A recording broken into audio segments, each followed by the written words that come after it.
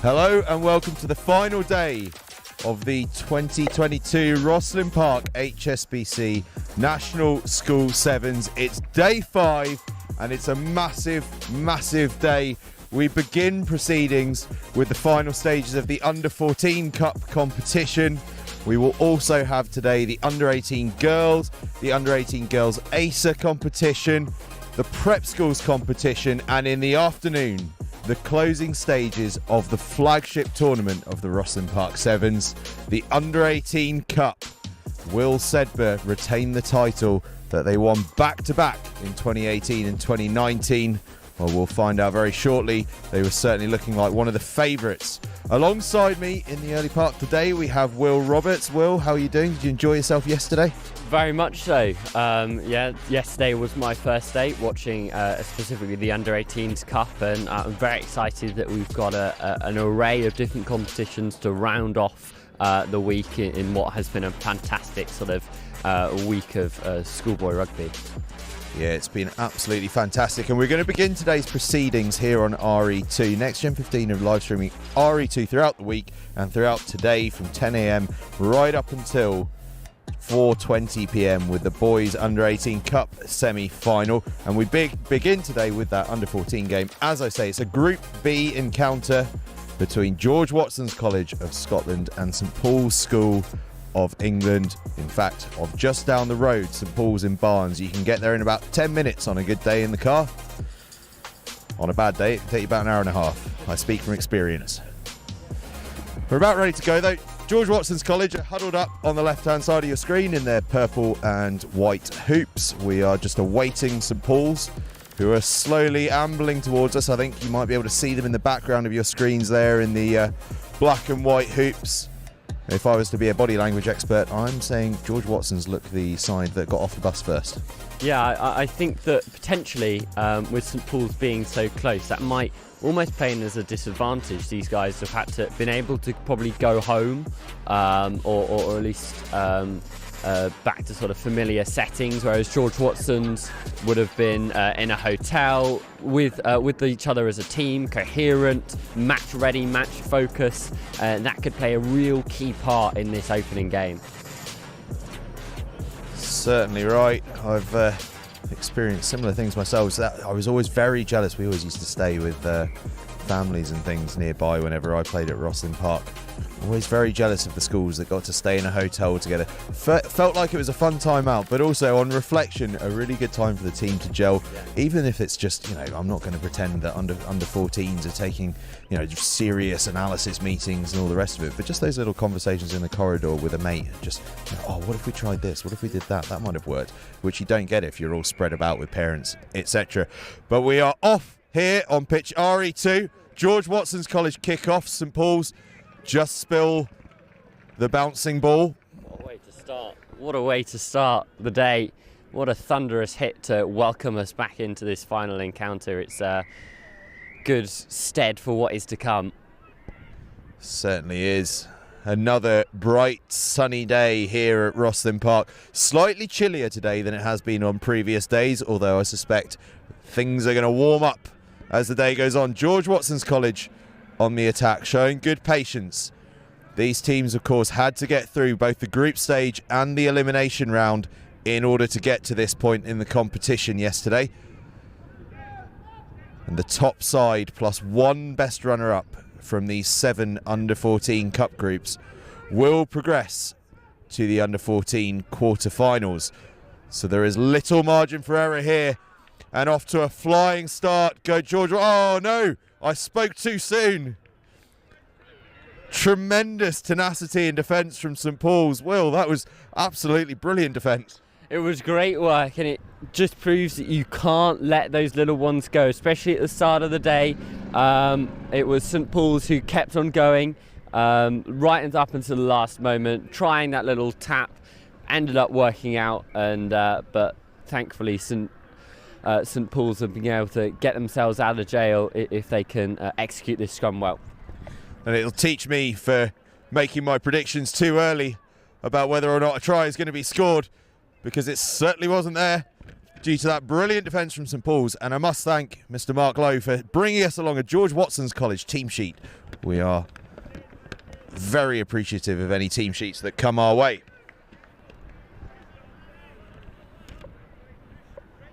And it allows me to praise the work of Ali Donaldson, the George Watson's College coach, and what he's done with his charges, working very closely with our partners, Coach Logic, actually. St Paul's on the attack. Well tackled, though, by Angus Robson. Good name, that. St Paul's trying to move the ball wide. There is a bit of space on this right-hand side if they can get the ball into it. They cut through the middle on the charge.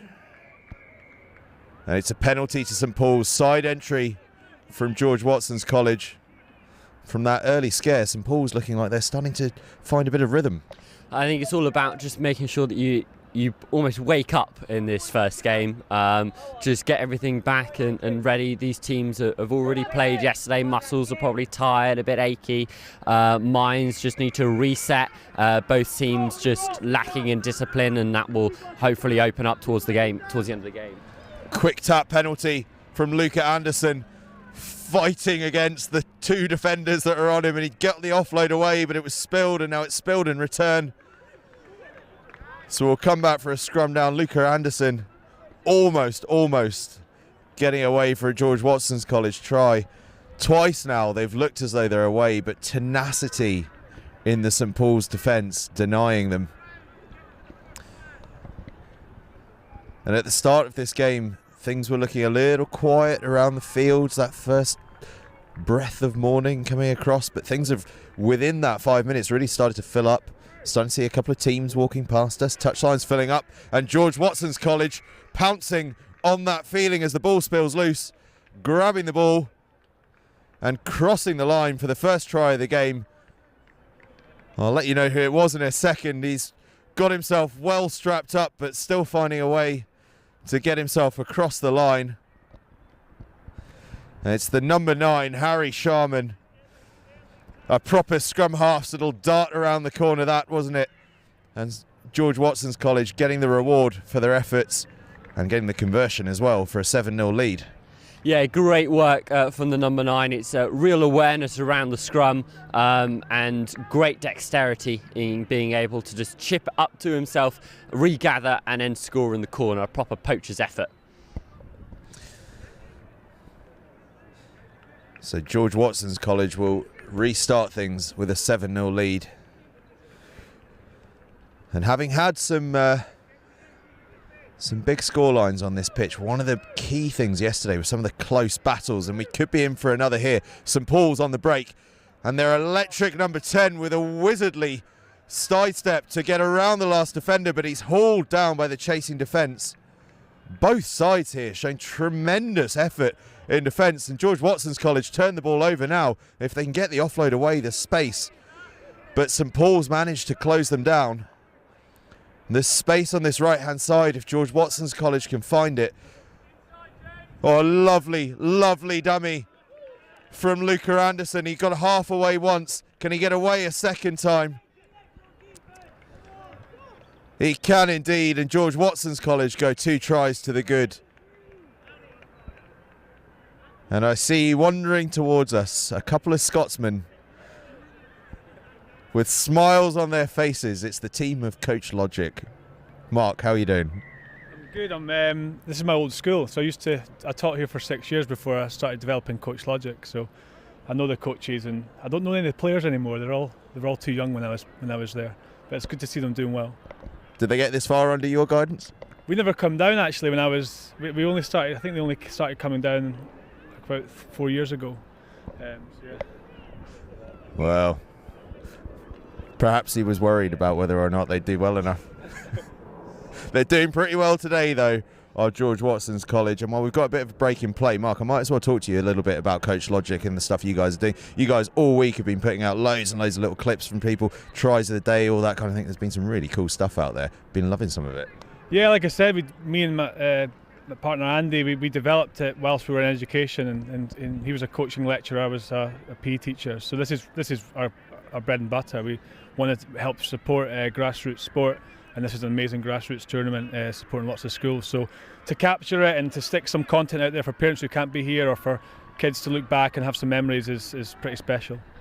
It's pretty handy for us as well. There's a lot of viral content in there. We love sharing it. There have been some epic tries over the last couple of days. And I tell you what, George Watson's College have been having plenty of them, and they could be away for a 3rd try of the game. They get a brilliant offload off the deck. That's outstanding work on the floor.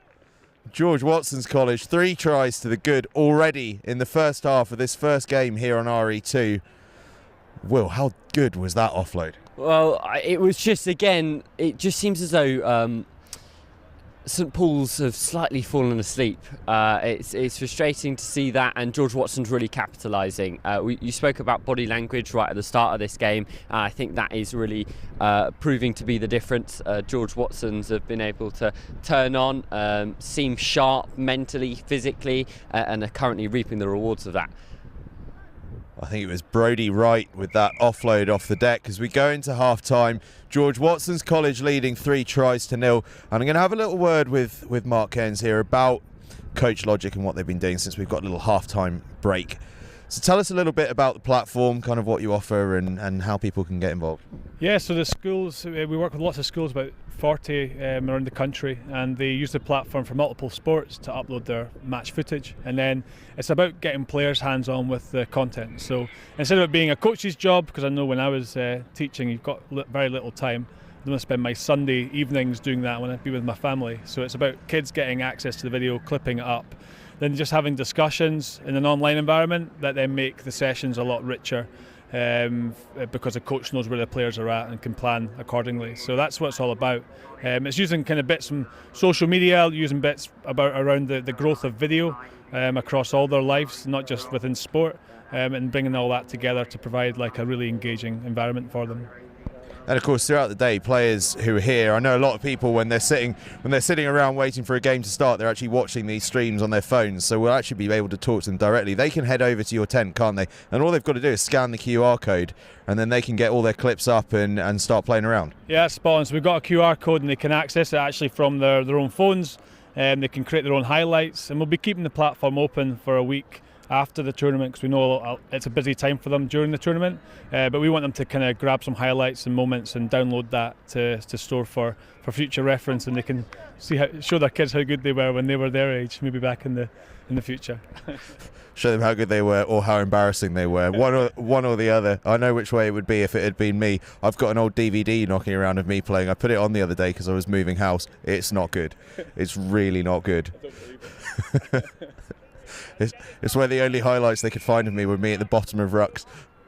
St Paul's kick-off then for this second half. Doesn't quite go 10 though, so we'll come up for a George Watson's free kick on halfway. And Mark, since I've got you here, a sort of expert of all things George Watson's College, obviously one of Scotland's sort of most historic rugby playing schools, massive sort of, the likes of Gavin Hastings, etc., that have played up there. What's the sort of rugby culture like up at George Watson's? Yeah, currently you've got Adam Hastings' son playing, and you've got Stuart McAnally, the hooker, as well. They've got a great rugby culture, great sport culture. It's one of the schools that really invested in their sport early on, and a lot of other schools have caught up now. But they've always valued sport at the school, and they've got great facilities. Even though they're an Edinburgh-based school, they've actually got some really good grounds and lots of pitches, so they're very lucky.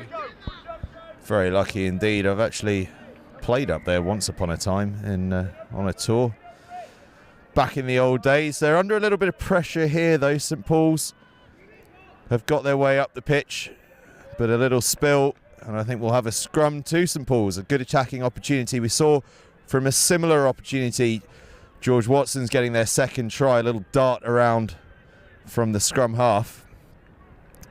Can St Paul's do something similar? Scoreless in the second half, but George Watson's College 3 tries to the good at the break.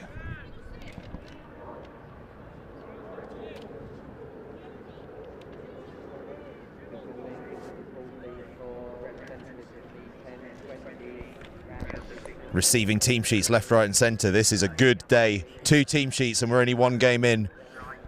Can't tell you how unusual that is. A plea to all those out there, get your team sheets in. We want to talk about how good you are. St Paul's, how good are they? Looking for a first try of the game.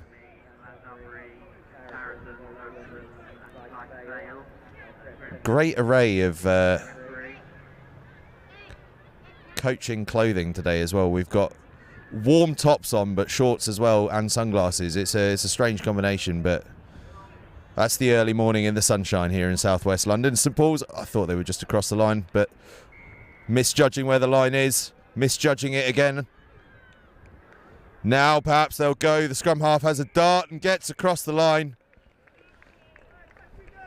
St Paul's begin the comeback.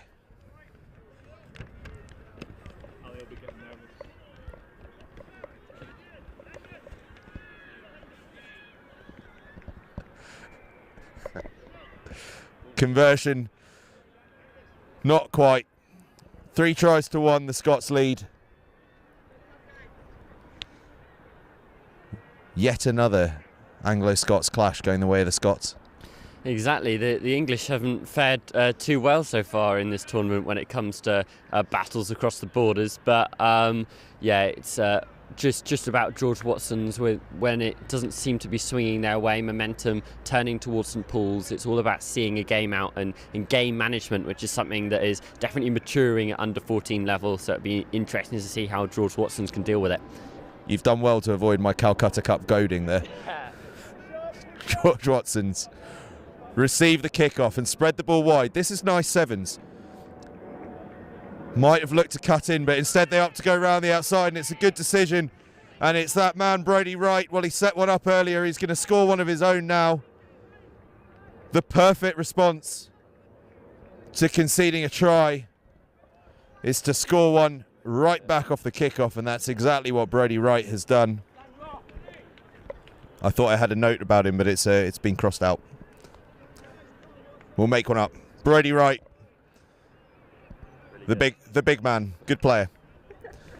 Made one, scored one. We're very formal in commentary over here on RE2, very formal. It's day 5. If we can't have some fun with you, what are we doing, eh?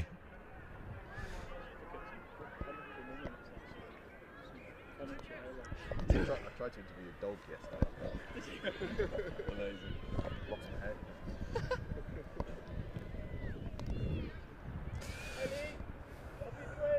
As walking past come the Wellington College under 14s. We'll grab a word with some of them. How are you looking forward to the day, boys? Yeah, really looking forward to it. Yeah. Who have you got first? Clifton College. Nice. Excited for that one? Yeah, pumped. Wellington College ready for their game against Clifton College. Under 14s, I think they're on this pitch next, actually. So good to get a few pre-game thoughts from them. We'll also have the Wellington College girls on later this afternoon. And we may even have the under 18s, depending on how they get on. We've got a couple of the semi-finals coming up later on today. What goodies have Wellington College got in their box? Just water, sadly. We got treated to sweets yesterday. On the field, though, more importantly, St Paul's have got the ball. And they're on the attack. Looking for a second try. They're going to need to start scoring quickly. They're 4 tries to 1 down. And there's not long left in this game.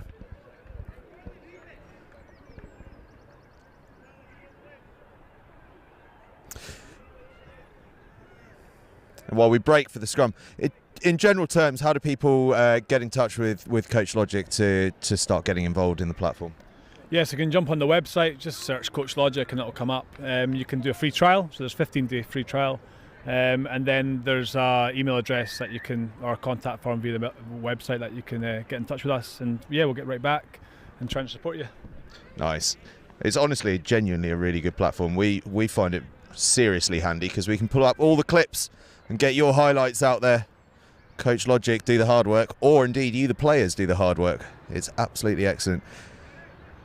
George Watson's College have been equally excellent, and they're in search of a 5th try, and they may well get it just over the line, are they? No, that's not the try line, it's the 5 metre line. Whoever painted those 5 metre lines solid has got a lot to answer for this week. George Watson's across the line for their 5th try of the game. They are on fire, and Will Roberts tells me he can tell me about the solid 5 metre lines. So my taxi didn't turn up for ages yesterday, so I ended up staying a bit with the groundsman of Wimbledon and Putney Common. What an exciting life you lead. It was a really exciting half an hour of mine. And they said that so the under-13s have to play on a slightly shorter pitch. So the try line had to be moved for their competitions. So they had to basically put in 2 try lines, being the 5 metre line.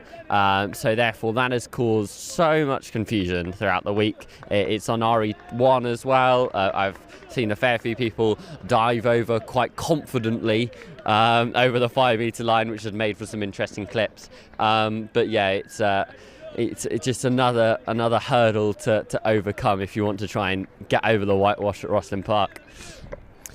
Well, we've all learned something there. What we've also learned is that George Watson's College are off to an absolute flyer, scoring 5 tries in an opening victory here on RE2. They have set themselves up for a cracking chance at getting through to the quarterfinals. Remember, to finish in the quarterfinals, you've got to finish top of your group or be one of the best, or be the best runner-up across the 7 groups to get one of those 8 quarterfinal spots. George Watson's College take the lead. And Mark Cairns wants a word. Yeah, I was just saying, Ali Donaldson, who's the director of rugby at George Watson's College, might be getting a lift from me and Andy, the Coach Logic guys, because he might miss his last train. I'm not sure he was expecting to get to this far in the competition, and he's always pretty pessimistic. So he thinks he's got a game with me tomorrow. We both coach at Curry Rugby Club, and we're in the semi-finals of Prem.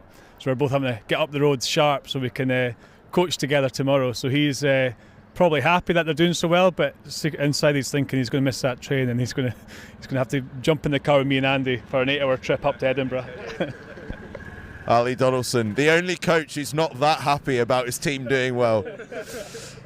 Up next then, we've got those Wellington College under-14s that we heard from up against Clifton College. We're going to hand over to Will Roberts to lead on this one. I'll be alongside him for bits and pieces of it. Will Roberts, over to you. Thank you very much, Angus. Clifton College versus Wellington, 2 absolute giants in the schoolboy scene, this time at under-14 level. The future of both schools lie in front of your very eyes. It is Clifton in the blue and white and Wellington in the black and gold. Clifton will get us underway. No team sheets for either side, so I'll be able to talk to you generally about both teams. It's Wellington who receive the ball, and it's all going to be about distribution. That is picture perfect to begin with. Lovely handling and cut back inside. Knocked on in the tackle, says the referee. So it will be Wellington ball.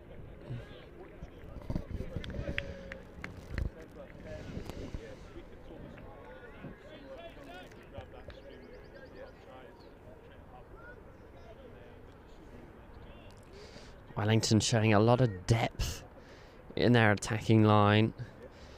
Bodes well for what they want to do. The scrum half got caught up in the thick of things there, but Wellington are going to try and go back the other way. A little slip in the tackle. The grass still fairly damp after the morning dew. Still trying to find a gap. Offside. Clifton need to retreat. Wellington on the prowl. Ball still not going to hand, and the more the ball touches the floor, the slippier it gets. The rain came down slightly last night, left a bit of precipitation. Using all my GCSE geography terms there as Will Stace joins me. Will, how you been? Very good, thank you. Yesterday was incredible, and I'm hoping today just excels that and goes to another level. Seeing some of the best teams in the competition now. Obviously, the competition has got shorter, and we're seeing the women's game, the under-14s, and the all-important under-18s Cup. Had a lovely lie-in, yeah? Because it's taken you quite a while to get to us, Stacey. What you been? You got your nails done or something? I'll blame the St Joe's lot. Yeah, it's slow getting out this morning, but a little bit of traffic. But I'm here now, don't you worry.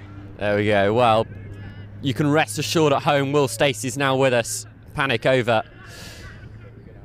Clifton College, however, under extreme amount of pressure. Get out of jail slightly with that penalty, but it's a ferocious start from the Wellington College defence, who seem to be playing some lovely sevens.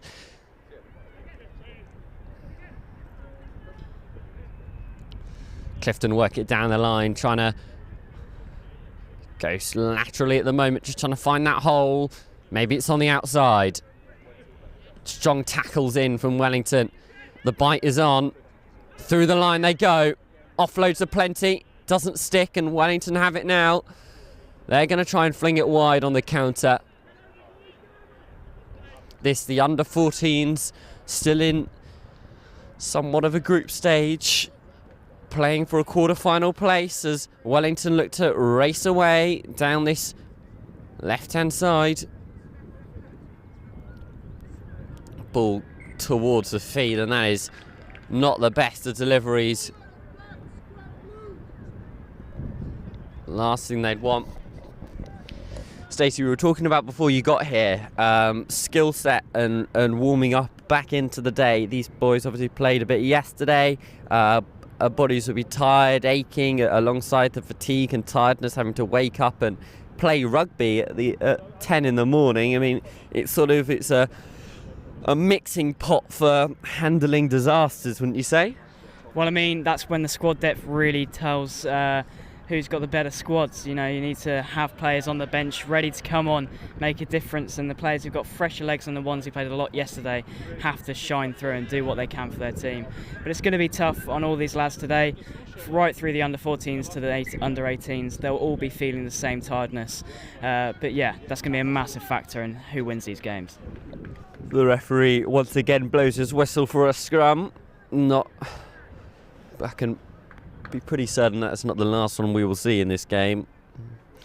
Yeah, the ball still very slippery, as I've mentioned. Spent my morning pumping all those up.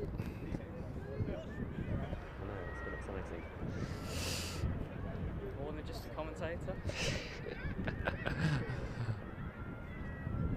Clifton College once again just going laterally, and Wellington say, "I'll have your ribs for breakfast." Another big shot. They're coming in thick and fast. Clifton riding them well though, and there could be space out wide. Offload game not good enough. Wellington coming through the channel. Illegally though, says the referee. There's a bundle of 8 or so players all in one place. Clifton wasting no time. Stepping out to the outside. Good offload. There could be space here. It's a foot race into the 22, and Wellington have got the ball. Pretty sure the referee's called potentially for a scrum. Yeah, it seems to be just that Wellington ball. Hell of a defensive shift from Wellington at the moment, Will. They're putting in shots that, occurred in the under-18s tournament. This is big defence from Wellington, and you can see where it starts, right from the young age groups. This powerful team, it goes right through the school. This is the future of Wellington, and indeed the future of schoolboy rugby. Trying to show their stuff here. They got the 2-on-1 on the outside. Comes a foot race. Wellington racing away. The little dummy back inside. Good offload. Pasture aplenty. Steps in, steps in, steps in. Goes all the way, tries to get the offload off. Clifton holding on, forcing Wellington back to halfway. Lovely offloading game. Beautiful spin passes as Clifton put the pressure on, try to push up. We've got a slight injury as Wellington seem to be down to 6 men for now. Clifton have stole it. Still going.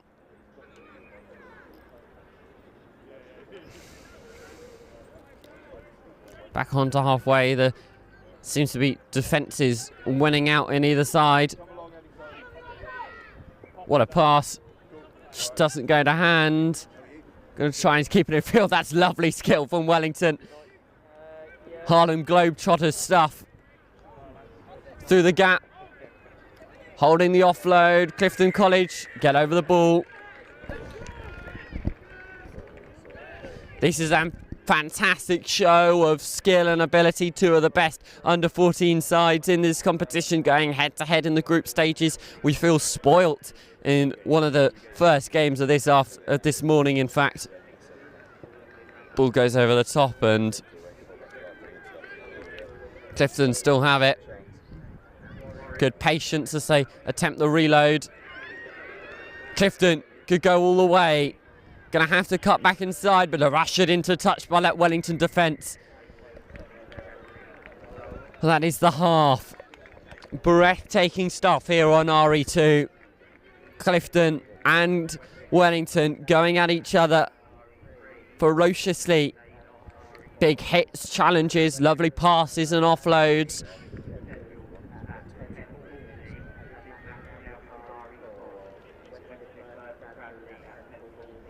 But at the moment, I think it's still deadlock. Pretty sure neither side has scored so far. That shows the standard that these both teams are facing at. Neither allowing the other one to budge.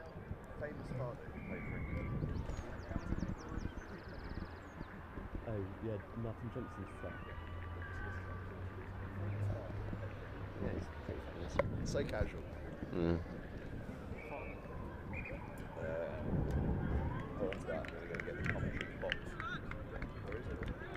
Should be in the 10th.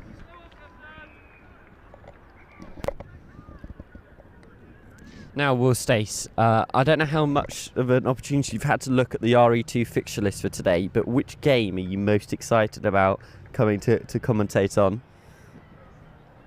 There is a big few groups in this Under-18 Cup that I am looking forward to. Ipswich versus Clifton in Group 4 of the Under-18 Cup. I think we've got Cranleigh versus Sedbergh in Group 1. That will be a big one. Hartpury playing St Benedict. St Benedict's had a great day yesterday. We obviously finished off yesterday with Hartpury's game. But yeah, there's so many standouts in that Under-18s. I don't know enough. Oh, Bedford versus Milfield. Yeah, that one's in there. Bedford's my home side against Milfield. That's at 1 o'clock. Can't miss that. Oh, definitely. How do you fancy your chances in that one? It's going to be tricky. Milfield are a side that have a plethora of under-18 talent, so it'll be interesting to see how they fare in that clash. That is the first under-18s game, men's or boys game that we have to show you today on RE2. And as you can see probably in the back of your picture, Clifton have come out in their masses. Their girls side, their under-18 side, and the rest of their under-14 side are all looking on, spectating, supporting, and that little extra boost can really be effective in winning games. But at the moment it's Wellington who are racing away.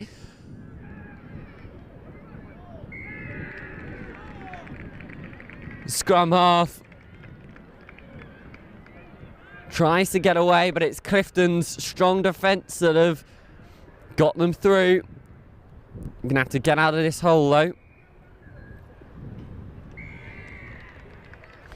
Wellington ball. A little bit of argy-bargy between those two. Wellington get underway though. Good hands here and they could be in the corner. Lovely step, leaving him for dust. That's the first try. Great work from Wellington. Routing Clifton College to the spot and they get the first points in this game. Could be an all-important fixture. The conversion to come. 5-0 Wellington.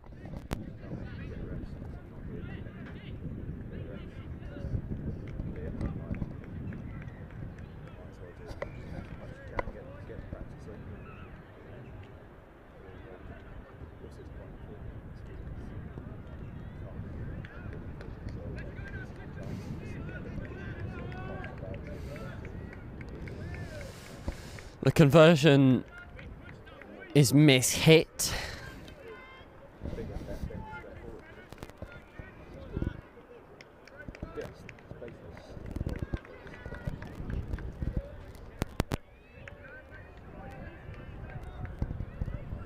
Wellington will get this game back underway. Clifton still very much in it. Only a 5-0 lead. The boys from Bristol just trying to find a little bit of space. The dummy thrown. It's a foot race. Clifton racing away. Looks like no one's going to catch him. And it's an instant response from Clifton College. Elated. Sold everyone to the shops well. Well, that is brilliant, and that pushes them right back into the game. The fans that you can see on the other side of the pitch, they loved that one. Clifton right back in it. This conversion all important. At the moment, it's all square at 5-all. This nudge, as simple as it is, very important. And we've seen them missed from here. It's good. Clifton leads 7 points to 5.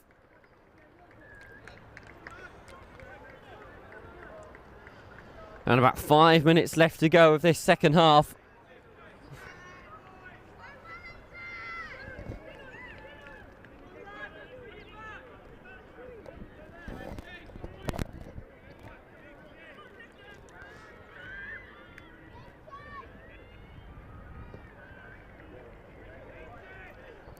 Clifton go long, forcing Wellington back into their own 22. Wellington trying to go round the outside. The offload game is good. This is end-to-end stuff here on RE2. Wellington still have options. They spread it wide. They could go. Instead, drive through the middle up until the 22, but blue shirt swarming. They've got the numbers. Just need pass accuracy. Goes forward.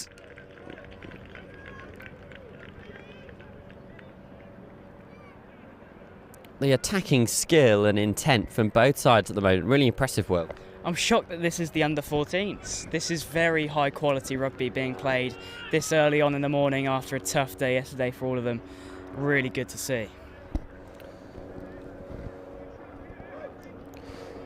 Clifton will get the put in. They are 2 points to the good. Angus just showing us why he's not on the pitch. Dropping the ball on the touchline. Anyway, back to the real action. Heavy shot from Wellington. A lovely rib tickler. And they've got the ball. They'll go in the corner. Defensive ambition, prowess and integrity take them over the scoreline. Put them ahead.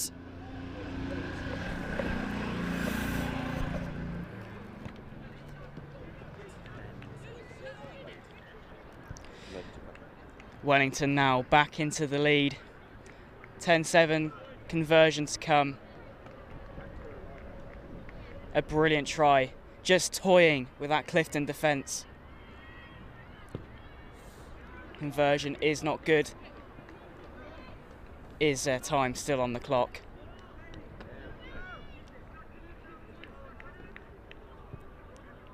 Clifton with a big question to answer. 1 minute left on the clock. Where do you think this one will go? Oh, it could go any way. Wellington will get the restart. Substitutions being made.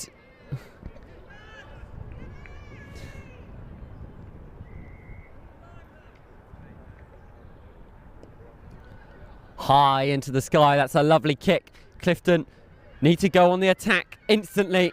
They do just that. Great offloading skill. Popped up to the try scorer. Racing away into the corner. Hands are on if they can use them. Space out wide.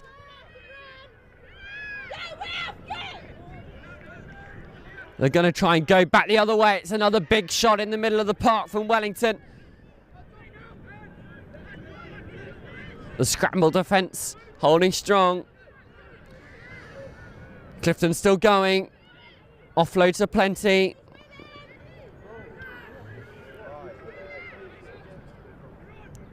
Good recycling of the ball. This could go wide. Knock on. Referee has a look at his watch. We will have time for a scrum.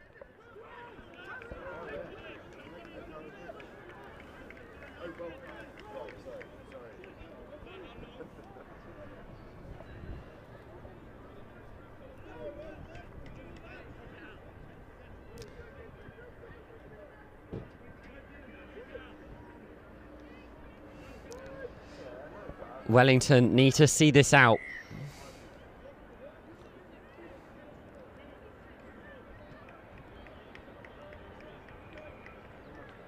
Referee just ironing out a few creases at scrum time.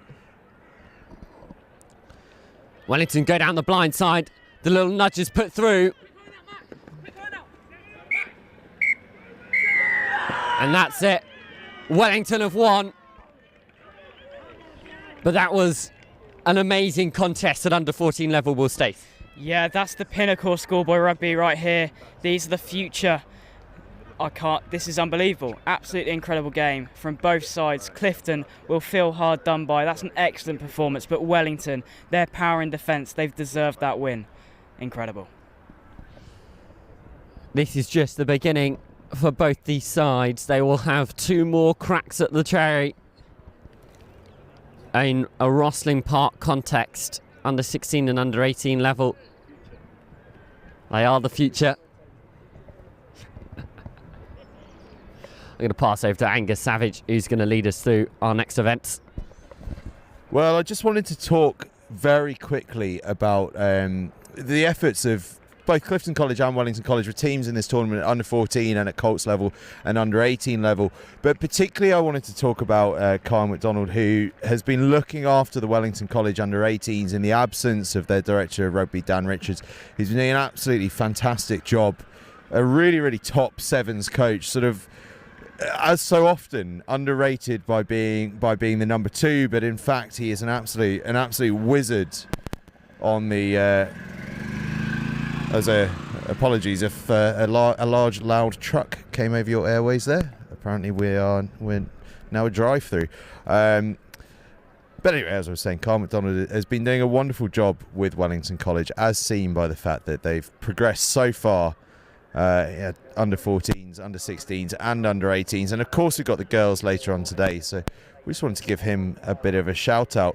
But up next we've got Oakham on your screens coming up, and we've got a team sheet for them, which is excellent news, and they will be up against King's Worcester in Group F of this under 14s rather cup competition.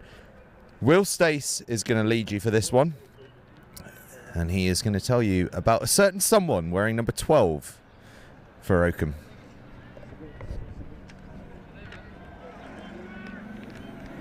Good morning, welcome back to the ROSSLYN Park National School Sevens. We have the under 14 Cup. King's Worcester will be playing on the left hand side of your screen, blue, red and white, with Oakham playing in the black and red. Number 12 for Oakham, Henry Johnson. He's got a famous father who played for England. That's the information we've been given. As kick-off is underway and Kings Worcester take it into their hands.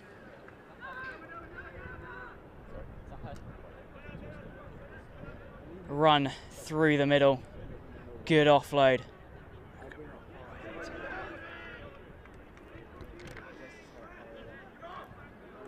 As Oakham overturn the ball and look to go in the middle. Offload's just not clicking as Kings Worcester take the ball. Searching for options.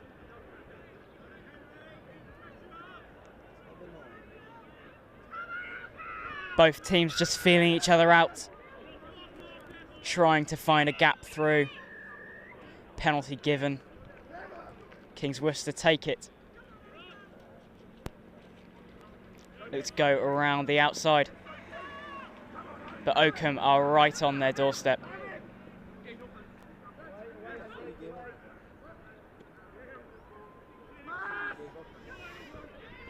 Oakham high up on the line, good line speed and retaining that ball.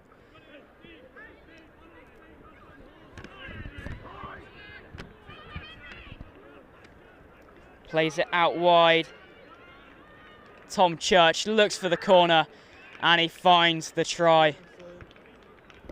A quick start from both teams. Possession going either way, but Oakham take the lead. Thoughts on that one, Will Roberts? Well, just from a visual point of view, Oakham just looked like a bigger side. You've got the likes of Johnson, who is very requisite of his father, a lumbering, towering figure. And who else? Number 4, who's Jacob Mills. These boys look like they've been eating a lot for breakfast, and it's about size and power at under 14s level, breaking those first tackles, making the offload. Oakham are doing just that, and that's how they're leading this fixture so far. They are huge. As we get underway, conversion was not good. Oakham 5, Kings Worcester 0. Great kick and collected well from Kings Worcester. Offload made. But Oakham are right on their doorstep. Kings Worcester looking to go out wide, but it's been fumbled. Knock on. Just not clicking in the early minutes of this half for Kings Worcester. Yeah, again, it's about early morning, warming up, trying to get back into the swing of things, and Kings Worcester seem to have been slightly lacking in that initial intensity.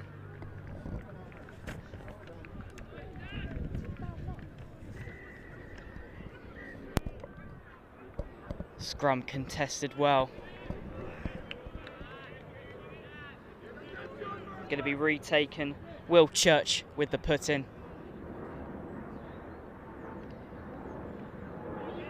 Plays it out wide. Going through the lines, find a gap. Offload was there. Advantage for Oakham here.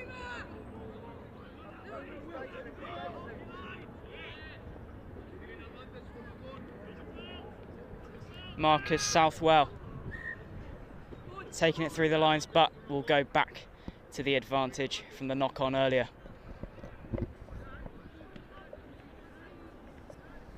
Weather continue to be shining down, a little bit of morning dew will keep that ball a bit more difficult to handle in these early hours, but another beautiful day here at Richmond Park in southwest London.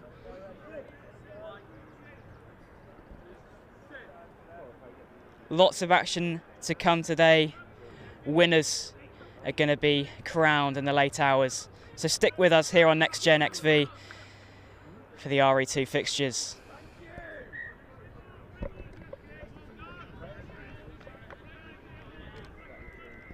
Another knock on from Kings Worcester. Just finding it hard to keep a grip of that ball. Yeah, as I mentioned, just that sort of mental and physical fatigue and just lapse in concentration. that can cause for the ball to be knocked on, and it gives Oakham a perfect platform by which to try and work things. But it's a lovely scrum from Kings Worcester which gets them out of jail. And they're running on here. Kick over the top. It's in a good space. Does the bounce favour them?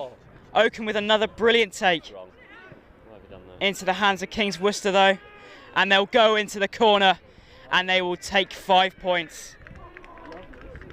Was that the right option to kick there from the Oakham defence? Yeah, I think that's slightly just panicked from Oakham. I can understand the pressure that must have been on. There was a lovely nudge to begin with from Kings Worcester. That was a perfect decision initially, and then Oakham put under considerable pressure, tried to relieve that with the kick. It just bounced into the wrong arms, and then Kings Worcester gratefully took it into the corner, and it's become a far more interesting game now at 5 points apiece.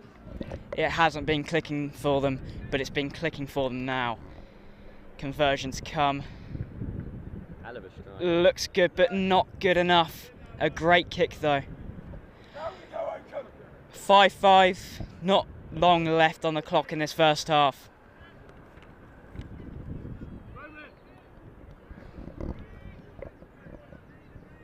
As Kings Worcester will look to get this game back underway.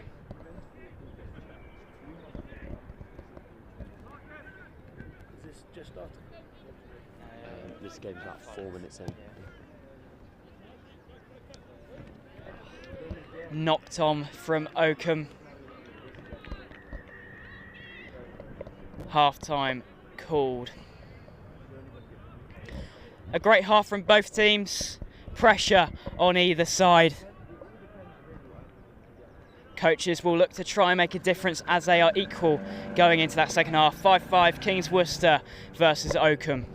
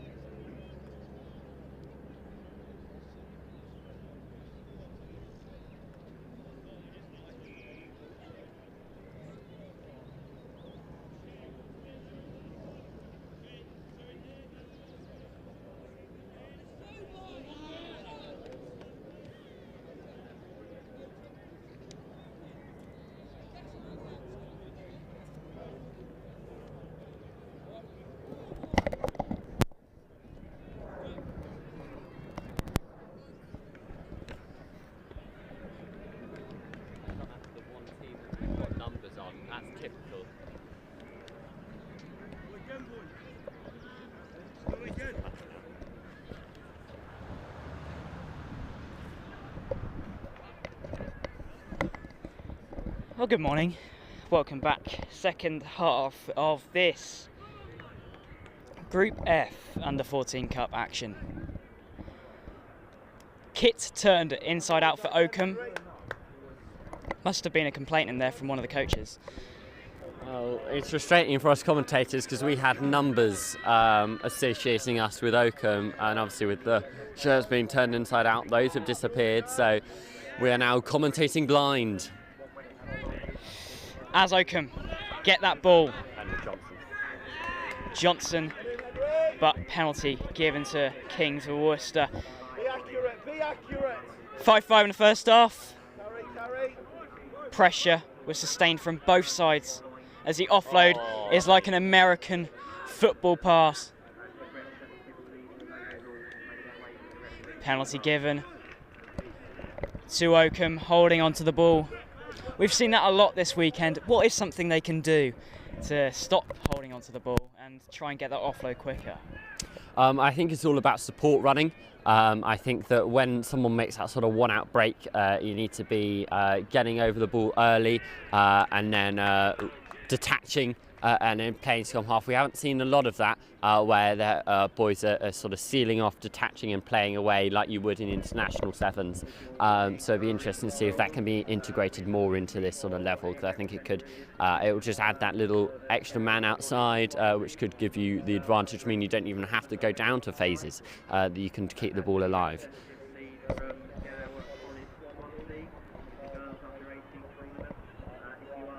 Let's hope they take your tips. Great insight from Will Roberts of Young Rugby.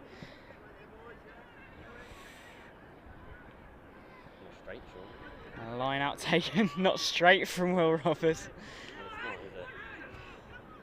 Goes out wide, Kings Worcester. But Oakham look very strong. But there's man on, there's space. Is there enough time? They go out wide. But Oakham are there. Kings Worcester looking for another gift like the one they got given in the first half. As Oakham retain possession and look to get in front.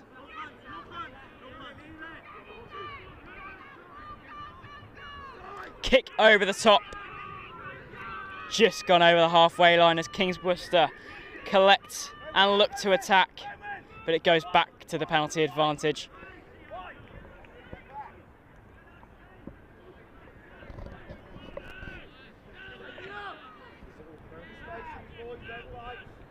Knock on from Oakham.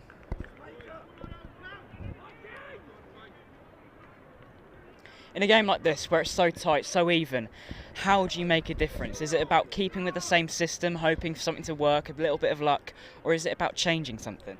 No, I don't think either side should change, because I think both are playing well. It's just all about accuracy in play. Those little knock-ons and little lapses in concentration on what win and lose you games, and this sort of work and eagerness at scrum time is what wins you them. So it's great work from either side. It's just going to be about who can keep those error count down and who can sort of capitalise on the mistakes of the other side.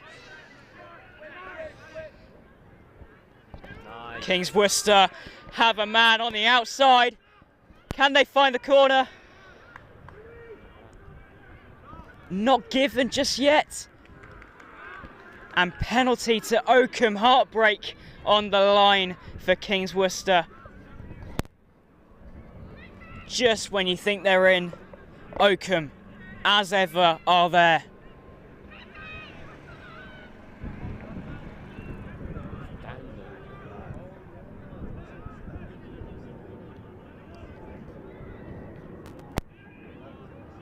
Kings Worcester find possession though, and they have a man on the outside, and they dive in to take the lead.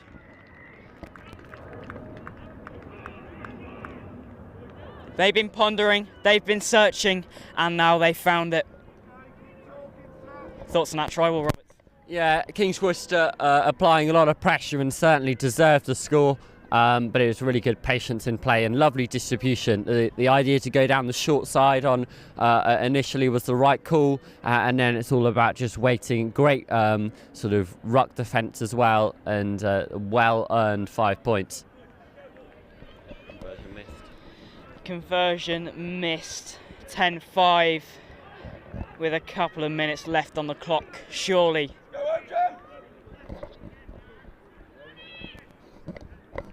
Kings Worcester need to be patient, need to draw out that clock. Oakham will be eager to get this one back underway.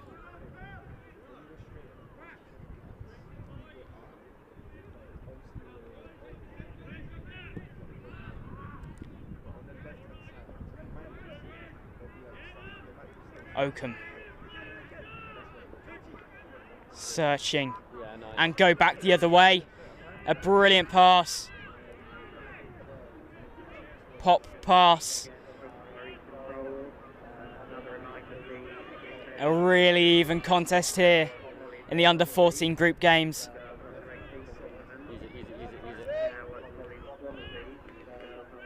A big tackle and a knock-on advantage to Kings Worcester. And they go back to the knock-on. It was all clicking in the early minutes of this game for Oakham, but it's not clicking anymore. It is about those mistakes, as you said, and on a morning like this, just after a full day of rugby the day before, as well as a due, as well as everything in their line, it's tough to not make those mistakes. How would you say these teams can limit those? I think it's all about playing simple rugby, and I don't think you need to force it at all. Potentially just play a few phases, maybe not throw that offload initially, as Kings Worcester have done here, and just hopefully reap the rewards of your patient play. You see, just sort of potentially slightly forcing it, trying to get the ball away from the body, maybe just keep it tight for now, use a few more one-up runners, and then you might be able to build something off the back of that.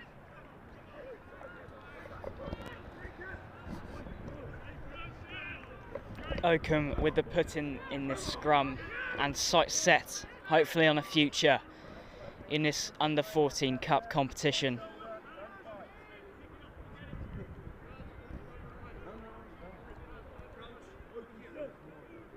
Let's see what they can do from this set play. Out quickly. Moving it into the big man. Johnson again. And yet again, Kings Worcester will retain that possession, holding on from Oakham. All they've got to do is tap it here and kick it off, and they'll win the game. There it is, and there it is. Game, set, match. An exceptional contest from both teams. Feeling each other out, trying to find a way through. It's been tough. Kings Worcester gifted their first try, and a successful second pushes them even further in this cup competition. Oakham, heartbreak. A brilliant start to the day here on RE2. More to come, don't you worry. Got the ladies competition coming up. Myself and Will Roberts will be taking you through these, as well as Angus Savage.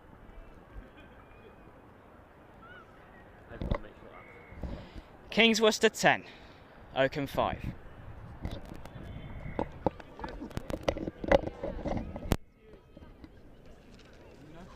worries at all. Their team sheet is better than most, so we thank you for that very much.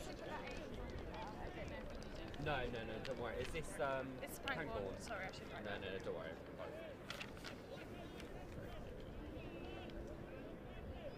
How did you guys get into commentating? My dad does it. Yeah. He's a big sport commentator. Yeah. So I just got it through that, and then I don't really know. Is it you something did that it you at St guys- Joe's, didn't you? Is this something that you guys want to like keep going on and see Yeah. how far you can? That's so cool. So did they contact you guys to come and do this for them? Well, I mean, for myself, I thought about commentary, and I thought I'd come on and talk about St Joe's Yeah. Festival. I'm St Joe's student, so I went on and did a couple of co-cons, just talked about St Joe's. I thought I actually quite like this, and it was next gen who ran Yeah. that. And then I've been doing stuff since, having a look at it, and obviously this week it's been brilliant. That's so brilliant. I'm so pleased to see like student age people doing it instead of like people who like no, good work. Thank you. Best of luck to you. Right, you can do this. I'm going to try and find Angus. Angus is supposed to be playing for the next year. This is Pangbourne. Yeah.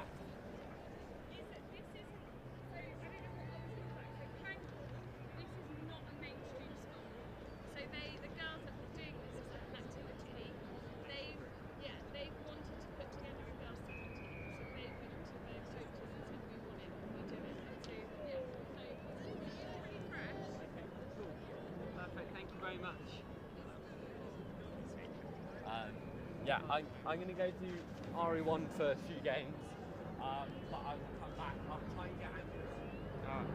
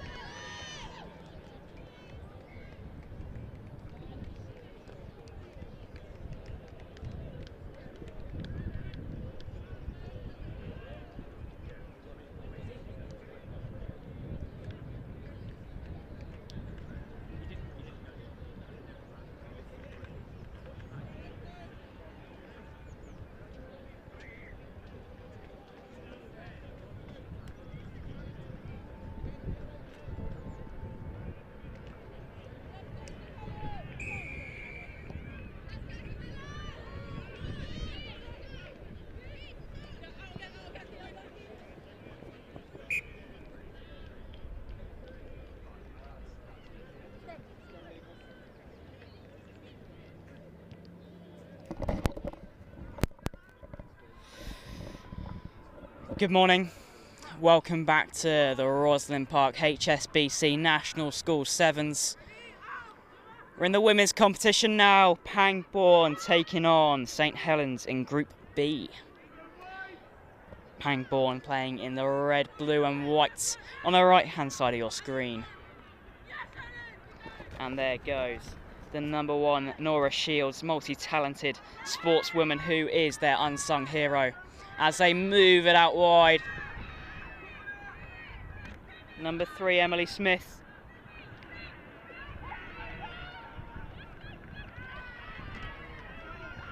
As St Helens take the ball in their stride and they see the try line in their sights. An excellent score under the uprights. An early start to this game, and St Helens reap the rewards.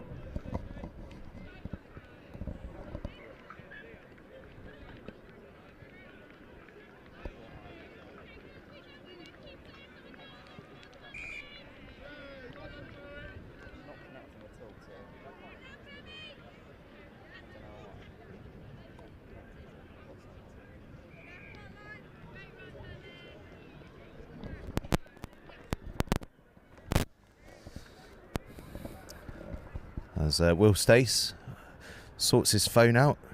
Terrible connectivity issues around in these parts. I'll just talk you through. As Pangbourne regather the kickoff, working their way down the blind side. Foot and touch, so we will come back for the line out. And once again, this is the third time I've seen this referee. This is the referee that guided me through one of the most atrociously wet, cold, miserable games down at Sutton Epsom. And he kept us all very safe and warm. I do thank him for that. Wish I knew his name because he deserves a shout out. It was a truly treacherous evening on a Friday night. Absolutely awful. St Helens throw it in. Oh, it's a sneaky one down the front. I like it. Ball gathered just about after a couple of bobbles. Cutting back through.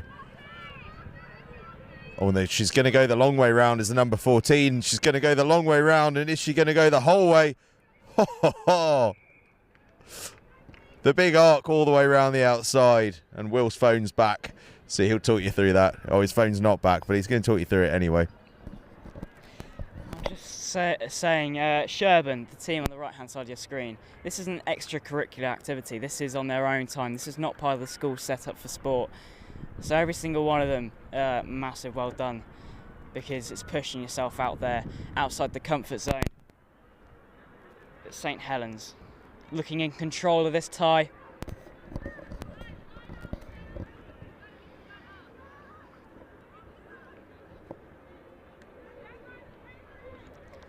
got to say it's great to see ladies rugby at the biggest school festival there is.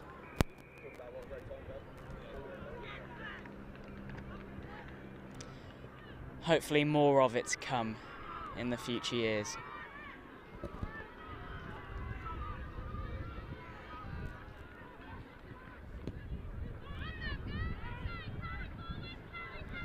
As Sherburn collect nicely. Number 10, Thea Bolton with the catch. An advantage, and penalty goes away of St Helens.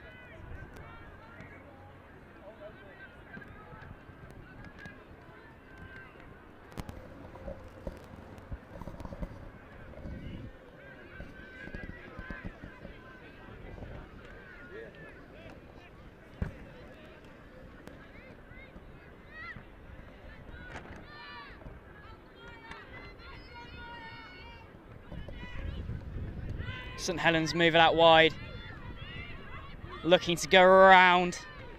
The number 13 does.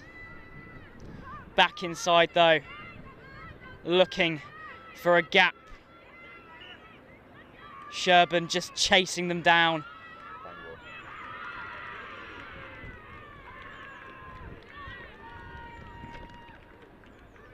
And another try. 3 tries in the lead. St Helens looking in control.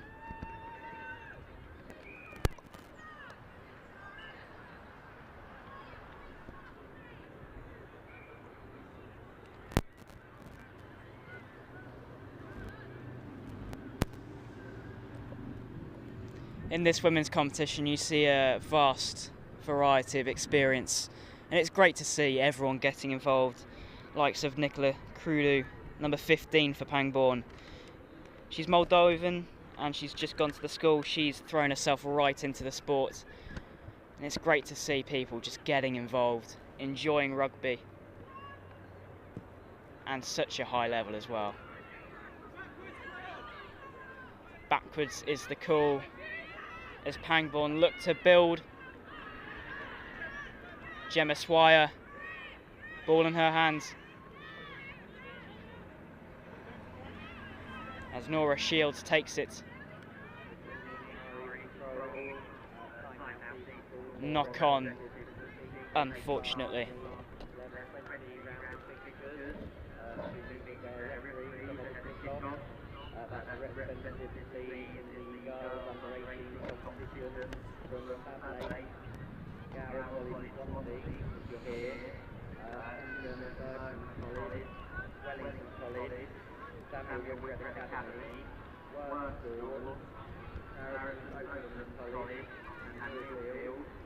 As they take it from the scrum, St Helens looking for an option. That is a brilliant step through. The number 13.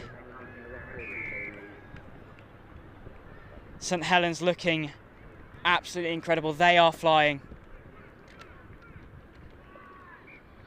A special bit of rugby there.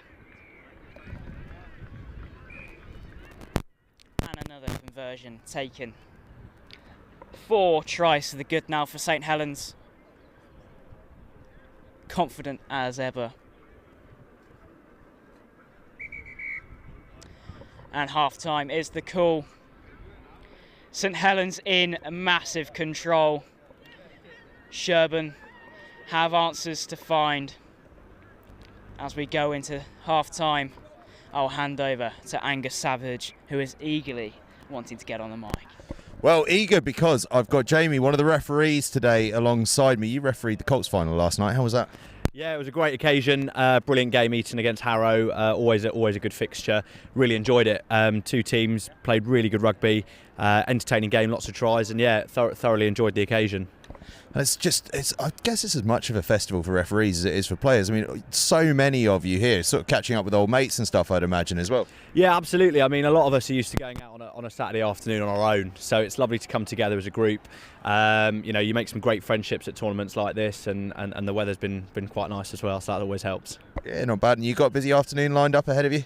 Yeah, lots of games that needs refereeing. It's going to be a brilliant afternoon as all the competitions come to the end. But Friday's always a good day at this tournament, so yeah, really looking forward to it. Talk me through the process. I'm always curious. How do you get the Colts final? Is it performance through the day or luck of the draw? It's always performance merited. There's a great group of coaches and assessors coming around watching us, and it's always a privilege to get some good games. But we've got to always go out there and do a good performance and make everyone proud around us. So yeah, no, it was good. So what we're saying is you're quite good. That's what I'm taking from that. No, it's really good to see, and a massive thank you from myself, from everyone involved here, for all the work you guys are doing. I mean, it's an absolute cliche, but it remains true. Without you guys, this literally does not happen. No, thank you very much, and yeah, brilliant from you guys streaming all this, so anyone can follow wherever they are. It's brilliant to see. Well, handy for you guys to assess your own performances, eh? Right, Jamie, thank you very much. There's an outside chance we're going to be joined by Kevin Maggs on commentary for the second half of this. I'm going to have to just beckon them over with the soothing sounds of my voice to see if they'll come over, because I'm on the mic, so I can't walk to them. I think they're going to come towards me, though. I can see them drifting my way. Andrew Marshall, keen as ever because he wants to talk about his darts performances, but he's about to get superseded here by former Ireland international Kevin Maggs. Kevin, lovely to have you along. Hi Angus, how you doing? Well, I'm all right. More importantly, how are you? Enjoying your time out here at ROSSLYN Park? Oh yeah, it's been fantastic just to be in an event like this and get back to a bit of normality, to be fair. And obviously with this weather and the glorious sevens that's been played this week, it's been fabulous. Very nice. Now I'm going to drag you all a bit more to the left so that I don't stretch the boundaries of this cable, because I'll be in trouble with everyone if I get that wrong. Now, we're looking here at Pangbourne College on the left-hand side of our screens in the red and blue hoops, and on the right-hand side of our screens, St Helens, who've been off to an absolute flyer. And one of the things that's a real standout feature, I think, of the growth of the ROSSLYN Park Sevens as the ball just drifts into touch has been the growth of the women's game. We saw earlier on this week the first ever under-15s competition, and it's been a real development. And I'm going to talk to Andy here about this, because I suspect there's an awful lot that return to play can have to do with this, in terms of what you guys are doing around injuries and things. As you introduce a bigger and bigger girls game, I imagine that becomes much more important. Absolutely. Of course, we know that concussion affects girls. They get worse symptoms than boys, which is obviously nasty. But we didn't know that. In fact, it was new news to me. So we're all learning here. I am giving facts out today. That it is true that sadly girls do suffer a bit more from the symptoms of concussion, and rugby has very much, I've said this before, but rugby's very much grabbed concussion and made it its own. But the schools that we work with, girls are getting just as many concussions as boys. We know that it's happening in hockey, we know that it's happening in lacrosse and across the board. And yes, sadly they do get injured occasionally playing sport and playing rugby. And yeah, we're playing an important role in making them better and managing their injuries. Absolutely, hugely important work that you do, and we've already seen this number 14 show unbelievable wheels. She's quite happy to take it on the left-hand side of the field and go scorching round to the right-hand side. She's got the gas to do it, and she's done it twice now. Another try for St Helens. They're performing really, really nicely. And I'm going to interrupt a little off-air conversation here because I want to talk to Kevin Maggs a little bit about IQ Rugby and what you guys are up to there. Busy week for you guys. I've seen a lot of you buzzing about the touchlines. I presume it's just looking around to see who's Irish qualified and who's good. Yeah, we obviously know a lot of players that are Irish qualified coming in. They register online at www.iqrugby.com and they register there as a player. And also we've been lucky enough to build relationships with the coaches from schools, and they're pointing out and identifying the other Irish qualified players that we don't know around, and our job is to identify Irish qualified players, that have the potential to play in or for Ireland. And my job basically then is to try and push them into the Ireland underage pathway, so Ireland under 18s, under 19s and under 20s. We've just had two IQ rugby players that have just represented Ireland under 20s in the Six Nations, where they've had a great time and they won the Grand Slam. So for us, that's giving those guys a great opportunity that they necessarily wouldn't have had, and they've been successful, and fair play to them. To be honest, I'm impressed that you got the website in within 10 seconds of the answer. That's outstanding. But it has been, as you say, a really an impressive time for Irish rugby as a whole. Doing so well in the Six Nations at a senior level. The under-20s, of course, winning the Grand Slam, and the under-18 Six Nations Festival coming up. Ireland are going to be playing their part in that. I presume the boys are looking forward to it. Oh yes, look, we're they're all very excited about it. We've got a lot of great youngsters coming through, and we would like to think that we're doing right by the players in terms of their development, and giving them the opportunity to showcase themselves, and hopefully the under-18s can carry on what the 20s have done. We certainly hope so, although as a Scotland fan myself, I hope they don't do too well, but quite well. Now out on the pitch, St Helens have just scored another couple of tries. Sorry not to quite cover both of those, but they are playing an absolutely fierce brand of rugby out here, are the under-18s from St Helens. It's a hat-trick for their number 14, who has looked like, quite simply, across the 4 days of rugby, 5 days now, I'm losing track, of rugby that we've watched, one of the most evasive players I've seen. Everyone alongside me is watching her, talking about these zigzagging, weaving moves she's been doing. She's absolutely dancing through the defence. Absolute wizardry on show here on pitch RE2 at the ROSSLYN Park HSBC National School Sevens as that kickoff drops short. It's been an absolute stunner of a day. It's a stunning, glorious sunshine set day, and Will Roberts looks like he's got some thoughts on the matter. I do. Did Will Stace tell you about the Pangbourne and this team? This is Pangbourne, correct? This is indeed. This is. Okay, so I had a chat with the Pangbourne coach just before, and she said to me that the team came to the school not so long ago and requested to form this rugby sevens team. This is an extracurricular sport for them. This is something they're doing outside of sort of timetabled sport. They all went forward to the school, requested for it, and it's managed to get into motion, and this is very much early days for Pangbourne. So despite the scoreline, this is a promising result for them, and to even be here at ROSSLYN Park is a very strong achievement from these girls. Should be very proud of themselves. Well, how cool is that? The girls themselves requested to set up the team, and despite the fact that St Helens are going through for another try, doesn't that tell you everything about the spirit of rugby, the rugby family that this is, and just how much the sport is growing, not just for girls but across the board, but in particular with these schools that don't have programs, and the girls have chosen to go and set it up all on their own. How cool is that? Absolutely love that little stat. Now we've got a full programme coming up. Next up, we've got another under-18 girls game. St Jan Berchmans College from Belgium. I will get that name right by the end of the day. Up against Wellington College. It's Wellington College's second game of the day on the field. We had their under-14s earlier. We've got the under-18s coming up. This game between St Helens and Pangbourne going the way of St Helens at the moment, but as we've heard, Pangbourne just an incredible achievement even to be here. Absolutely fantastic. In the glorious sunshine, just spilled off the kickoff. That was such a tricky one to pull off, but I do like the old Carlos Spencer through the legs. Once you've made the error, why not just try a bit of flair? The other team's got advantage, you might as well. A sea of bodies across the playing fields of southwest London here at the ROSSLYN Park HSBC National School Sevens. Pangbourne taking into contact. So impressive what these girls have done. And away they go. Can they get a try? They deserve a try for their efforts. Making great headway. Playing a direct through the middle form of sevens. Ball just spills loose, but it's tidied up. Oh, and now we're going to see how is Yagas. Yagas is pretty good. Steps inside, outside. Oh, ball just spilled in contact. And that's the final whistle. St Helens with the try. And as this game wraps up, before we move on to the next one, just a final word with Kevin Maggs.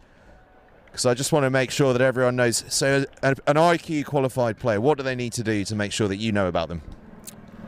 So all they need to do is go on, as I said, onto the website, www.iqrugby.com, and they have to either be born there, have a parent who's born there, or a grandparent. So it's basically the grandparent rule in most sports now, and if they've got an Irish grandparent or parent, then they qualify, and all they need to do is register, and then from there we invite them into our screening days and our development days, and we give them opportunities to play and showcase themselves, and then if they're good enough then to come in and play for the IQ rugby team at the end of that year, they've then got a chance then to be selected for Ireland under 18s, having played in either our National Rugby Festival or against the provinces from Ireland. So we take them across normally.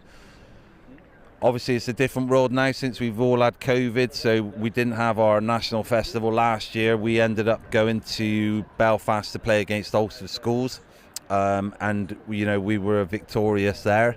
And then several lads then have been picked for Ireland under 18s, 19s and 20s.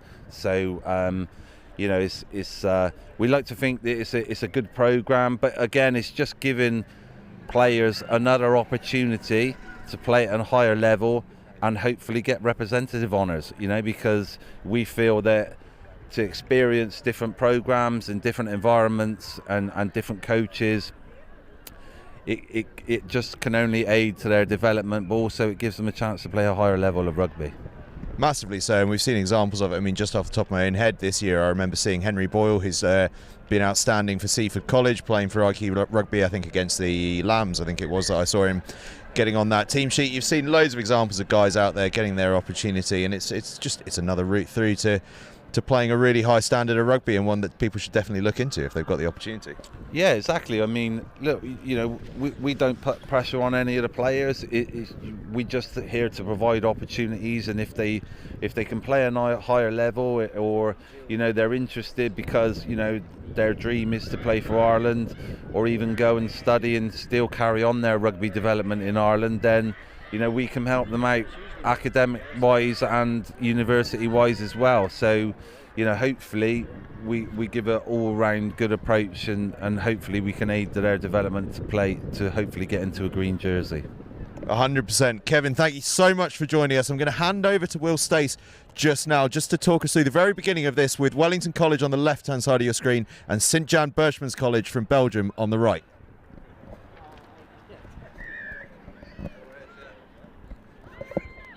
Kick off, and we're underway. More girls under 18 Group F action.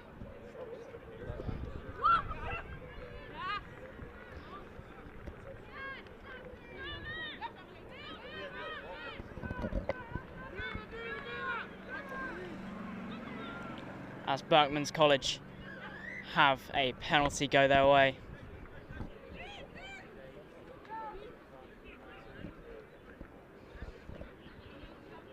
Great to see different walks of life in the Belgian side. A real celebration of rugby here at the ROSSLYN Park HSBC National Schools Rugby Festival.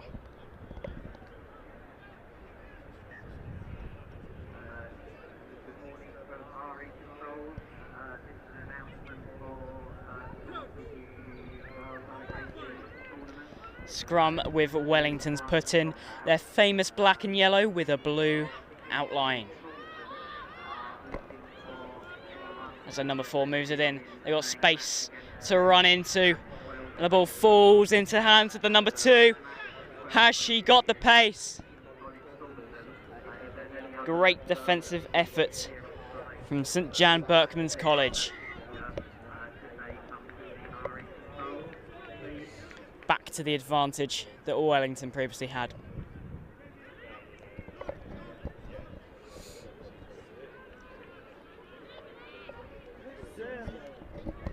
Sun is shining on this final day of ROSSLYN Park action.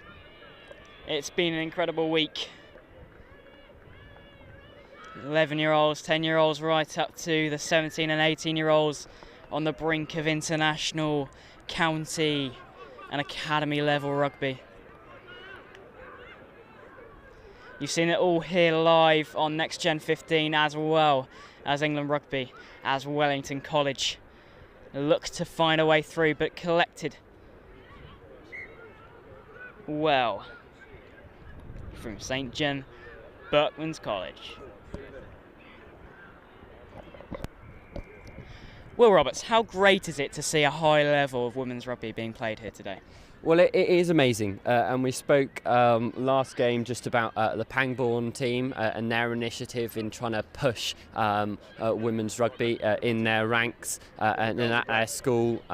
Lots more are doing the same as well, and it's just so great that we can get this streamed, get this covered, and really show the development of women's rugby. This is the future of England women's sevens, the England national team, the tip-top women's Six Nations just about to kick off tomorrow.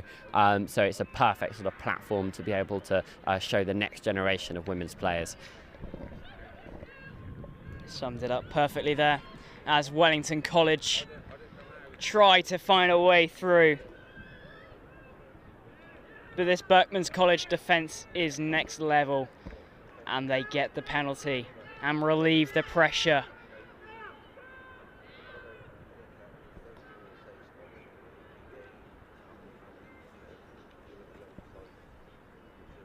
Knock on from Wellington. Berchmans College looking to play it. As Wellington College retain, they will go back to the original knock on, with a Berchmans College put in.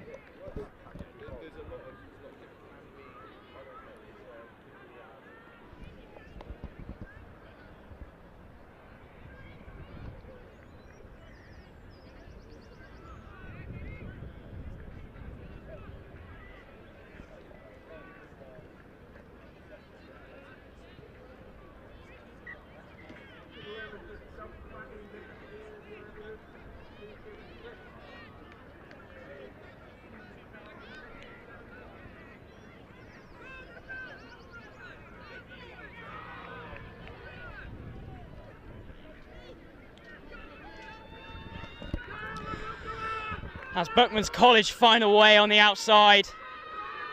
Does she have the pace? Will she go all the way? She does.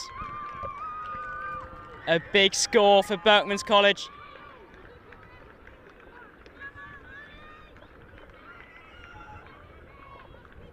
An excellent turn of pace.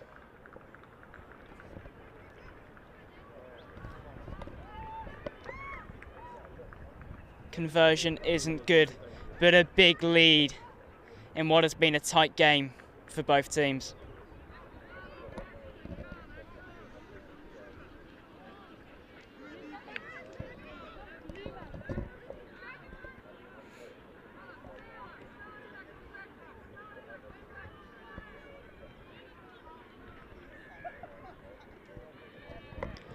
Wellington looking to take the ball in their grasp, which they do.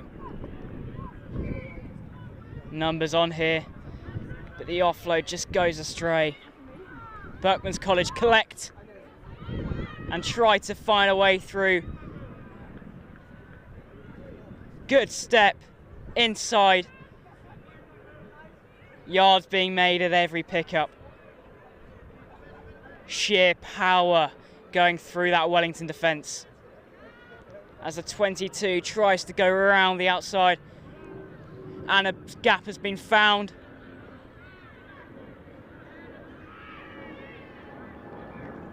Needs 3 to take her down.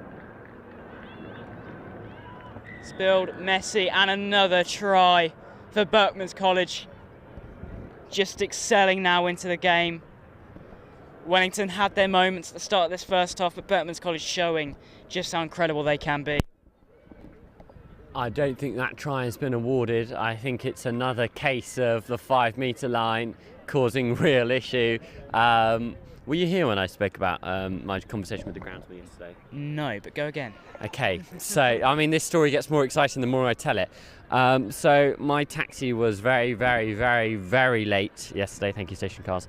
and it gave me some lovely time to have a conversation with the groundsman of Wimbledon and Putney Common, who said that they had to shorten the pitches for the under-13s, so had to put in an extra try line on the 5-metre line, which has caused mass confusion for everyone diving towards the line, creating for some quite comical moments. But luckily this time the try line has been found, it's the right one, and it's another 5 points.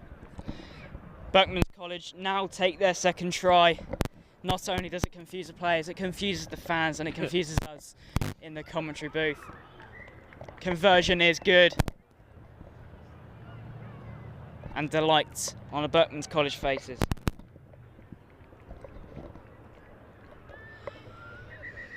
Coming up, we have the Under-14 Cup action going again at 11:40. We have Reigate Grammar taking on Warwick in Group E. At 12 p.m. we have Hurstpierpoint College taking on Trinity in Group A. 12:20 we have the young lads from Brighton taking on Ellesmere. And plenty more to come. Under-18 Cup action starts at 1 p.m. with Bedford versus Milfield. And then we have the knockouts of the women's competition, the rest of the under-18s, and there'll be more action to come throughout the day. So stick with us, get involved, let us know where you're watching from, let us know on Instagram, at Twitter, at NextGenXV.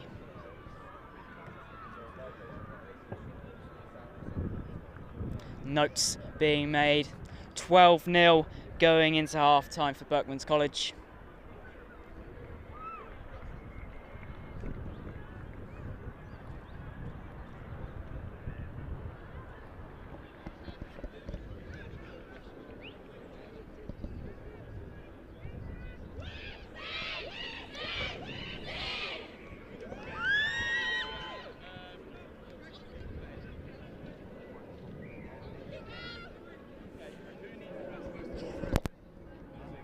I've got to say, Berchmans College look experienced when it comes to the women's game. Strong, compact, wide when they need to be. Surely they'll be in the running to take the women's under-18 crown. As we get underway for the second half, Berchmans College take a 12-0 lead going into this half. Wellington College with questions to answer with a big shot. And following is the number 8 of Berchmans College as Wellington take the ball in their stride and look to go out wide. A little bit of fumble, but it stays in the hands of Wellington.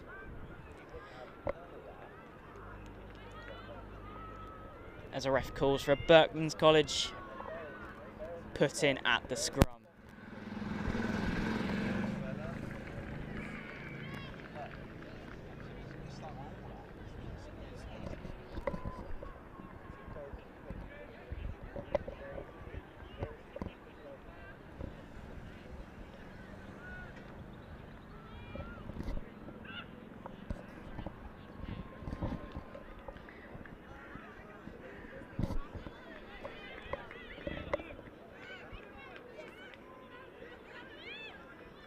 Wellington College applying the pressure, but offside called. Too eager. As Berchmans College look for options and go around the outside. A brilliant offload, but just not caught. Going back to the penalty, another opportunity for Berchmans College to put a stamp on their lead.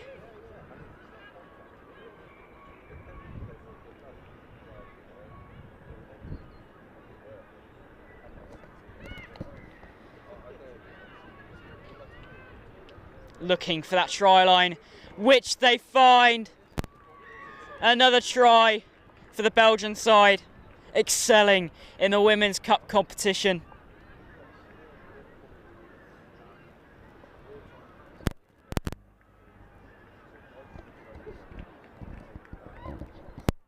Conversion isn't good, but a 17-0 lead.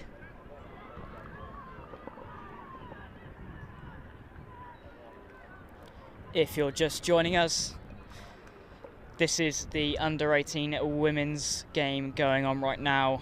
Cup Group B action.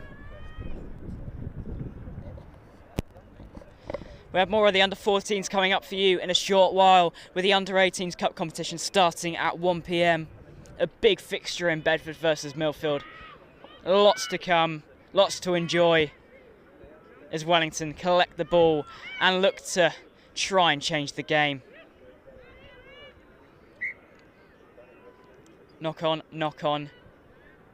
But a Berchmans College to put in at the scrum.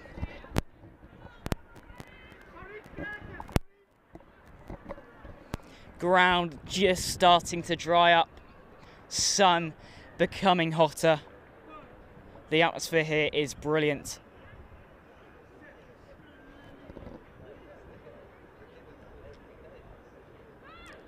As Berchmans College applying more pressure.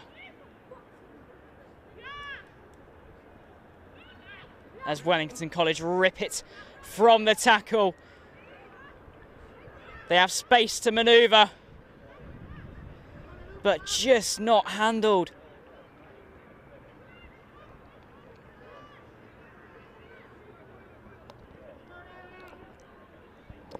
Knock on and an advantage to Berchmans College. Everything seems to be going their way. They're holding onto the ball well as they look for the try line. Running through, just short.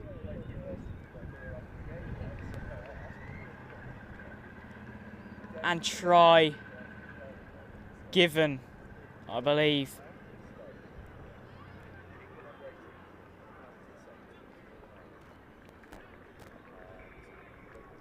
Super impressive rugby played here from Berchmans College of Belgium.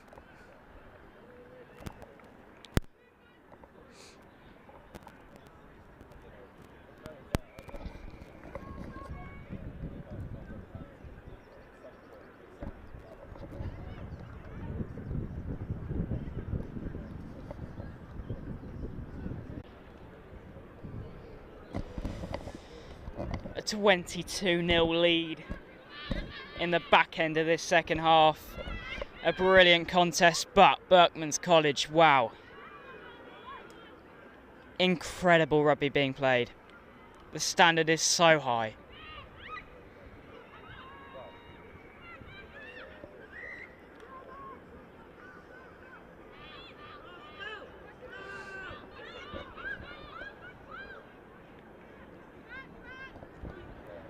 Berchmans College just looked that little bit more experienced, controlled, dealing well with the pressure as they go over the line.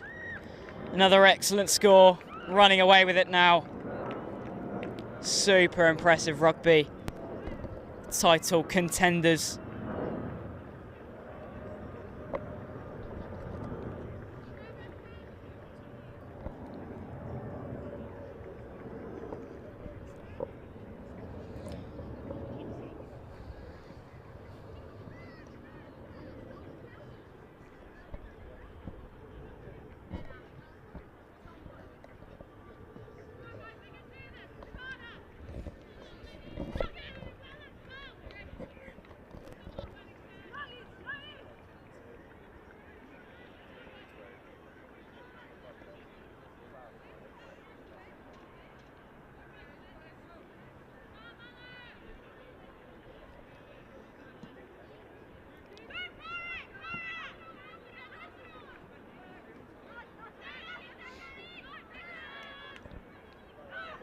Wellington making moves forward, trying to evade the tackles.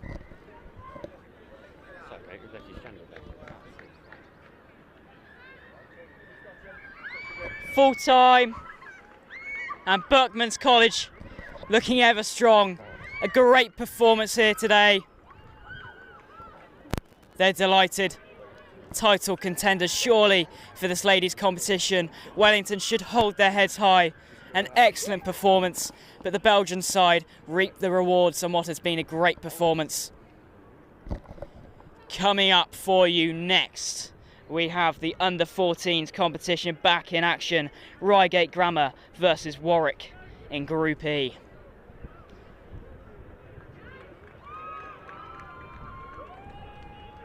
Berchmans College of Belgium taking the points. A big, big win. Some excellent rugby played. And we'll join you back in a short while for the under-14s competition.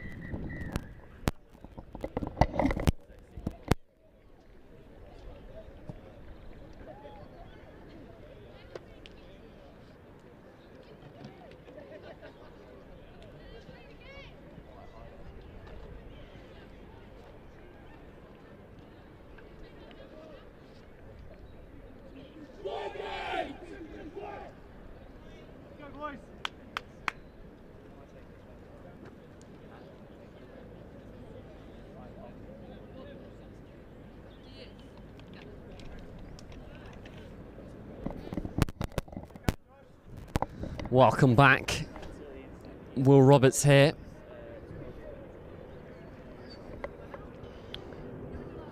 We have Reigate in blue and white, Warwick in blue and white. Wish me luck. No numbers as well. This will be fun. Warwick in the hoop shirt, and it will be Reigate in the more blocked blue and white. This at under 14s level, we've already seen a high standard being shown on this pitch. Don't be fooled by the age group. These boys do know how to play. And it's Warwick who will draw first blood.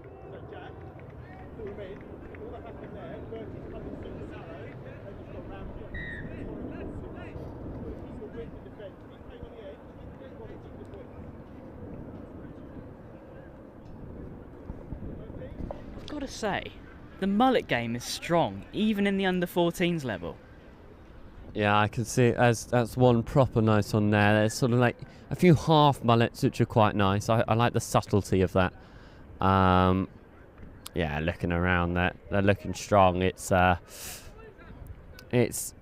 I spoke to the ROSSLYN Park social media manager this morning, whose TikTok has gone viral for showing off all the. Have you seen this? For showing off. Have a look at it now. For showing off all the mullets at ROSSLYN Park, and some of them are outrageous. Outrageous mullets. It's the. Oh, as Warwick try pick off an interception. He's gone with two hands, so it means that it is not a penalty or a yellow card.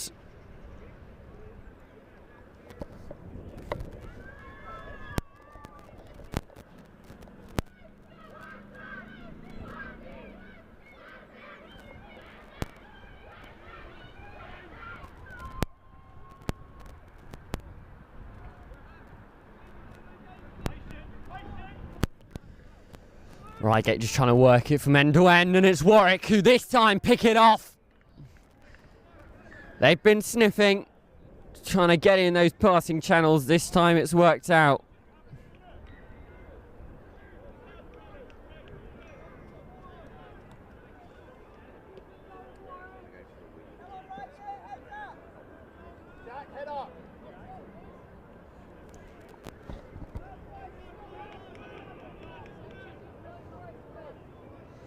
Still trying to find this video. I think they are called Awesome. Found it. Big shot from Warwick. Reigate still trying to get themselves out of a hole.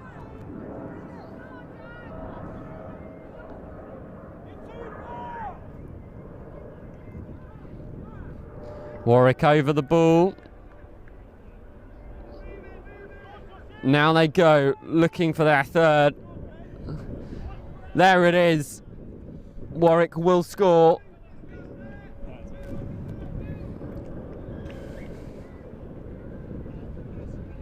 $240K.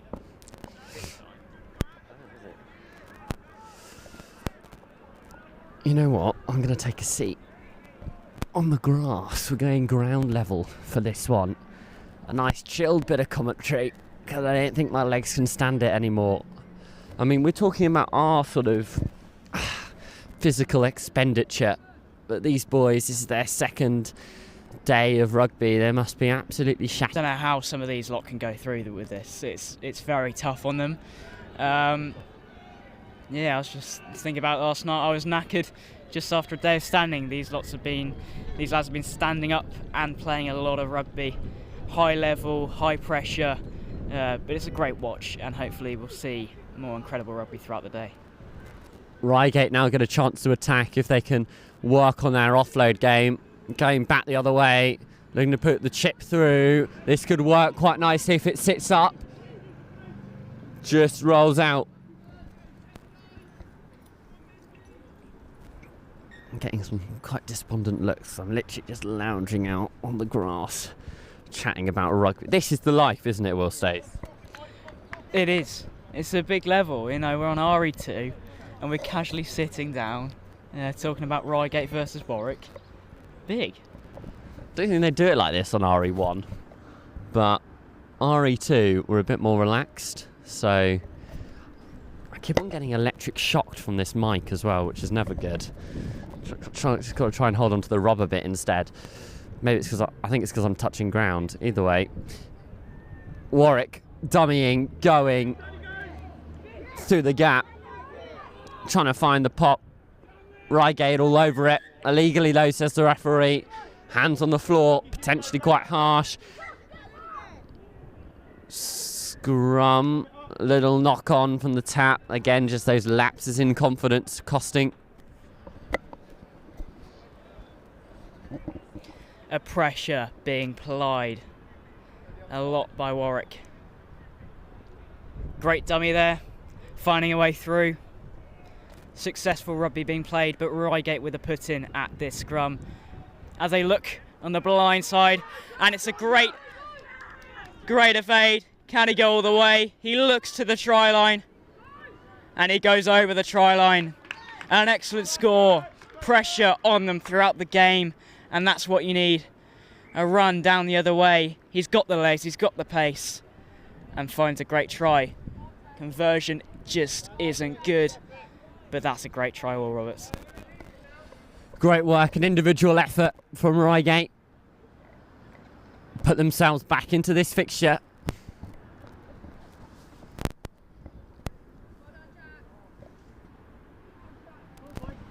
Stop yawning on the live stream.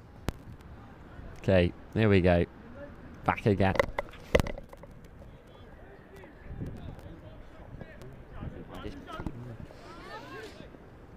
Warwick flinging out wide. That's a lovely pass.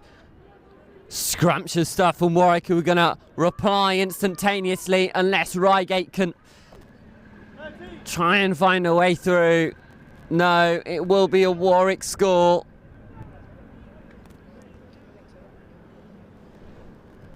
Oh.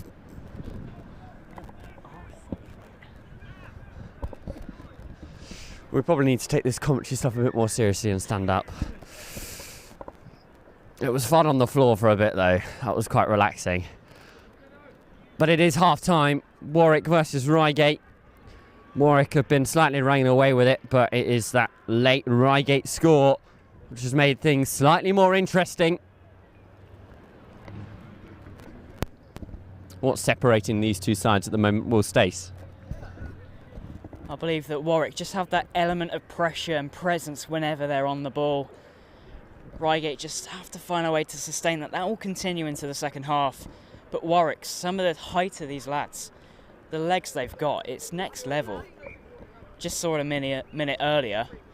A big run in behind. Only looked like he was going at 50% pace. Gear 1. But yeah, Warwick look exceptional.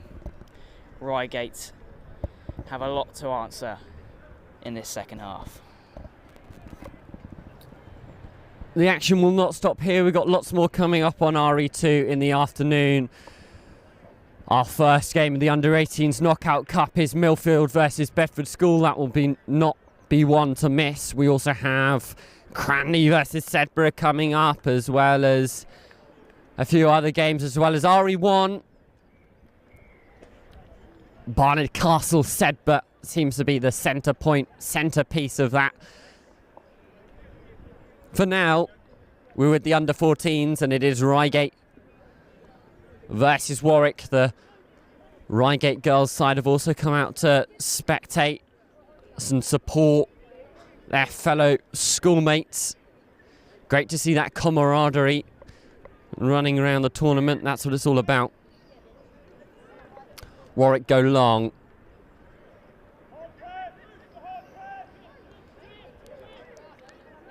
Warwick putting pressure on Reigate, reaping the rewards of possession.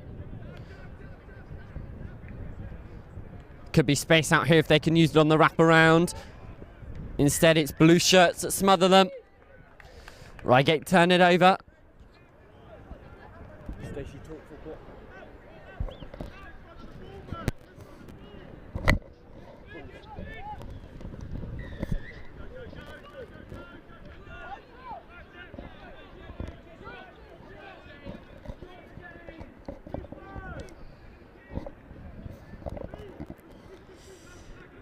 Reigate's grammar, kick over the top, just goes out.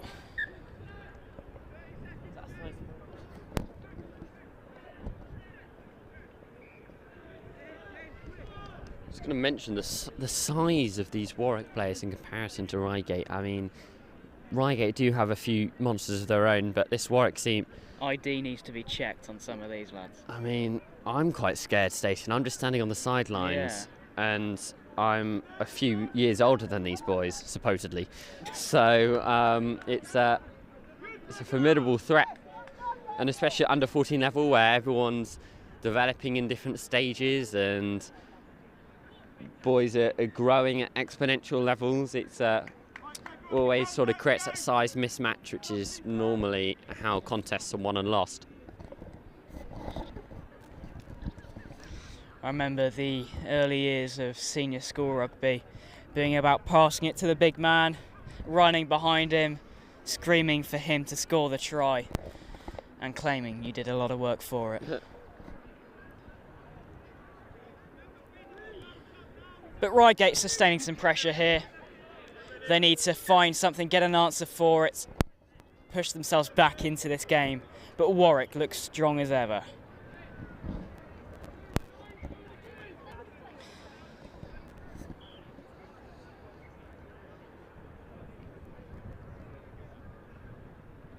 More and more action coming up on this pitch. Don't you worry. The Under-14s Cup will continue until 1 PM when we turn to the Under-18s Cup, and taking his bias cap off will be Will Roberts. Bedford The versus... cap is never on, Will Station. It's always off, I promise. It's all right, you know. He'll be fine. Just a bit nervous because they're facing Milfield. Yeah.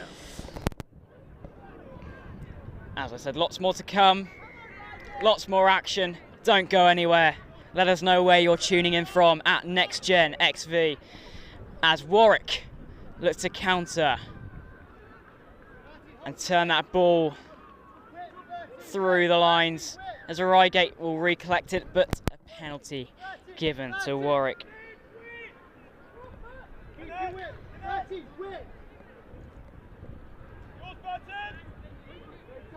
He's double the height of some of those players, that man there.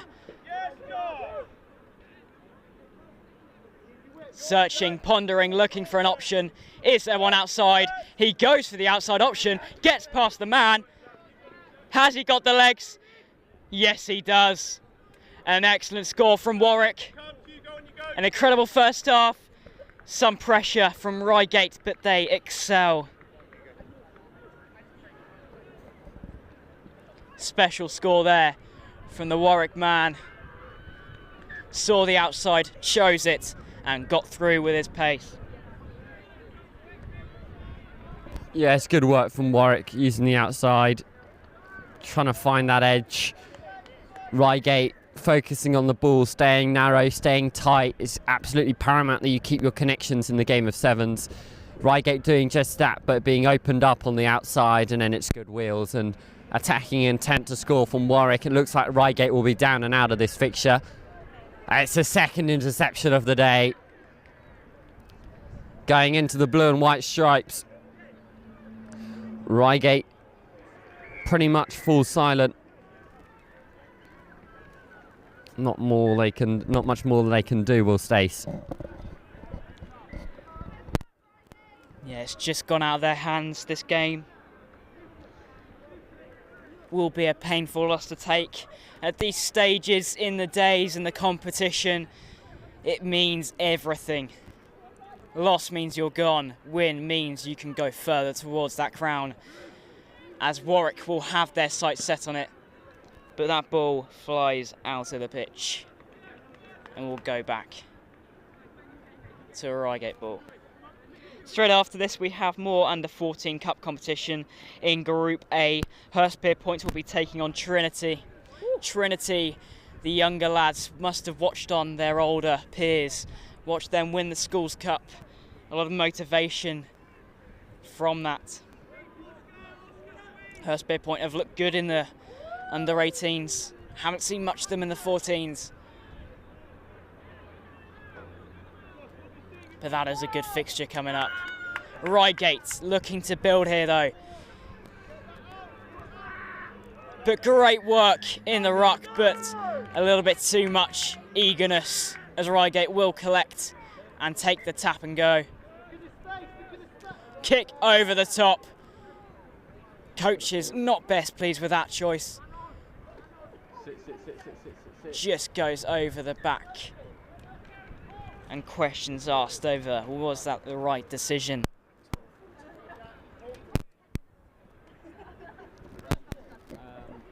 Okay, come on, let's win it back then. Lots of pressure here.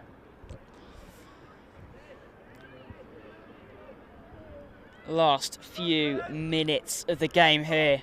Reigate Grammar needs something big to bring this back. Warwick in control.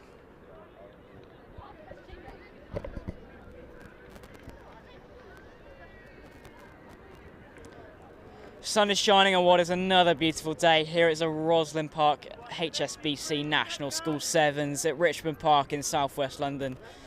4 days of incredible rugby and we're underway in the fifth. As Warwick have great attacking presence in this. Reigate doing well in the ruck but taken quickly. We'll look to move it out wide and try and find an option, try and find a gap. The offload is good. There's a man on the outside. Will he need to be used? No, he isn't. As Warwick will take the score and will take the victory surely.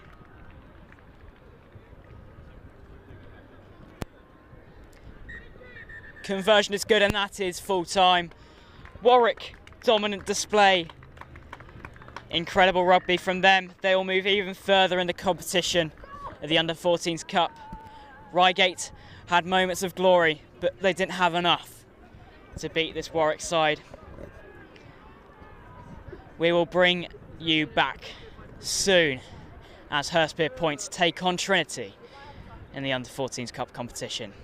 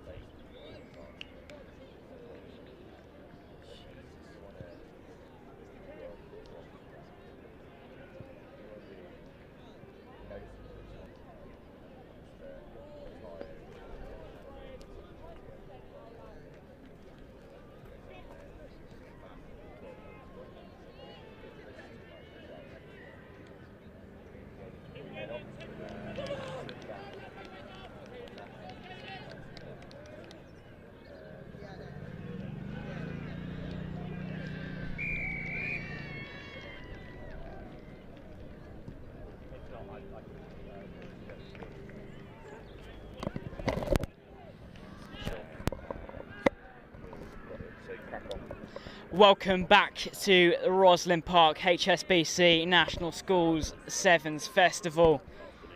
We're bringing you under 14s cup competition fixture here. Hurstpierpoint on the left hand side of your screen in their famous red and white, with Trinity College playing in the blue and yellow.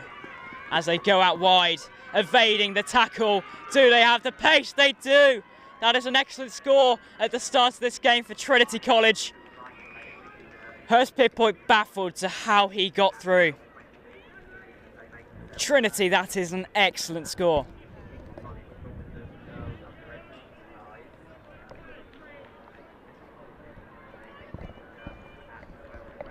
Sheer pace on the side of Trinity.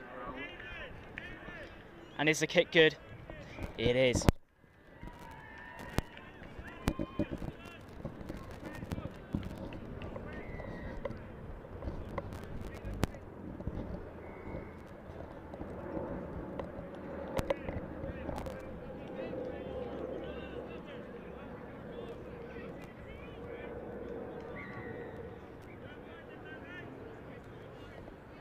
Trinity get us back underway.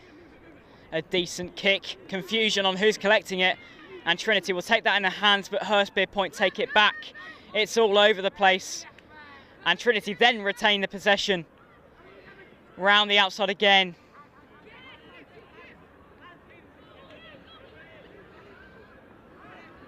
Trinity with some huge power.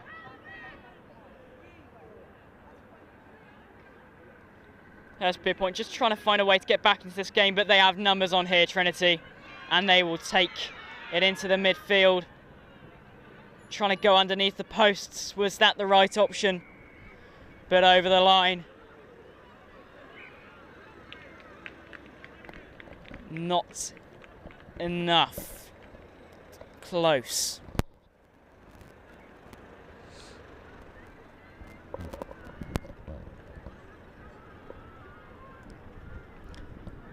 If you're just joining us, welcome to the ROSSLYN Park HSBC National Schools Rugby Festival.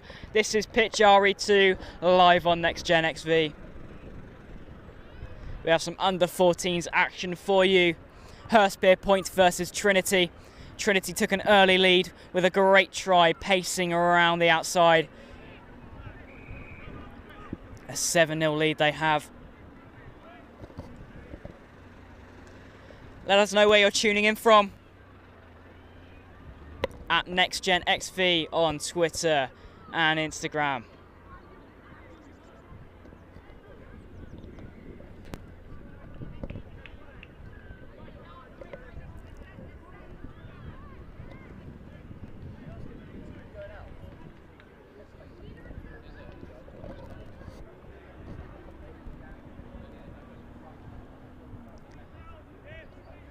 Lineouts uncontested at this level, I believe, as Hurstpierpoint find a gap.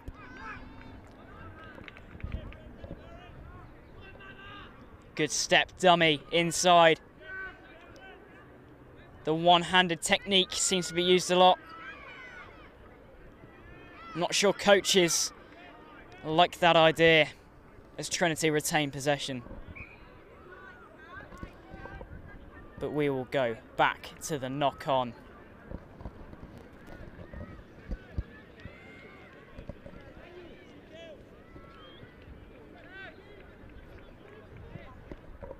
A great atmosphere here today. The final day of what has been an incredible week of rugby.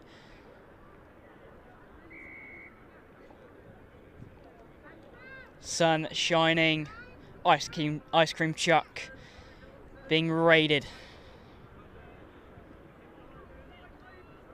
As Trinity take the ball and will look to go wide. Pass just goes over the top of their man, but the pace is there to go around the outside again.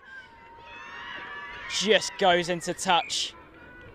But the way they can evade those tackles at this age group is ridiculous. Oh, it's unbelievable. They're evading tackles absolutely brilliantly. Better than I'm evading moving vehicles at the moment. We seem to have found ourselves in the middle of a car park. People have obviously decided our commentary position is a lovely place to park their cars. It's new to me, but you know, if you hear engine noise in the background, it's not anyone here, you know, doing anything they shouldn't be doing. It's that we've got cars parked 2 inches from us. Hurstpierpoint looking for an option. Offload just goes off the pitch.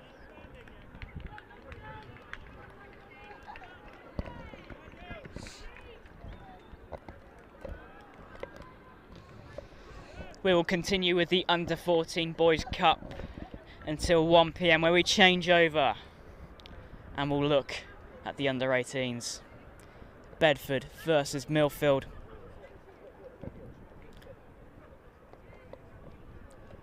Trinity look to take it out wide.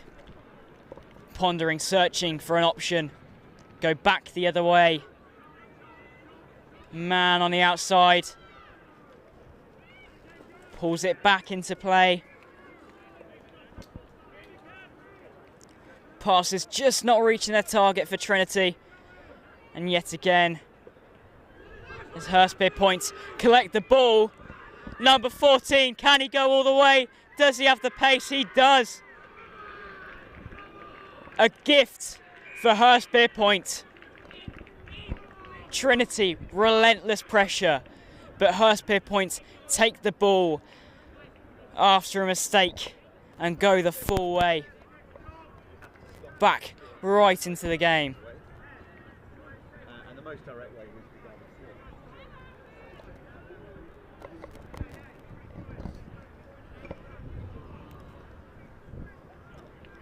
Not something you say often in rugby, but that's gone off the post.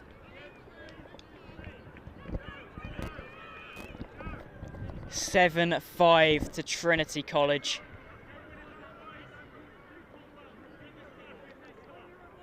Hurstpierpoint right back in this game.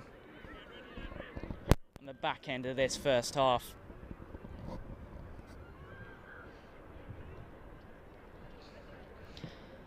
Back underway, a long kick, almost going the full length of the pitch. Finds its way out, and that is half time. Trinity have been relentless, great pace on the outside, but Hurstpierpoint were gifted with an opportunity and took the try into their hands.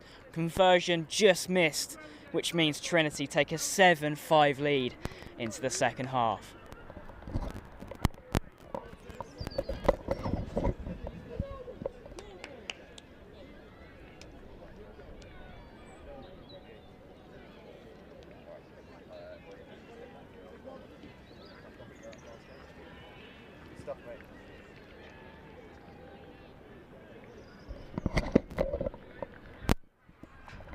And so Will Stace goes off to have a well-earned breather. Will Roberts the same, which means I'm afraid to say you're left with my tones. Angus Savage from Next Gen 15 here. We've had an absolutely awesome week here at the ROSSLYN Park HSBC National School Sevens. Live streaming. Every single game here on pitch RE2. It's been absolutely awesome, and we're almost halfway through this final day of the competition. And we've got Trinity up against Hurstpierpoint College at the moment. A really even contest. Spoke to a couple of Trinity coaches earlier on while I was organising a bit of relief for our cameraman. They were very excited about the day ahead, as are we. Big game coming up at 1 o'clock. Milfield School against Bedford. Both teams have arrived now. The Under-18 Cup competition getting underway around about lunchtime today. First game here on RE2 in that competition at 1 PM. So we're very excited to see what will happen in that one. Here on the pitch, though, we've got the Under-14s, Trinity against Hurstpierpoint College. Half-time just gone. And we're enjoying things out here in the sunshine. It's been a week of sunshine here in southwest London. Absolutely awesome to see. So referee just informs the scrum half of Trinity that he's got to be within 2 metres. He's crept up to at least 3, so that's an improvement.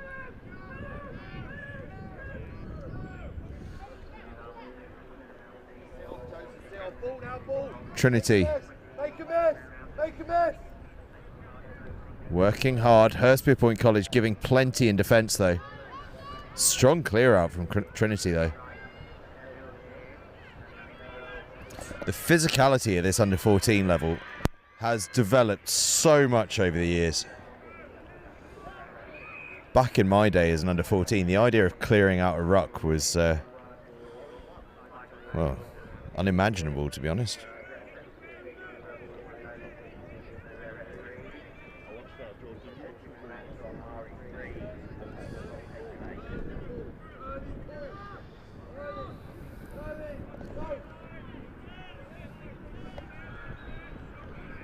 Trinity down the left hand side.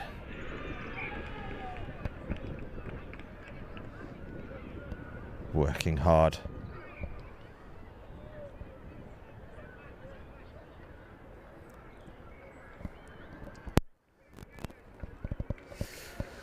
Very even second half here on RE2. And for those of you just joining us, perhaps starting your lunch break, just to give you an idea of what the schedule is going to look like over the course of the rest of the afternoon. Radley College against Whitchurch High School coming up at 12:40 in the under-14s, and then it's into the under-18 Cup, Bedford against Milfield. Then we've got knockout girls under-18 games, the Plate last 16 at 1:20 and the Cup last 16 at 1:40, followed by Hartpury College v St Benedict's in the under-18 Plate, and then a massive game, 2 former champions, Cranleigh against Sedbergh in the under-18 Cup at 2:20 p.m. Then into more knockout games. This is going to be a bumper of an afternoon. We can't wait to get going.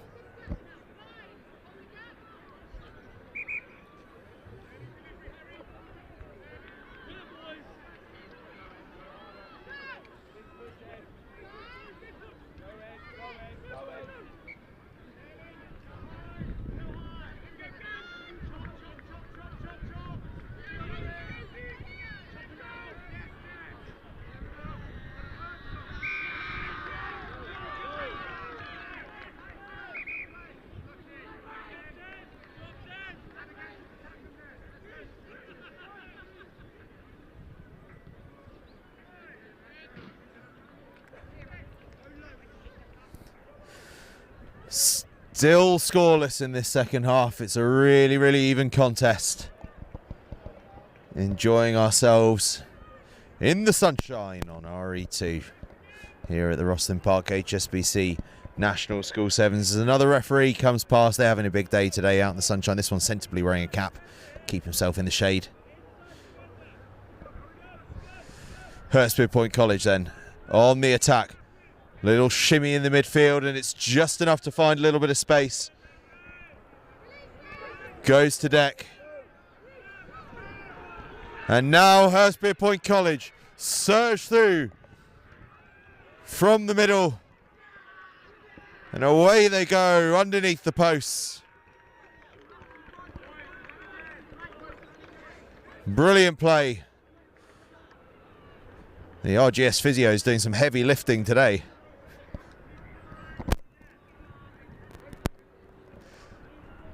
A full ice bucket, a water bucket and the physio bag. That's quite some shift. The unseen work behind the scenes. Try for Hurstpierpoint College then. A slight advantage for the Sussex side against Trinity.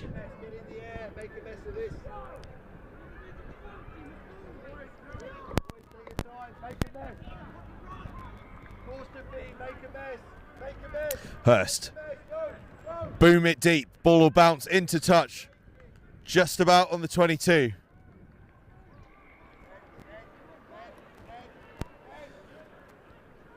Big moment here Can Trinity work themselves away from this pressurised position? First job, win the line-out ball.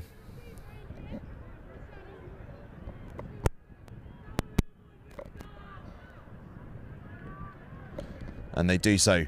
A sensible short line out, and they'll try and run it out from their own half. They get the offload away, and there is a bit of space on this right-hand side if they can get the ball to it.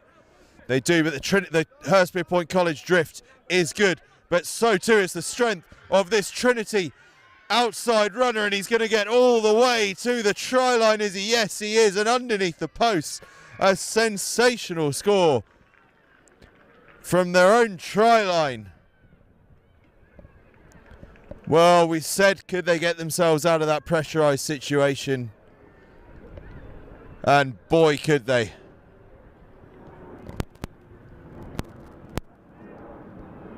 Trinity respond perfectly to that try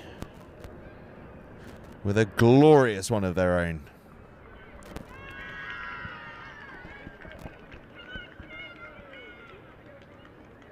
Atmosphere on the touchline really building. There's that special feeling in the air when this under-18 competition starts to near. The ground as busy as it has been all week, and the pitch side starting to fill up too. Look at the far side of this pitch. Starting to get a bit of a buzz about it, isn't it? And these two sets of players feeding off that as things go.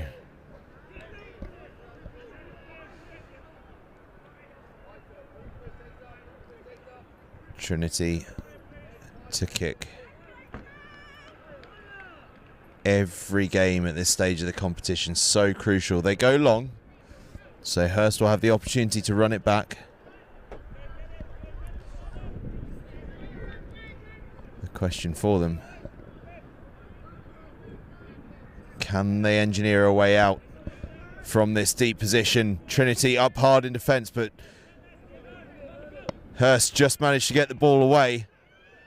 And now towards the try line they go, and it's two in a row. No, it's not. The referee chalks it off, says no try.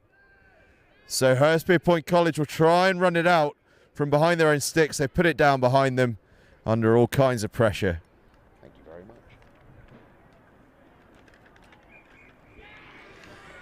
much.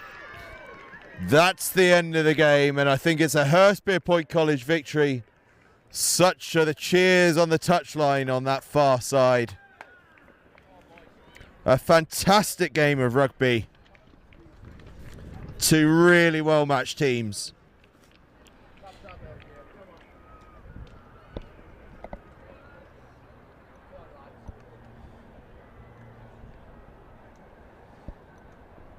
A cracking game there.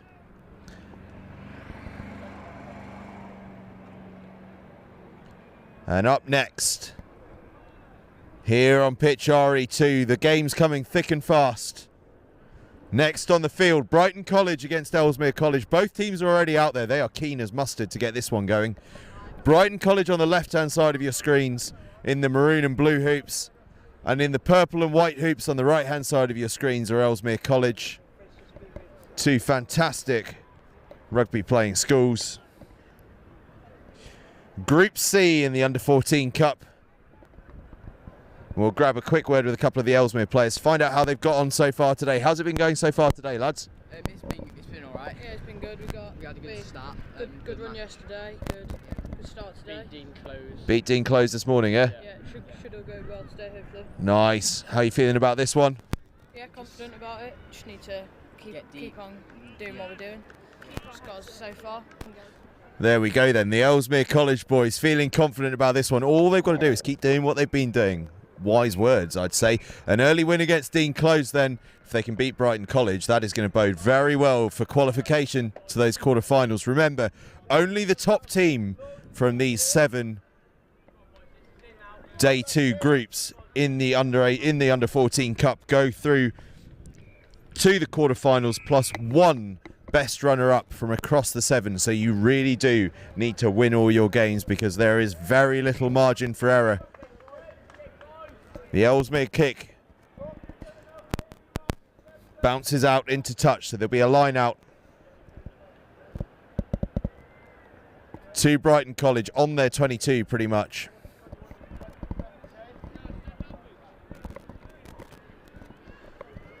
Brighton College, whose under 18s will be in the plate competition later on today.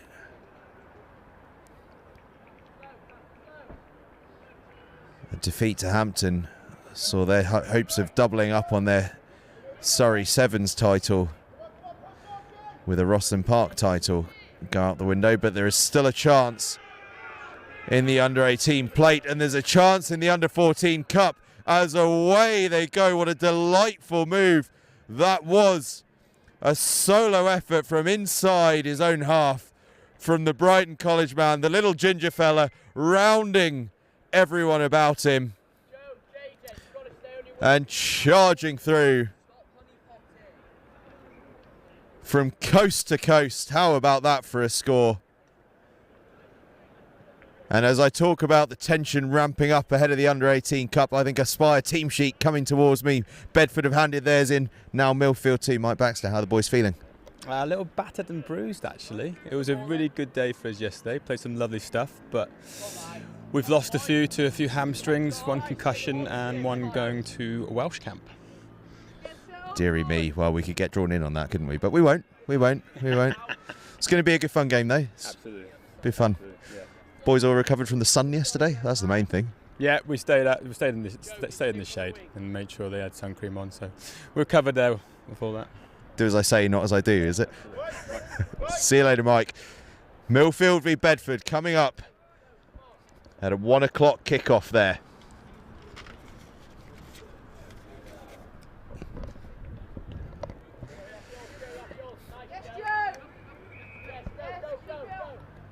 Here on the field, it's Brighton College and Ellesmere College going at it in the Under-14 Cup.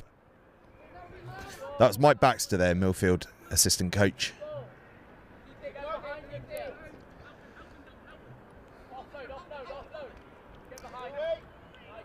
Ellesmere playing some lovely sevens on the northwest side. From just off the Wirral, up in the northwest. Ellesmere Port, I think. Oh, cutting inside, goes the number 12. Has he got the gas to go the whole way? He's under serious pressure, but I think he's going to get there, and the number 12 is away under the posts. A lovely, lovely try for Ellesmere College. Fantastic work from the boys in purple.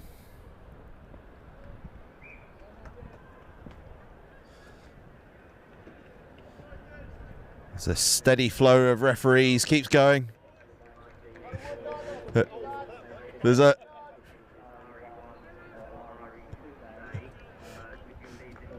amazing job they're all doing at the moment.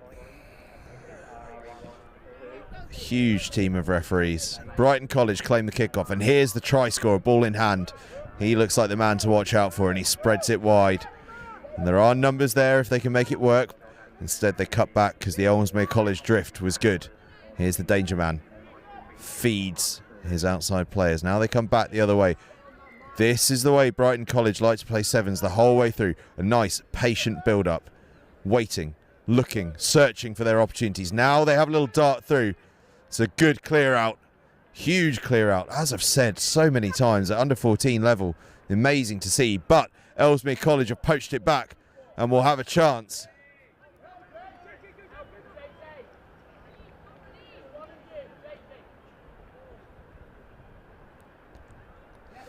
And Ellesmere charge down the left-hand side, and they will score and take the lead in this game. Well, the boys here on the bench said, just keep doing what we've been doing.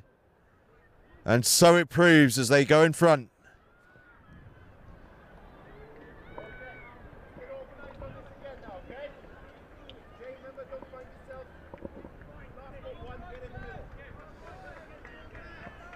It is honestly like the M25 back here. We've got cars going left, right, back, forth. RE2. Almost a car park.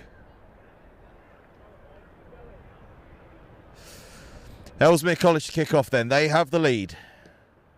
Not long left in this first half. They hang it high and it's spilled by Brighton College, so advantage Ellesmere. On they go. To the right-hand side. Now looking to probe past the on-rushing defence, but Brighton College are up well.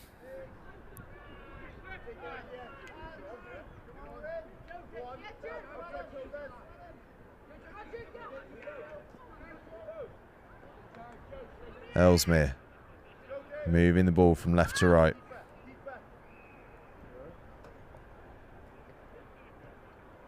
Shifting it through.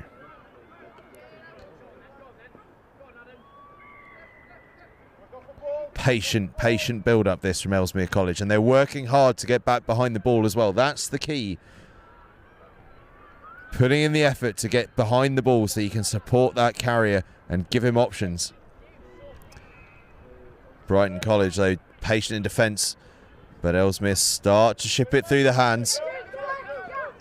Out to this left wing. And Brighton snag the ball, so they've got a chance. Oh, it's just knocked on, is it? And that's half time. Ellesmere College going to the break with the lead.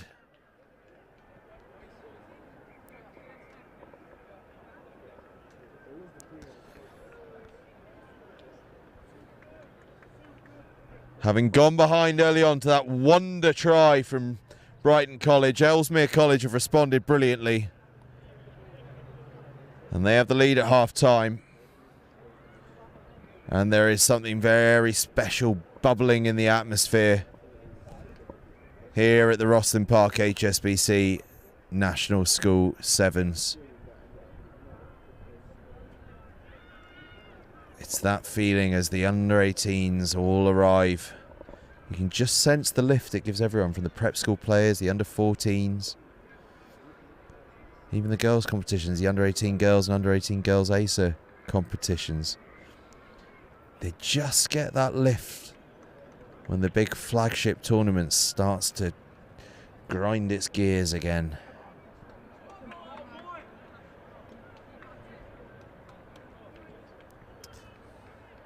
A short half-time break. Half term was long ago. Easter holidays start tomorrow, though, for many. Not us here at Next Gen 15, though. We will be up at the Sedbergh 10s over the course of Sunday and Monday. Do please join us for live coverage of everything there on Sunday and Monday. Be plenty of news coming out about that at around about 3 o'clock today, where you'll have all the links and previews, etc., dropping for you to soak in and prepare.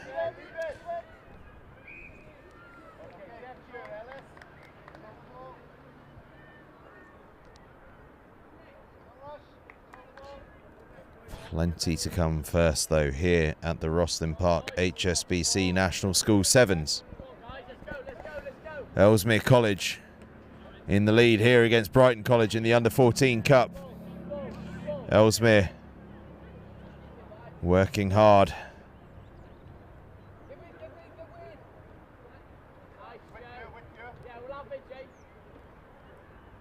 Really patient build-up play it's been from Trinity, from Ellesmere College rather. Do apologise, Trinity were on last. My mind's still clearly in the game. Losing ground, but keeping possession. And possession in sevens is king. Ellesmere looking to see if there's some space on this right-hand side, and there might just be a bit. They cut back in. Brighton competing so hard at the breakdown and earning the penalty as a result. And they go quick. Is the space? Oh, there might be space. No, he's just controlled by Ellesmere College, but they offload the ball and find space out wide, and Brighton College are away for their second try of the game.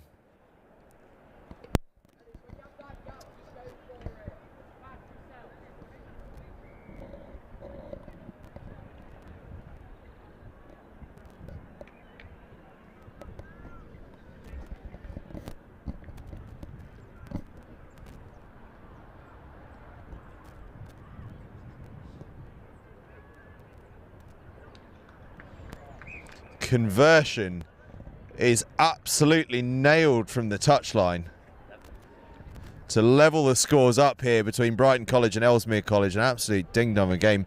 Will Roberts has just arrived. Will, we've just heard from Mike Baxter, the Milfield coach, as tension begins to build ahead of that Milfield-Bedford game. I know you've been over chatting to a few of the Bedford boys. How are they feeling?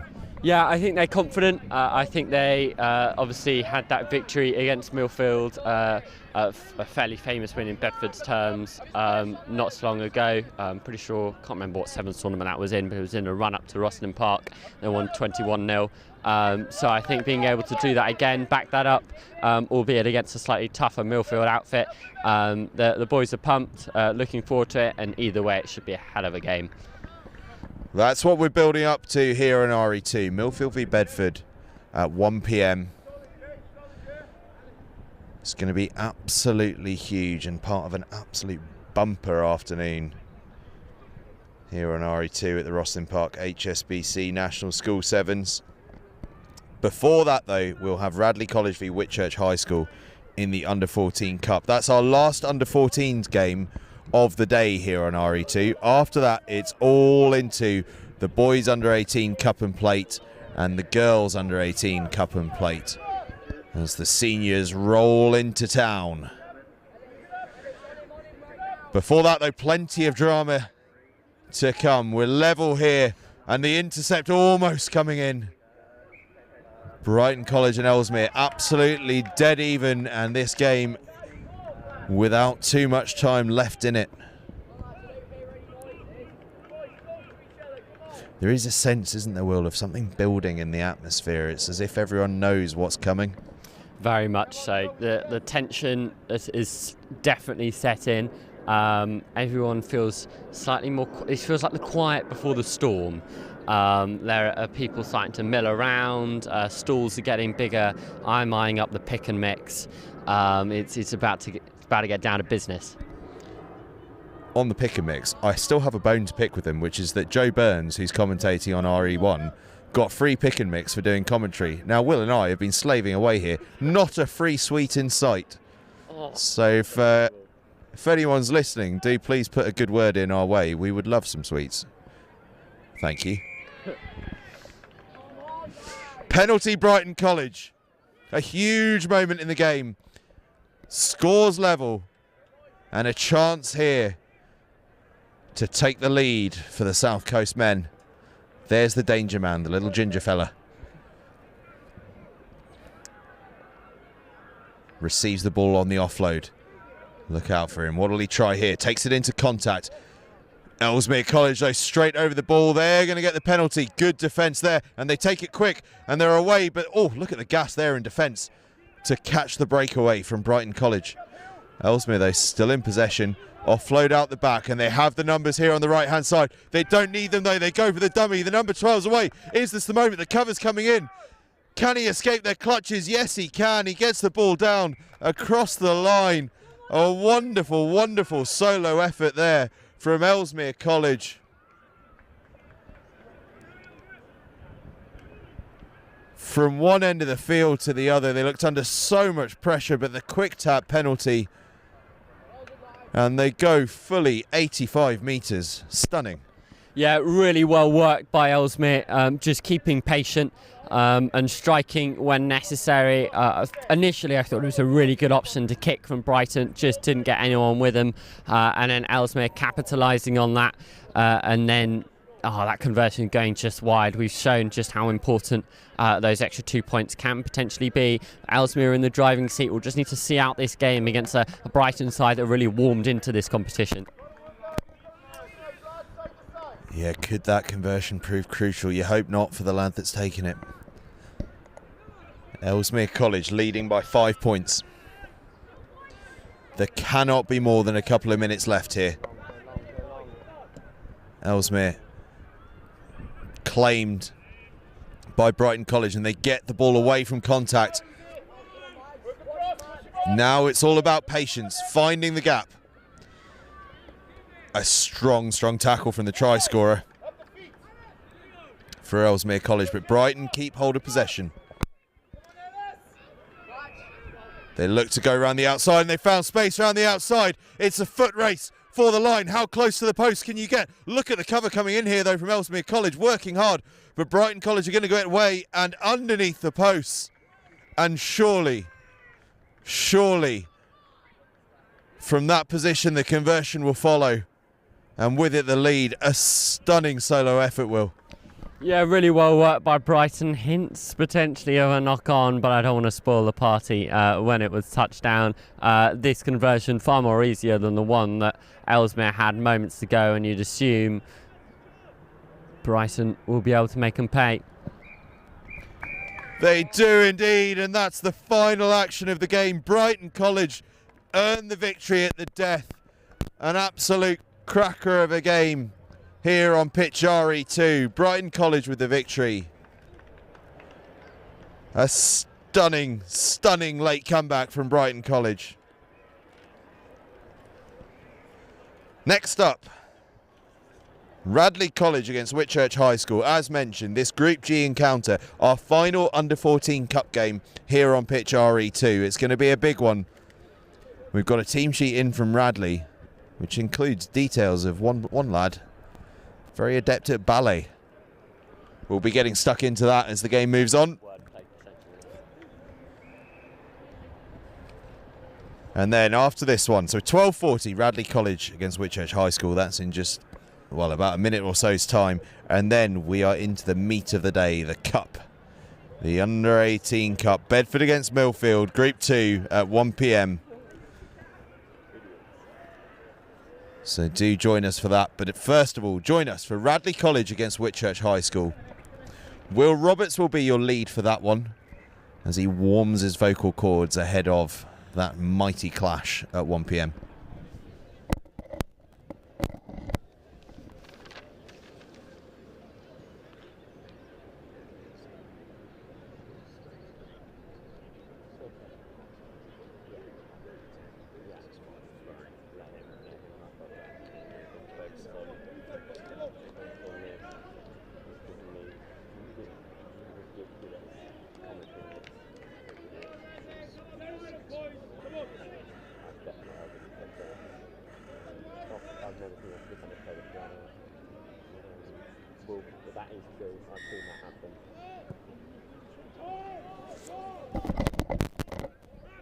Here we go then.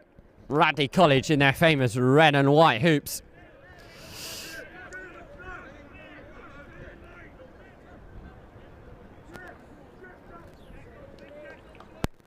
Whitchurch High with the ball in their grasp. They're in the black with the blue highlights. Big tackles coming in the midfield, where the ball is won and lost predominantly in the game of sevens. This time it's one for Whitchurch. They'll tap and go. Pulling defenders across towards this touchline. Isolated slightly.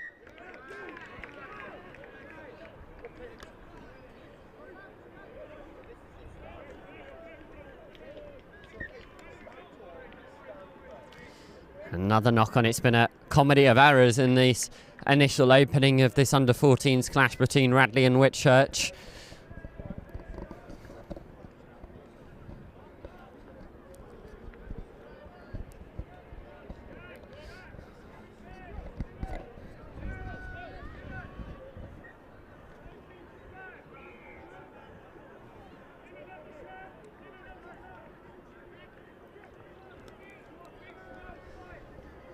Scrum down, Whitchurch ball.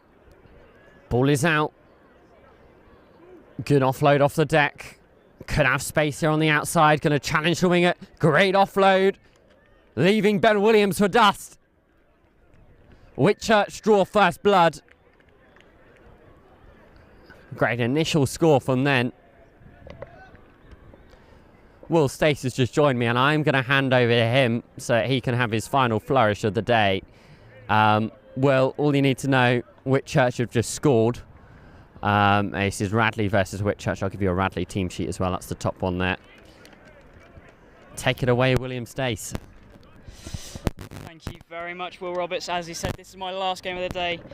It's been a great day and a half here at ROSSLYN Park, and I'm excited to do it for the final time, hopefully back next year at what is an incredible rugby festival. An early score from Whitchurch pushes them into the lead, with Radley looking to come back. Back in the way.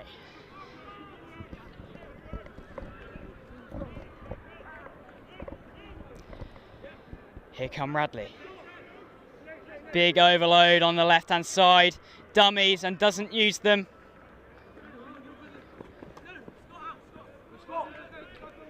Dylan Hughes cuts inside, but Radley looking to move it on again. Good little bit of possession this for Radley.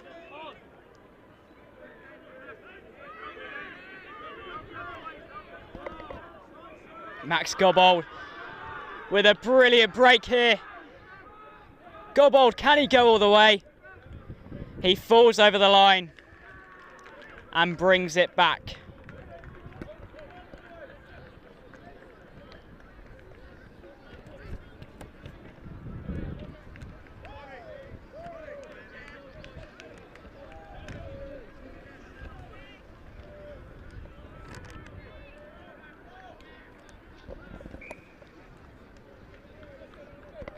Gobbold with an excellent score.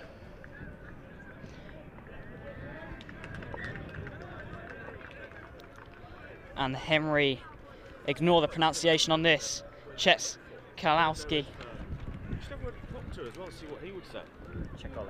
Czekalowski.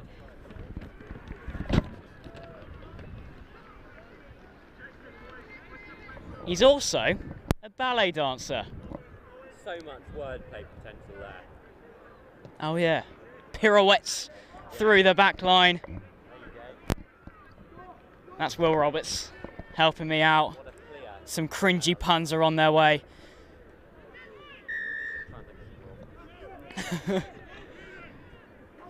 As Whitchurch retained possession. Sun not as prominent as yesterday, but it's still there. It's a warm day here in southwest London at Richmond Park. 5 days of excellent rugby and more to come as Whitchurch dummy their way through the middle, looking for an option, but it goes back into the hands of Radley. Penalty given and looked to take quickly by Max Gobbold as they move it out wide. Look to Dylan Hughes.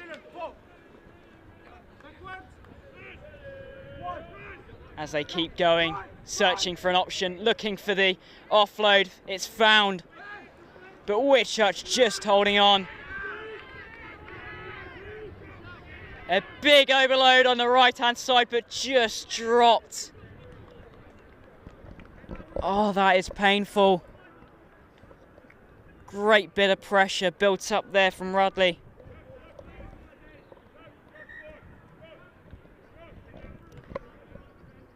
Change being made for Whitchurch.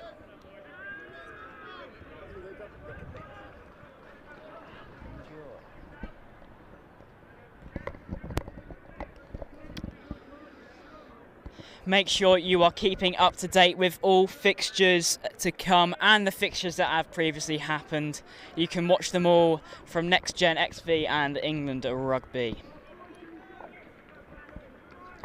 Throughout the rest of the day, you'll have Will Roberts taking you through the Under-18 Cup competition, as well as Angus Savage, who will be joining him. More on pitch one with the all-important finals to come. But here come Whitchurch. Ball just going in different places, not finding the passes. Knock on by Whitchurch. Radley put in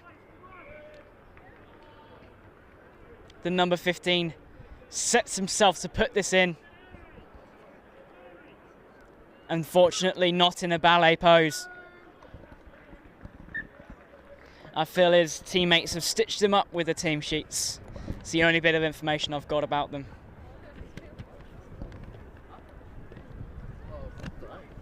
Seems like everything's going on over here.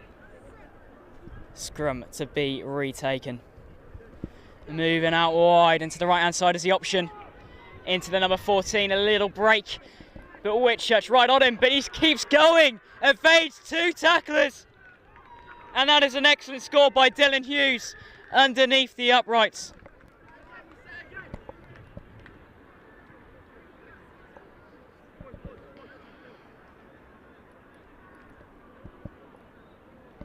That is a special score. Choosing the right-hand side, finding a little break, 2 tacklers at once, evading both of them and running to the try line. Half-time calls. Radley in the lead, 2 tries to the 1. Whitchurch had a great start to this half, but couldn't keep up that pressure. Radley looking confident.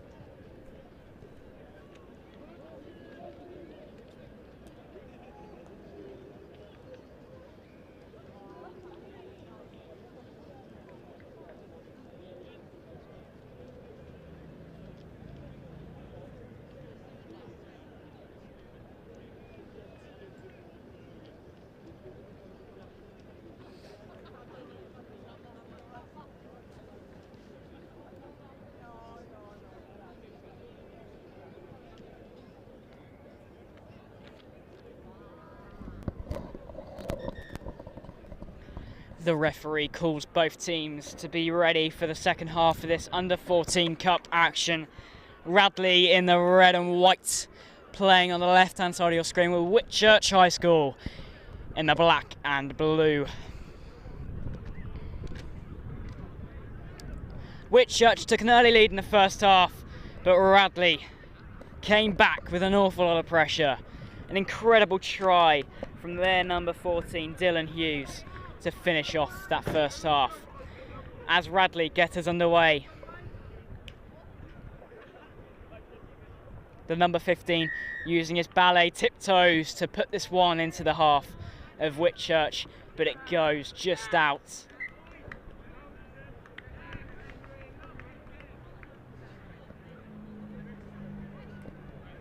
It's quite a combination, a ballet dancer and a rugby player.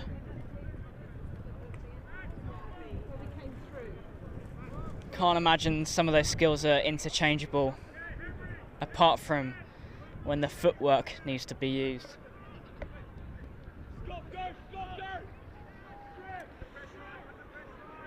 Whitchurch searching for an option, but collected well by Radley. As they look for the try line, their number 8 powering through. Penalty given, just not there. Max Gobbold with another incredible run as number 10, Jack, renders, dives over the line, increasing their score and increasing the pressure on this game.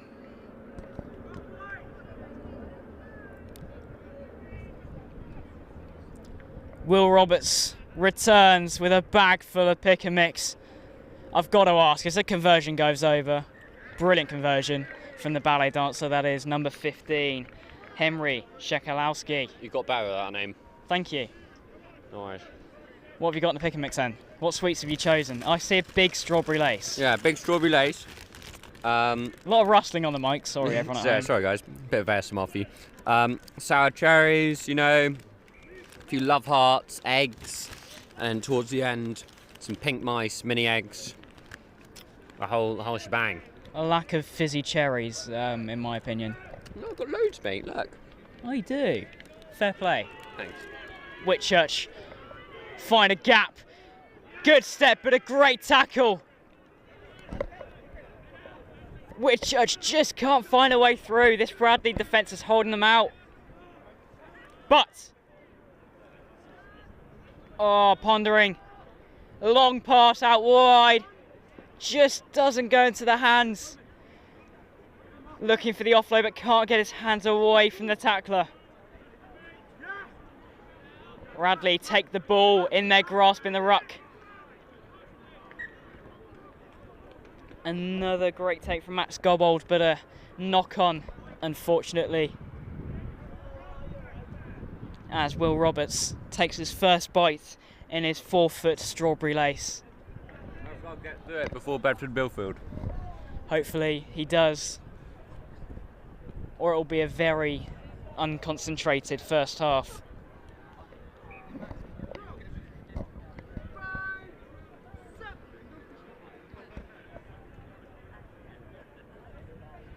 Pick and mix is an option amongst many other things. The ice cream van being raided as we speak. Great nutrition for sport. It's what we love to see. As in goes through the middle, number 12, Ben Williams. Charging through to the line. And surely gives Radley an even bigger stamp on what is a great win. Apart from that first minute, they've looked on it. They've looked strong. Bigger than the other team. Key thing to note about Radley is that they are an they're a boarding school. And every time I've gone to Radley, I've seen them in the evenings. They'll go out and they'll play with each other. They'll kick around a rugby ball. They're a 2-time rugby school as well. These boys live and breathe rugby and live and breathe in and around each other. So the chemistry, communication and coherence in this team is very strong. It's something we're seeing in full in this under-14 side. Great insight midway through Strawberry Lace from Will Roberts as Whitchurch still going. But this Radley defence is everywhere. It's always on them. Having to go around the back to try and find an option. Good offloads here from Whitchurch though. Little gap found, but another defender there to cover up.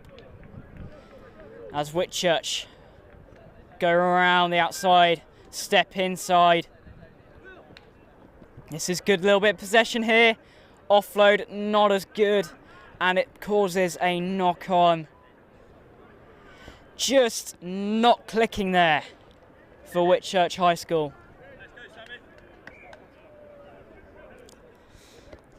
To my left, there is now way more cars than there was before. We are inside a car parking area. Should improve the mic quality, you never know. Milfield also on my left, getting warmed up for their fixture versus Bedford at 1 PM. The game right after this. Sprinting now, getting ready. The under-18 competition. The eyes of the rugby world will be watching. As Radley continue to apply pressure.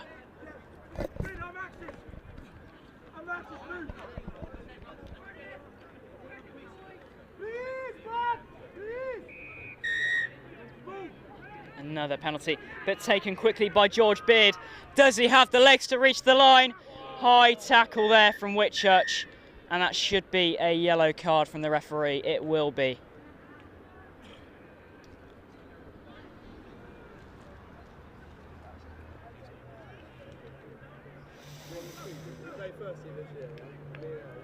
Well, that is not what you want to see.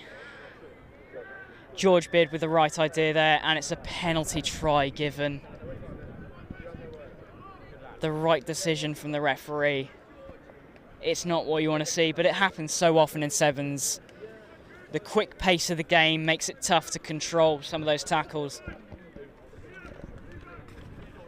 Right, prediction. Millfield versus Bedford, go. Strawberry Lace down. What are you thinking? Milfield win by 5. There we go, Bedford. Traitorous prediction. No, that's a realistic prediction. That's me with my young rugby hat on rather than being a member of Bedford School. I'm going for a Bedford win. Oh, of course you are. Fibber. As a number 13 evades about 3 or 4 men and goes towards the line. George Lindgren, the numbers telling for Whitchurch. A fantastic display from Radley College.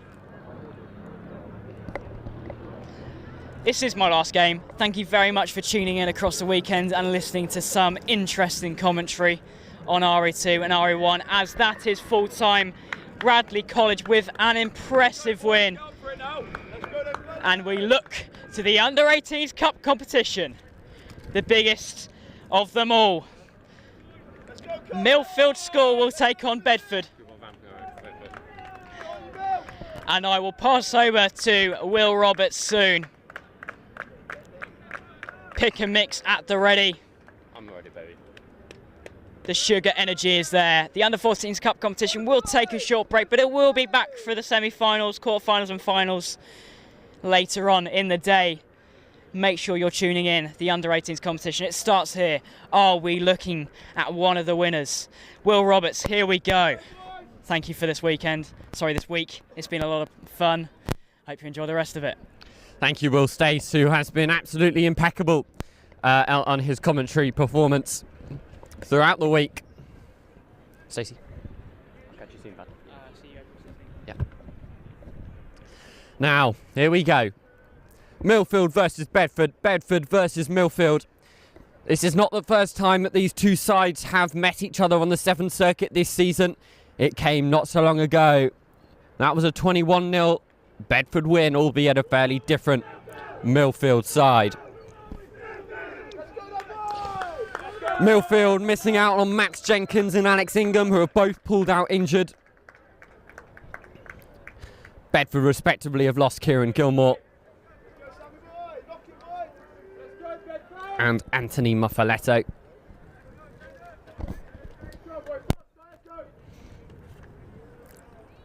It will be Milfield to kick off through the boot of Sam Harris.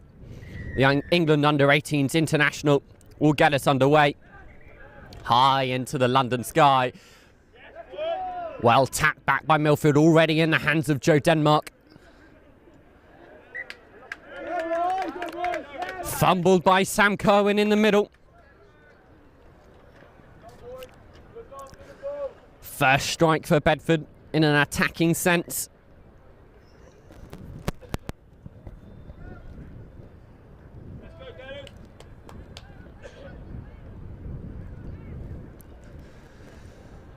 Maximum Ward plays it away. Goes out to Will Brock. Great offload to Oscar Bennett. To Olney Rugby Clubmen linking up in tandem. Ormond Ward checking. Utilising Tom Godber. Going back through the middle, James Bennett. What an offload. Gabs man away. This is good work from Bedford School. Will Brock decides to go the other way. Sam Harris was creeping up onto Maximum Ward there. Oscar Bennett flings it out wide. Gabs man goes through the hole.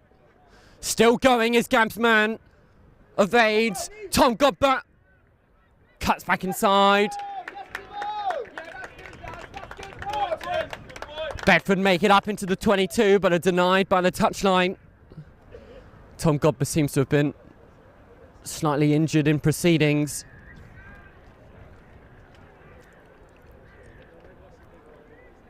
Taking a slight pause to ensure that he's all good.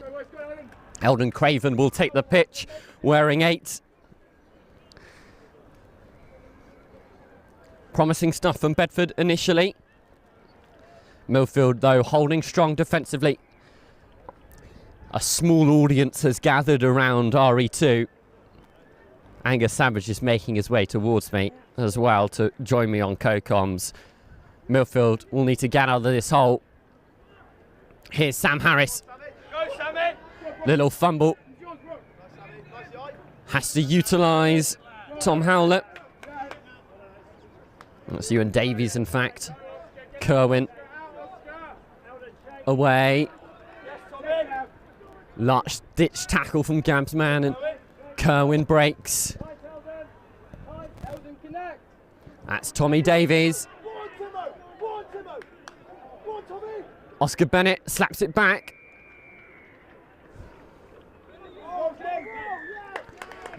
Not rolling away. Milfield to make considerable ground in very little time. Handling on here. Harris trying to get it away to Denmark. Joe Denmark leaving Alex Eden for dust. Eden, push them. Eden, push them. Push. Hands are on here. Davies out wide to Kerwin. Sam Kerwin steps around. Gabsman gets on him. Penalty. Straight through. Davies. Kerwin once more, pulling out his box of tricks. Referee will reach to his pocket. James Bennett will depart.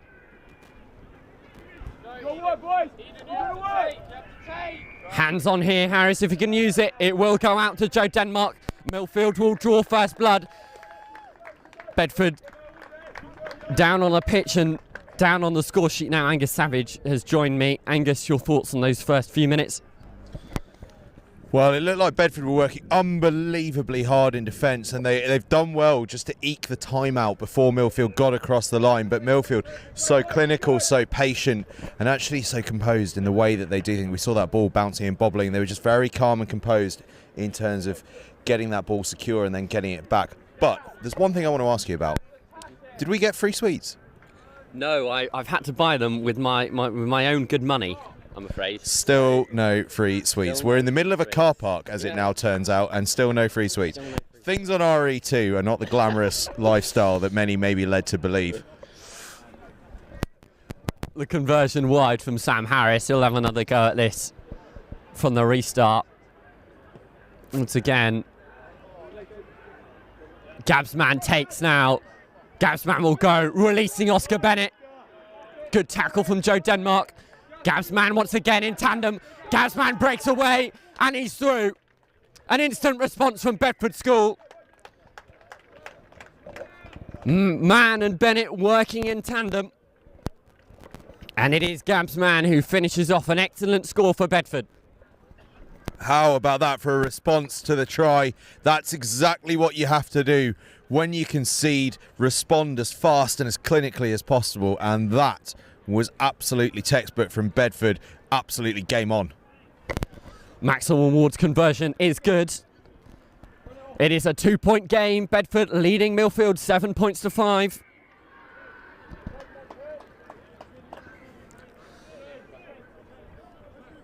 Bedford also replenished back to their full complement. James Bennett returns to the field as his brother Oscar limps off.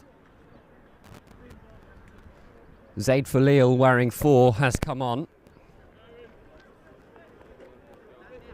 Let's hope that's not too serious for Oscar Bennett, who's been impressive so far throughout the tournament.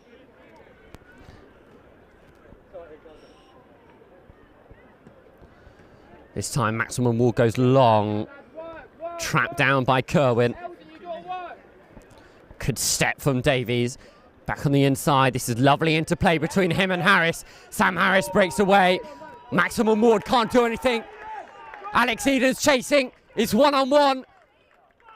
Sam Harris will make it. That is an excellent score from Sam Harris. Davies getting involved as well as Kerwin. That's just exploiting what Milfield can do. Well, we've all heard in rugby circles the name Sam Harris, haven't we? Been on the lips for a few years now, has the Milfield outside half. Started for England under 18 at fullback the other week, but he is adept in a number of positions, and on a sevens field, that adaptability and that quality coming through here to give his side the lead. A brilliant finish, brilliant pace from Bedford to try and get the chase on, but Harris just managing to have enough in the tank to evade, although he looks like he's trotting across for a rest now. I think that may have taken some out of the lungs there. By the way, I just want to note the questionable attire of some of the Milfield supporters on my right-hand side. I've got a cricket hat, a flannel shirt, short rugby shorts and trainers. It's a mix.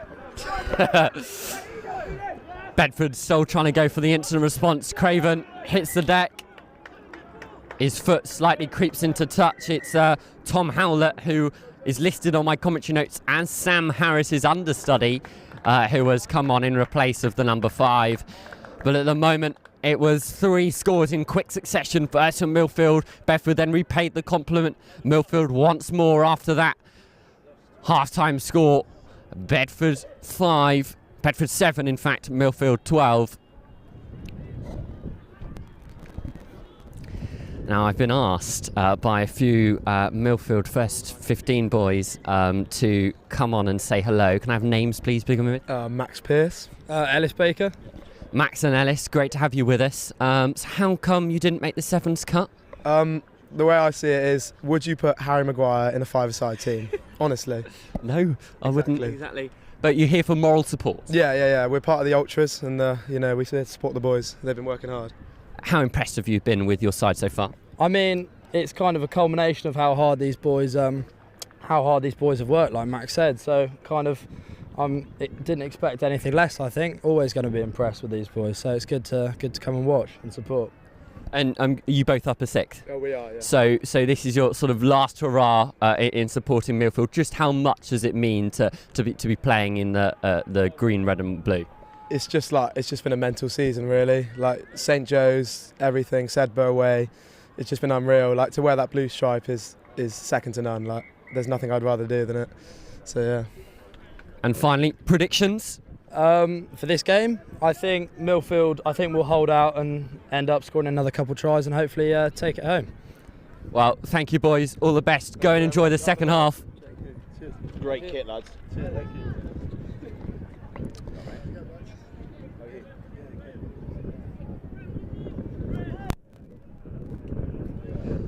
Bedford will get this game back underway. It is still very tight, all in the balance. Joe Denmark just returning to proceedings. Sam Harris is also back on. Sultan Edwards as well. This is a full-strength Milfield side. Bedford with not the prettiest of restarts from Will Brock. Davies will take it quick. The electric feet of Davies releasing Harris, stepping back on the inside. Good tackle from Alex Eden, but the ball's kept alive. This is lovely rugby from Milfield School. George Timmins out the back. Collected by Joe Denmark, but it had gone forward in contact. It was a good defence from Bedford initially. It really was, and it's really hard-working effort in defence from Bedford. They're working every single breakdown to try and slow the ball down. And what's surprising me is this is quite an unusual brand of rugby, or brand of sevens rather, for a John Brimacombe-coached Milfield side. They tend to, if they get caught anywhere near contact, years gone by, their absolute go-to would be to just launch the ball backwards. Doesn't really matter if there's a man there, just get it back.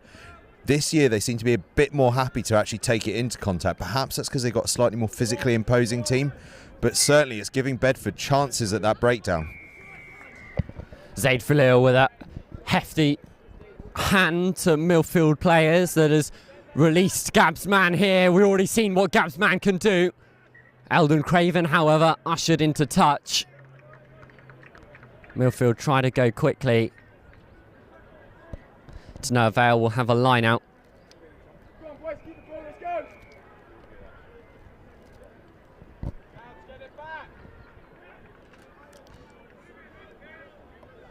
Line out taken. Here's Davies out to Harris. Here's Kamanga Durbak. Sam Harris playing conduit. There's space out wide if they can use it. Still trying to keep the ball alive. There's depth out here. Sam Harris, 2-on-2. Ball's been knocked on and hits one of the cars to the left of us. Good. That's what you get for parking metres away from RE2, I'm afraid.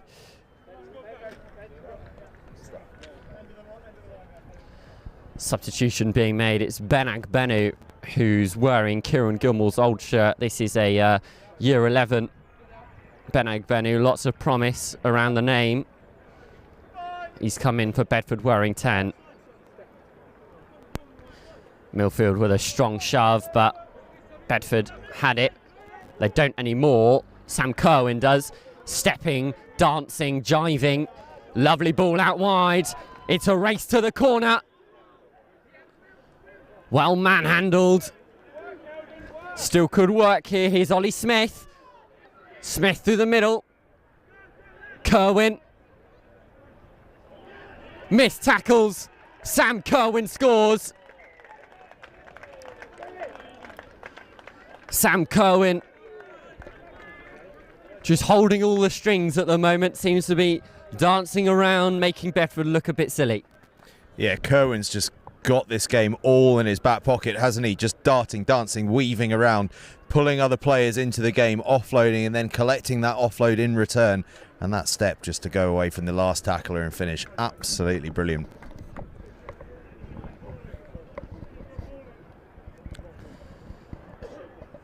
It will be a Milfield restart.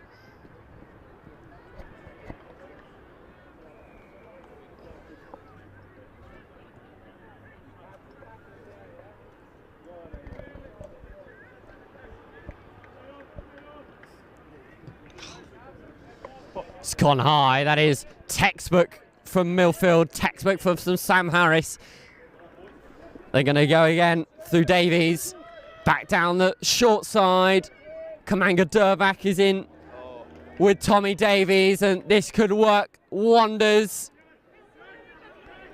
Still Milfield ball. They have the advantage. Davies. Good hands. Basketball style.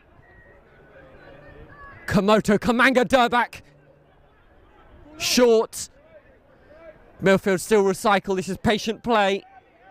Hollett out wide to Harris. Nailing the coffin stuff. Sam Harris finishes in the corner. That's a Milfield fourth. Bedford on the back foot. And it's the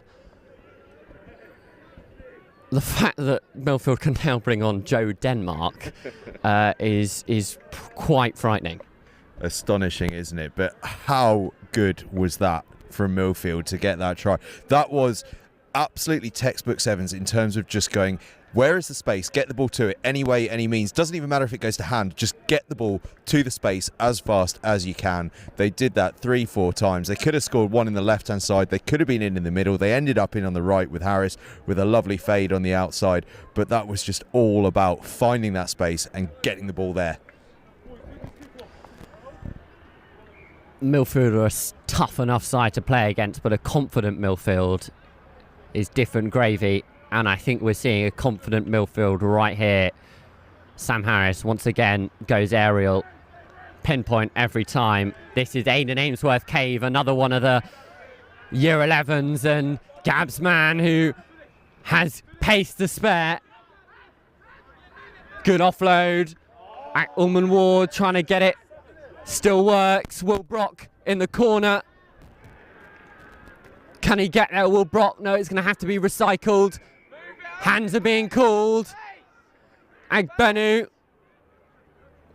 trying to go himself. Good offload. Craven. Can he get over?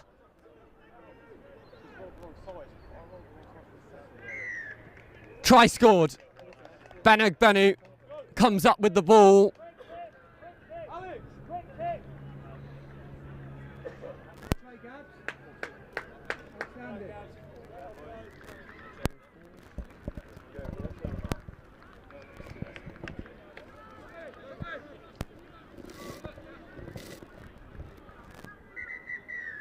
That's good, and that is the game. Milfield take it 24-12, 4 tries to 2. Bedford showing flourishes of promise. Encouraging to see lots of their side made up of Year 11s and lower 6th boys, but it is the experienced and talented Milfield lot that walk away from this initial Cup qualifier victorious. Final score here on RE2. Milfield School 24, Bedford School 12. Got not sound to finish.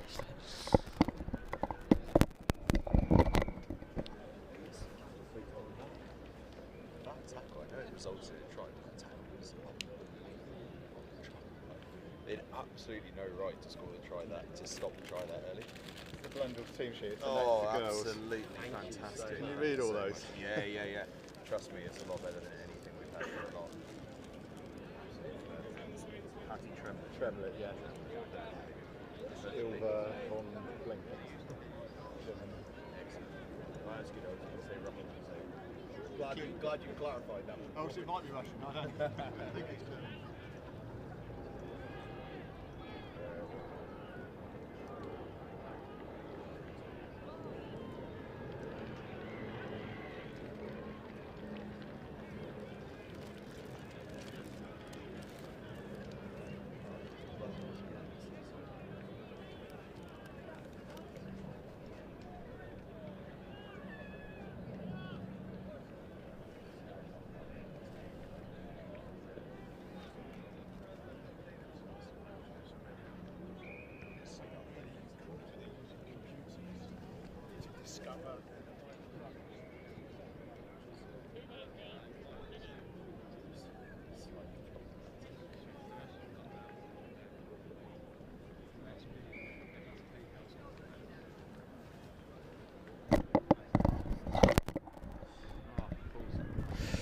Now we're about to restart play with the girls under 18 plate last 16 game.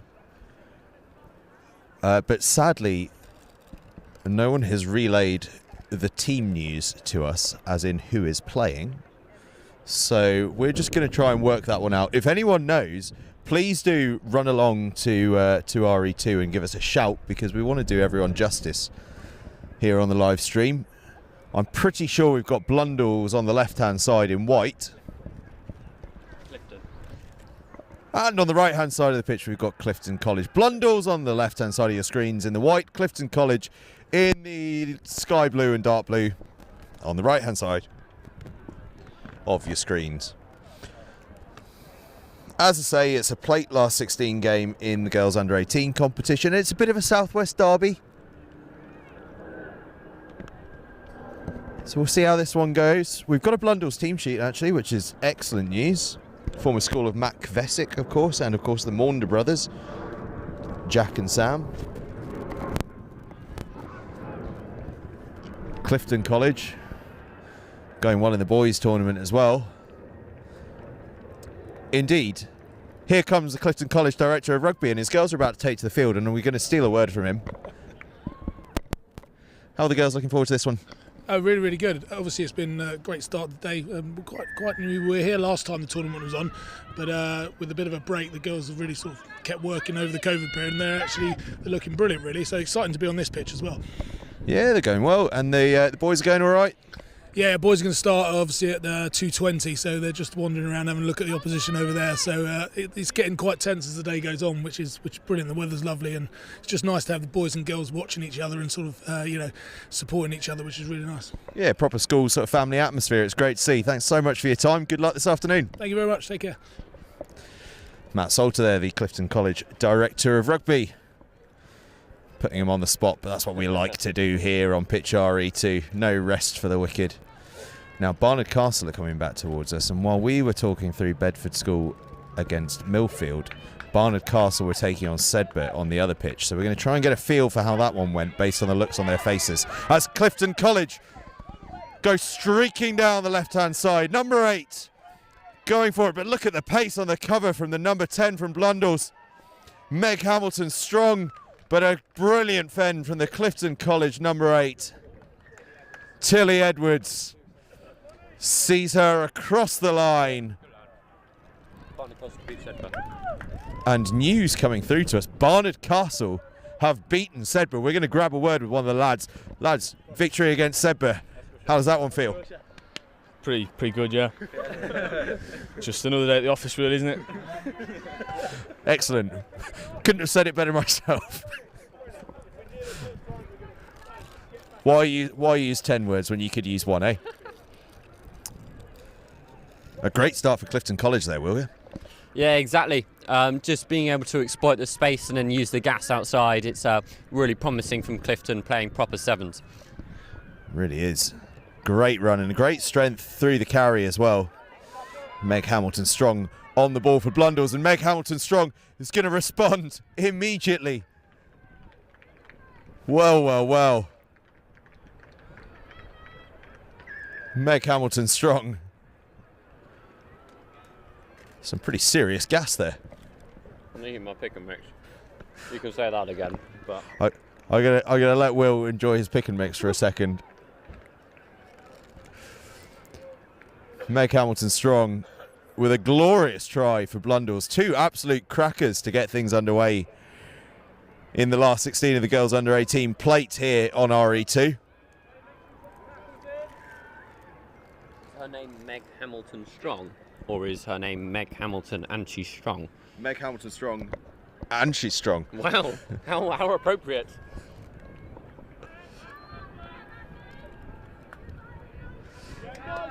Off they go. Clifton College bursting through the tackles. How's about that for a carry? On she goes. Blundell's doing their best to hold her up though. The old Irish choke tackle. Surely the referee's called maul.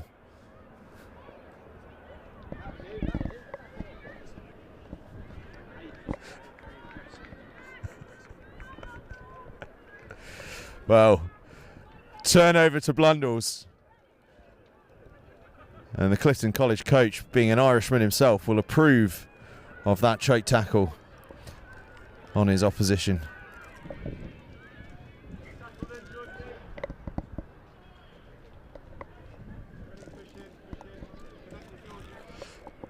Blundell's with the put-in. Ball on their side. They're going to look to the left-hand side, see if there's a bit of space, and it's Meg Hamilton-Strong. Well, we've already seen what she can do. Can she do it twice? She might just be able to. No, gets the offload away. What cover defence that is from Clifton College. Tilly, the try scorer, getting across there on the cover, and at the moment, Will, it's a bit of a two-girl game. Tilly and Meg Hamilton-Strong. Yeah, both girls going really well. Just shows that you just need one of that's just one talisman to really take you forward. And in this case, it's Hamilton-Strong and Tilly. Really good work.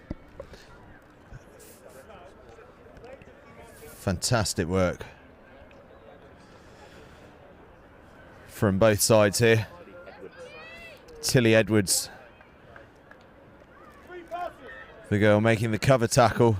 And it's her team in possession, but they've just spilled it, so Blundell's will have a little dart towards the line, cutting back inside and finding good space. I think it was Hannah QC.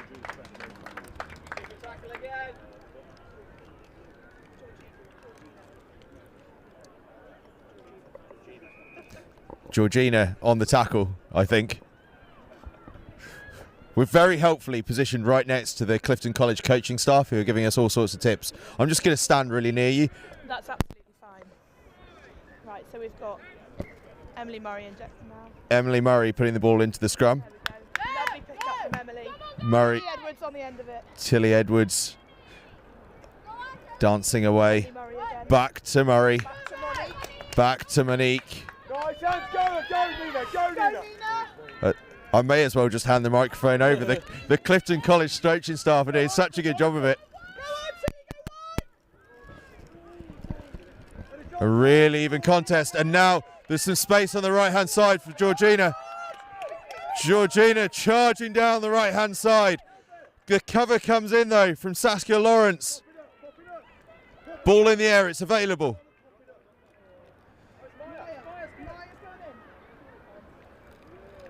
We'll come back for the knock-on. A brilliant break down the right-hand side from Clifton College. from under pressure in their own half. Away they go. And it'll be their put in. Emily Murray to put it in.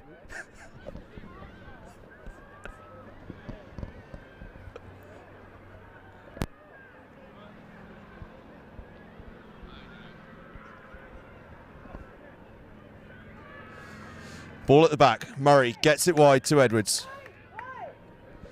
Through the hands. They go. Blundell's up fast in defence though. The only downside of standing near the Clifton coaching staff is the imposing figure of Danny Grucock casting a shadow over all before.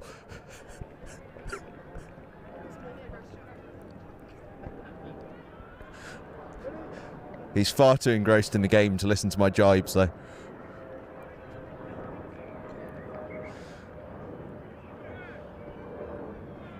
Blundell's to put in, opting to do it from the wrong side of the scrum as so many teams are. And they'll bring it back towards this right-hand side.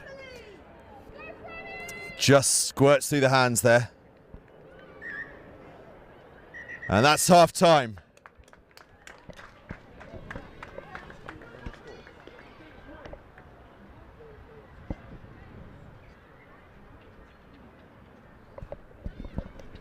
So we go in at half time with the sides level, a try-piece, Blundell's and Clifton College. A cracking contest so far between the two. A very enjoyable game it has been so far. Up next, by the way, we move into the Under-18 Girls Cup Last 16. Now again, I haven't yet had confirmation as to who exactly is playing in that. But we will get there. We will get there.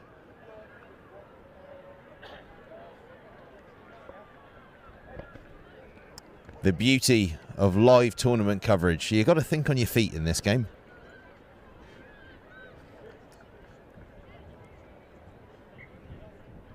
Absolute cracker on the field, though.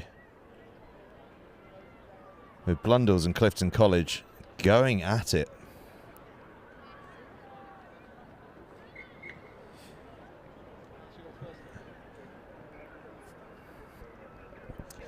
Team talk continues. Mr. Grook.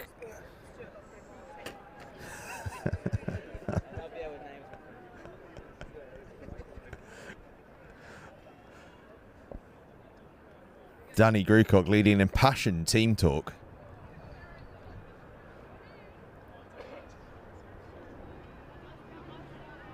I haven't seen him looking this fired up since his red card for England.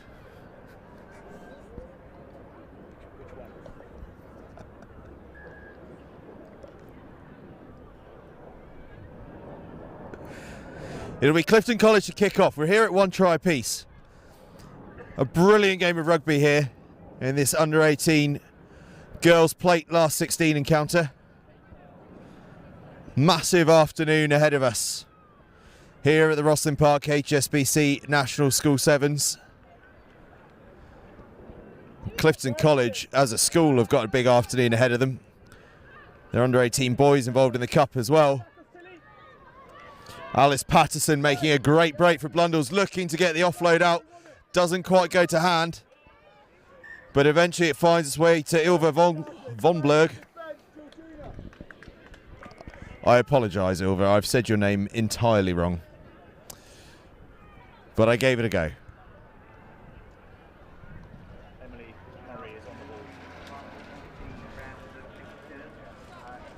Emily Murray with the put in. We've seen her buzzing about a lot. Her and Tilly Edwards feel like the fulcrum of this team. They've seen a lot of possession, the two playing in those half-back positions.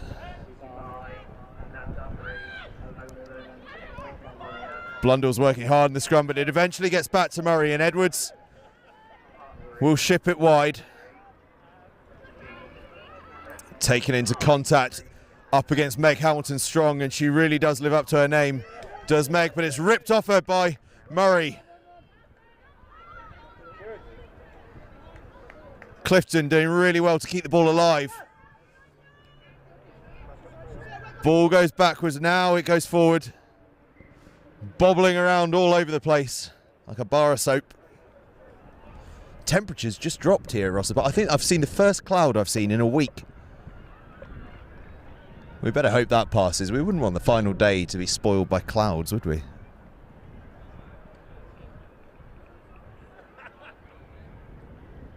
Although it would save me on the sun cream bill, I suppose.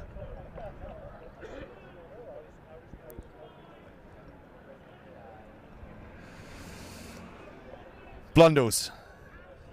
Recover possession. Scott McDowell gets it into contact. Keeps it alive off the deck, though. Pretty fierce competition at the breakdown. It results in a penalty, but both sides giving it everything in that ruck area.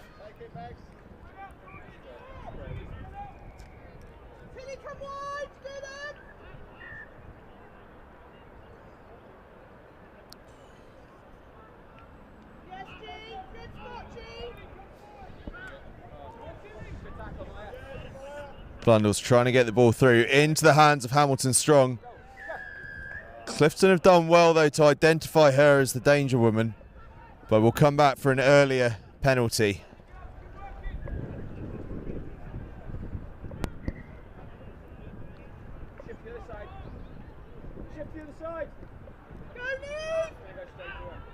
Blundell's. Well, we knew where that was going to go, and it's Hamilton Strong that makes the burst through, her second try of the game. Gives the Devonians the lead.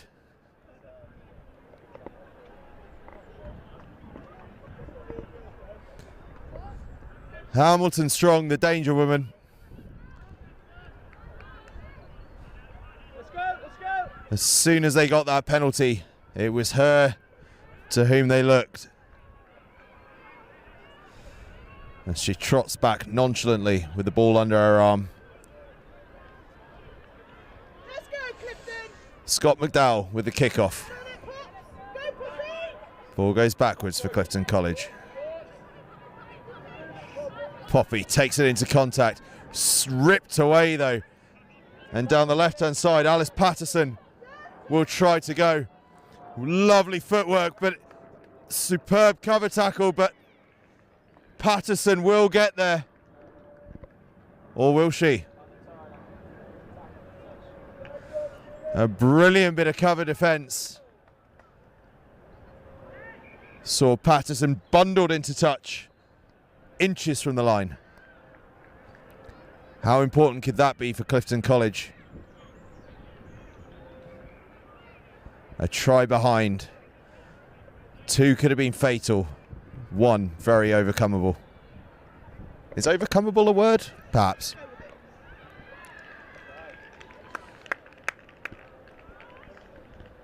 Clifton College, while I'm trying to work out what is and isn't in the dictionary, concede to a powerful Blundell's effort, their third try of the game.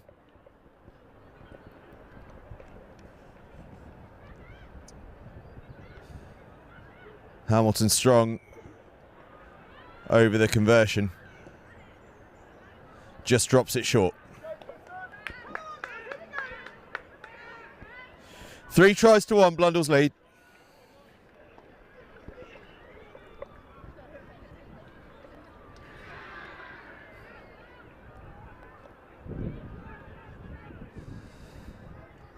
And they've managed to take a good chunk of time out of the game as this ball comes back.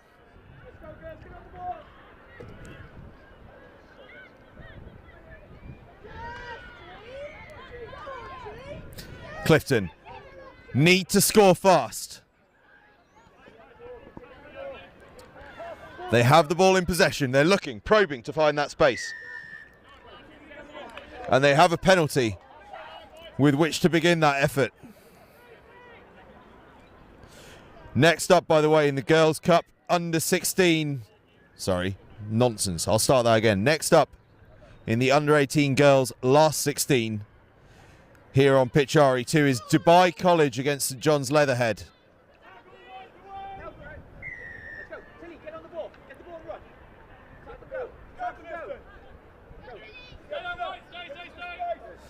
Clifton on the attack. Searching for a space. The Blundell's line is strong and Hamilton Strong lives up to the name once again. Emily takes the ball into contact. Oh, and the ball just wobbled forward, did it?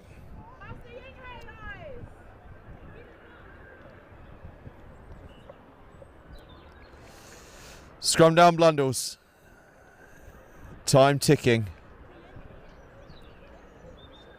By my reckoning, about 2 minutes left on the clock.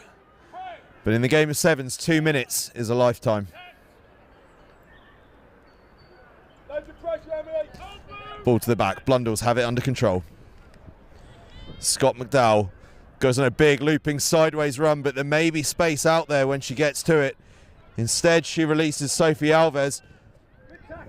But a thumping tackle comes in. Textbook. But that's the final whistle. Blundells have the win. They go through to the quarterfinals of the girls under 18 plate competition. A fantastic effort from Clifton College, but Blundells ultimately just a bit too strong. They'll be in the quarterfinals. Up next is the last 16 in the cup as Dubai College go head to head in a massive encounter with St John's Leatherhead. That'll be at 1:40. That's about 3 minutes time. We'll be with you very shortly with that one.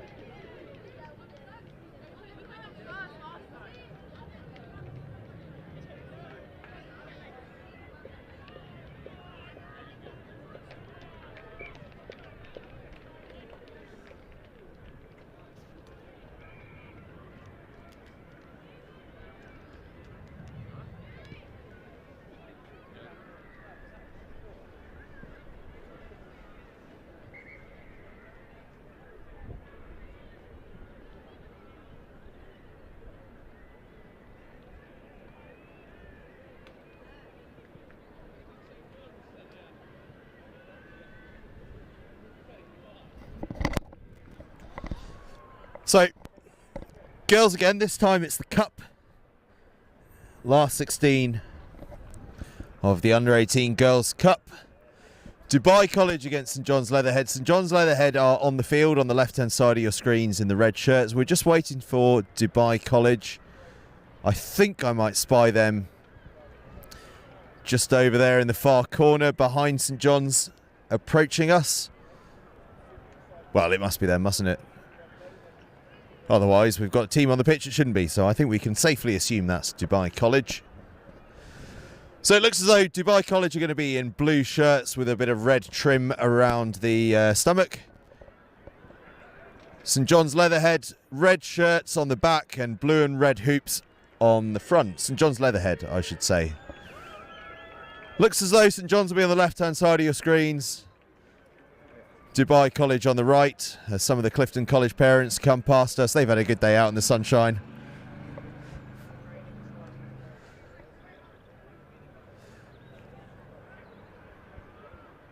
Last 16 game this in the Under 18 Girls Cup.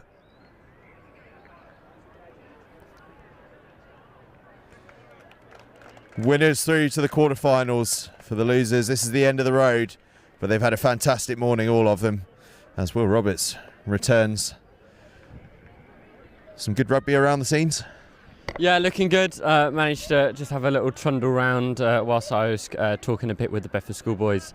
Yeah, the standard of rugby doesn't sort of fade off as you go towards RE3, RE4, even the Asda pitches as well. All in all, there is excellent rugby going on up and down. these Richmond Park pitches, so it's really good to see. It certainly is, and we're off to a fast start here in the Under-18 Girls Cup. St John's Leatherhead turning the ball over against Dubai College. How great it is that Dubai College have been able to make the trip over. I'm sure looking uncertain at one stage whether or not they'd be able to, but they have done, and it's great to see them here. And in possession, on the rampage, the big number 1 charging through, supported well by number 6, and number 2 follows her through. Great offloading from Dubai College.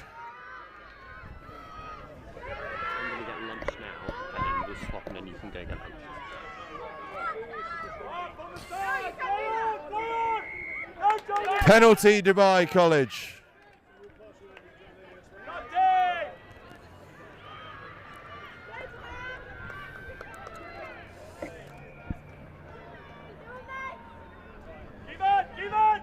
Dubai College, space on the left-hand side if they can get the ball to it, but just spilled. But we come back for a penalty underneath the posts.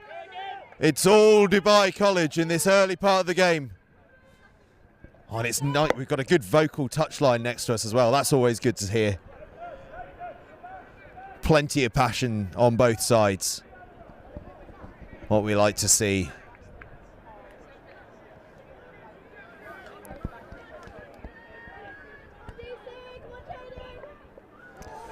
Spilled by Dubai College though, so St John's Leatherhead will have the scrum. They live to fight another day. Do St John's.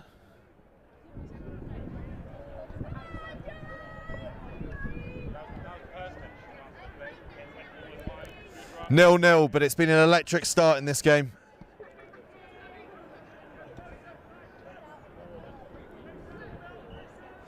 St John's get the ball in. Dubai College. Oh, they've turned it over and they're going to be away in the left-hand corner. The number 6 crossing the line.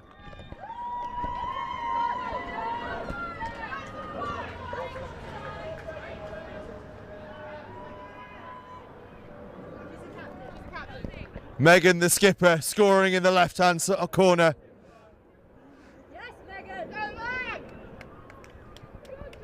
Well, Dubai College have been on the up from the early part of this game. And it's their captain, Megan, who gets across on the left-hand side for a 5-0 lead.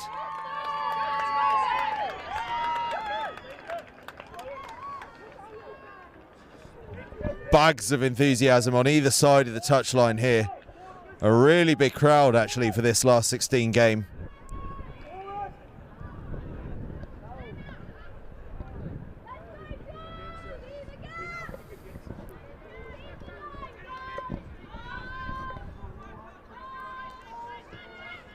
Dubai College, they kick long. Not a bad idea now that they've got a lead.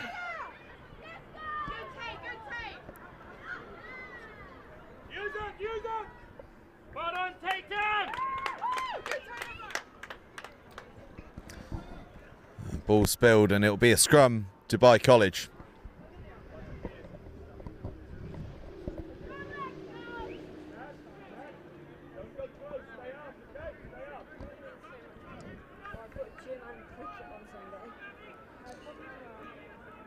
Dubai get the ball in. Scrum goes down, but the ball's available. So Dubai College will play. And why not? They try and attack the space down the left-hand side. The dummy. Now it's into the tackle. Gets the offload away to the number 8. Offload again to 7. Now in the hands of the 9. Are we going to have another try in this left-hand corner? No, she keeps it alive. Great hands for the number 7. Across the line. Oh, that is wonderful, wonderful hands. A brilliant pickup and then superb feet from the Dubai College number 7. Fern, who scores their second try of the game in that same corner as the first. Well done, girls!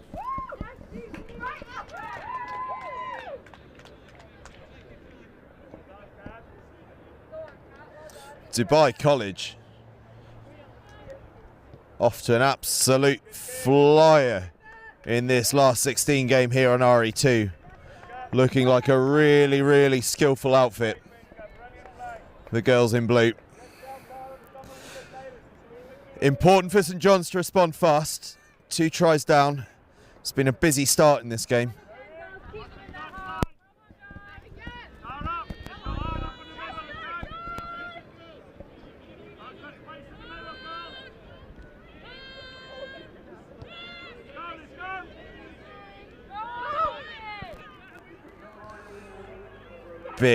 Big work in defence, and it's a turnover to Dubai College, and they get it through the hands again. Now stepping inside goes the 7. Out to the number 9 on the left wing, and it's going to be a third try, and it's going to be a third try in that left-hand corner. The number 9, Catherine, in the left-hand corner.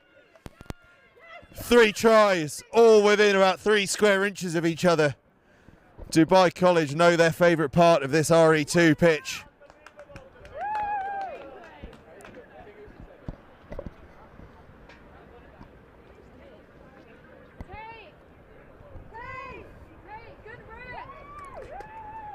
There's a supporter walking past me in what can only be described as my favourite Premiership rugby shirt of all time, the original Bath Rugby thick blue and white hoops. I love it.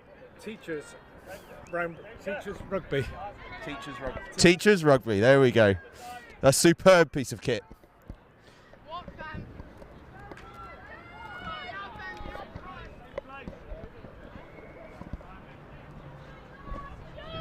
Dubai College then, 3 tries to the good here against St John's Leatherhead in this under 18 girls last 16 game. I will get myself around that particular sentence at some point.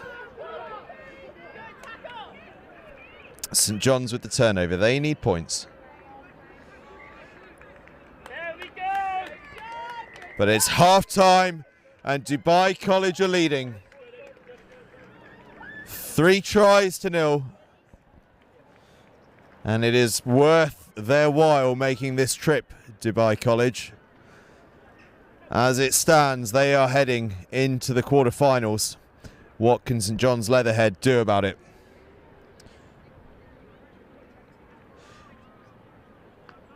Now, coming up, Hartpury College against St Benedict's at 2 o'clock.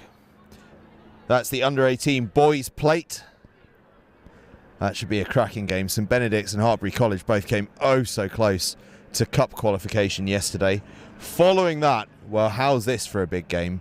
Made even bigger by what happened in the opening game of the day. Cranleigh against Sedbergh in Group 1 of the Under-18 Cup. Now, Cranleigh, this is their first game today. Sedbergh went down to Barnard Castle in their opener. The 2018-2019 champions, the reigning champions, because remember there was no competition in 2020-2021.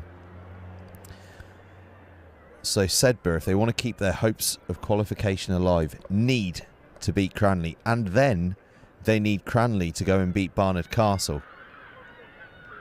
So a huge game here on RE2 at 2:20 p.m. and not a bad warm-up to it either, that Hartpury College against St Benedict's game.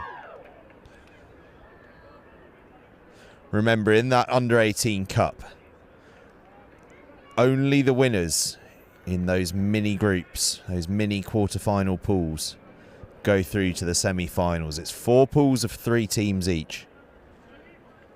The margin for error is just about 0.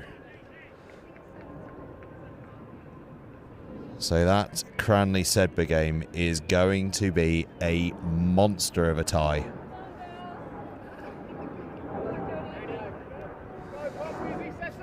So, we're just about ready for the second half. Dubai College 3 tries to 0 up. If they want to score a 4th, though, they're going to have to find a different part of the field to do it in, because we're playing the other way now in the second half. St John's with a bit of work to do. And a bit of an accidental high shot, I think, there, and we've got a bit of a knock. So we'll have a little bit of a chat about what else is coming up this afternoon. Yellow card, Dubai College. After that massive Cranleigh v Sedbergh game. It's then back to the Girls Under-18 Cup for a quarter-final, and then we're back into the Boys Under-18 with Llandovery College against Rugby in the Under-18 Plate. And then 3:20 p.m, Will Roberts' last game on commentary, so I want you all tuning in for that. Ipswich against Clifton College in Group 4 in the Under-18 Cup, and that's going to be almost certainly a decider of some kind in that group by the time things roll around. And then we're into knockout games from 3:40 onwards. At 3:40 p.m, Girls Under-18 Cup semi-final, 4 p.m, Boys Under-18 Plate semi-final, and 4:20 p.m, Boys Under-18 Cup semi-final. And I promise you we will do our very best to work out exactly who's in all of those before we begin, because it's been a bit of a rush job on these girls' last 16 games. But we've got there in the end, haven't we? St John's, a man or a woman to the goods, I should say. 3 tries to 0 down. Can they exploit the person extra that they have to get their first try of the game? Well, they're going to have to first get past the machine that is the Dubai College defence, and their number 8 charging through, getting across the line for their 4th try of the game. The Dubai College number 8, Tara, crossing the line. 4 tries.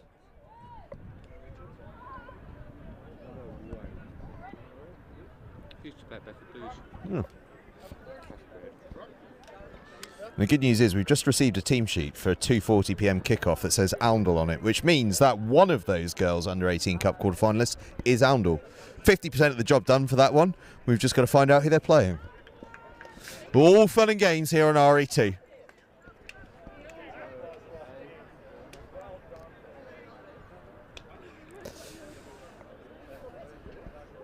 Dubai College, 4 tries up here against St John's Leatherhead in this Under-18 girls last 16 game. We've already seen that Oundle are through to the quarterfinals. Will Dubai College be following them? As things stand, they are, but St John's Leatherhead are not going to go down easy.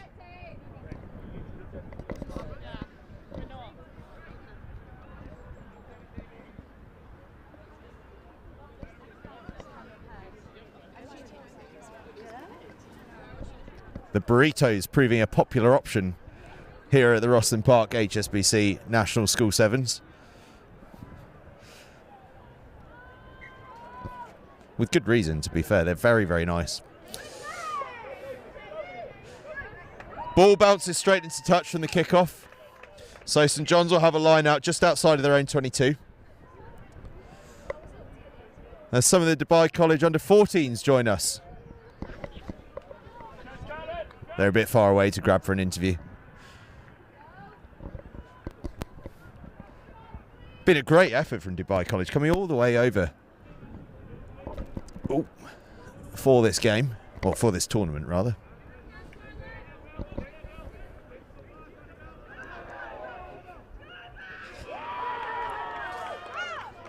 Dubai College on the march. Oh, I've got a smiling interviewee coming towards me, but there could be smiles from St John's Leatherhead any moment now. St John's streaking away. Could this be their first try in this last 16 game? Yes, it is. They're underneath the post, and as I'm sure you can hear from around me, that is a wonderful try from St John's Leatherheads. Unlucky girls. That trick works with Dubai College. They just give me a name back. Wonderful try from St John's Leatherheads, but I'm joined by one of Dubai College's under-14s. Hello, mate. What's your name? Luke. Luke, how's it been out there? How did you guys get on today? Yeah, we did pretty well. We got into the plate. Unluckily, we didn't make it through, but yeah, I say we did pretty well. Pretty well, yeah. And came over from Dubai earlier this week? Yeah, came over like 4 days ago. Still pretty tired, but yeah, it's very cold here compared to Dubai. And I've been banging on all week about how lovely and warm it is. How lucky you guys are. Enjoyed yourself out here though. You've taken time to go and get some sweets and some ice creams and stuff. Bet you're enjoying it out here. Yeah, I am. Yeah, I've got lots and lots of sweets, don't worry. Nice. I'm very jealous. I'm still pushing the I want free sweets train. And you, quite good fun watching the girls play as well. Good camaraderie between the two teams. Yeah, I'm always cheering from the sideline for whichever team, but preferably DC, obviously. Naturally. Well, we're all supporting you guys. Well done today. Keep it up, and hopefully we'll see you back here with the under-16s and the under-18s in a couple of years' time. Thank you, sir. Bye. Cheers, mate. So St John's Leatherhead are on the scoreboard. A big long-range try.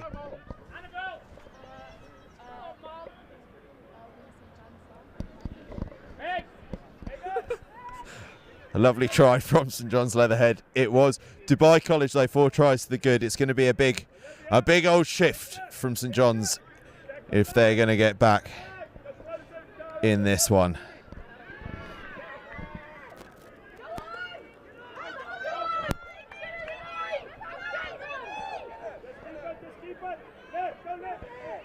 Dubai College pushing for a 5th. Oh, it's the slow dummy from the number 7. Oh, it's all happened in slow motion as the Red Sea parted in front of her. A lovely, lovely try for Dubai College. 5 tries. The quarterfinals are in view, and I think I've spied co-commentary for the next game coming up. A schools rugby legend by the name of Mr. Sam Howard. Hartpury College v St Benedict's coming up in a second. And your commentary team for that one is going to be Will Roberts and Sam Howard.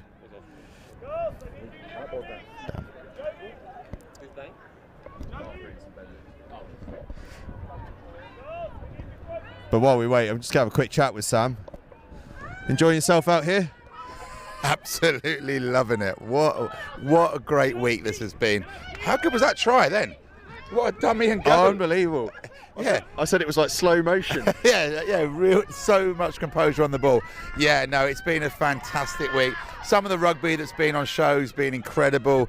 Great to see so many old mates. The sun's been out. Oh, it's been an absolute joy. And of course, your boys at St Benedict's, they're about to take to the field. Cracking couple of days so far from them. Yeah, like they're a talented bunch. They got a lot of pace. They've got some nice playmakers. Sort of been a little bit sort of disjointed with a few injuries. I was with the full team, so I didn't see the last game. But from what I hear, it was a typical Colleague Cigar Welsh team that came out very physical and probably intimidated us a little bit from what I hear. But as you know, Colleague Cigar could go and maybe lose to someone else. Like in these pool stages, anything can happen. So it's not over yet, but they got to win this next game. 100%. Got to win the next one.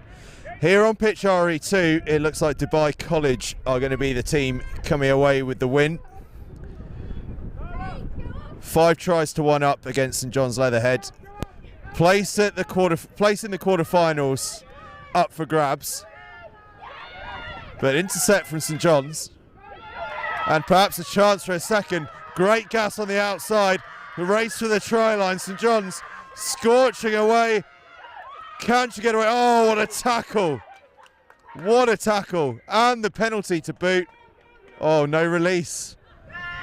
Oh, I thought she'd done it. So St John's will get another chance to go. Not 10 though from Dubai, so they get the yellow card. I don't think we've got long left. Barely a minute by my reckoning. As we can see Hartpury College over there in the back right hand corner getting themselves up for this one. The St Benedict's lads will be out in no time. In fact, I can see them on the far side of the pitch. What do you reckon Zoran will be saying to the boys pre-game? It'd be fairly aggressive. No, I think he's just going to be alert. They've lost the first one, but it's not tournament over just yet. So play to their strengths, try and again, Hartpury I would have thought will be very physical. Again, most of these Academy Ace projects, they're all very strong. They're all massive basically. So keep the ball away from them, move the ball, play to our strengths. And as you know, we've seen anything happen over the last few days, sort of bounce the ball. If we get a couple of scores up, which we're capable of, then it's back in our hands again. Certainly will be, and Dubai College have got that 6th try. Oh no, sorry, I take that all back. It was St John's Leatherhead getting their 2nd try. I'm trying to do too many things at once today.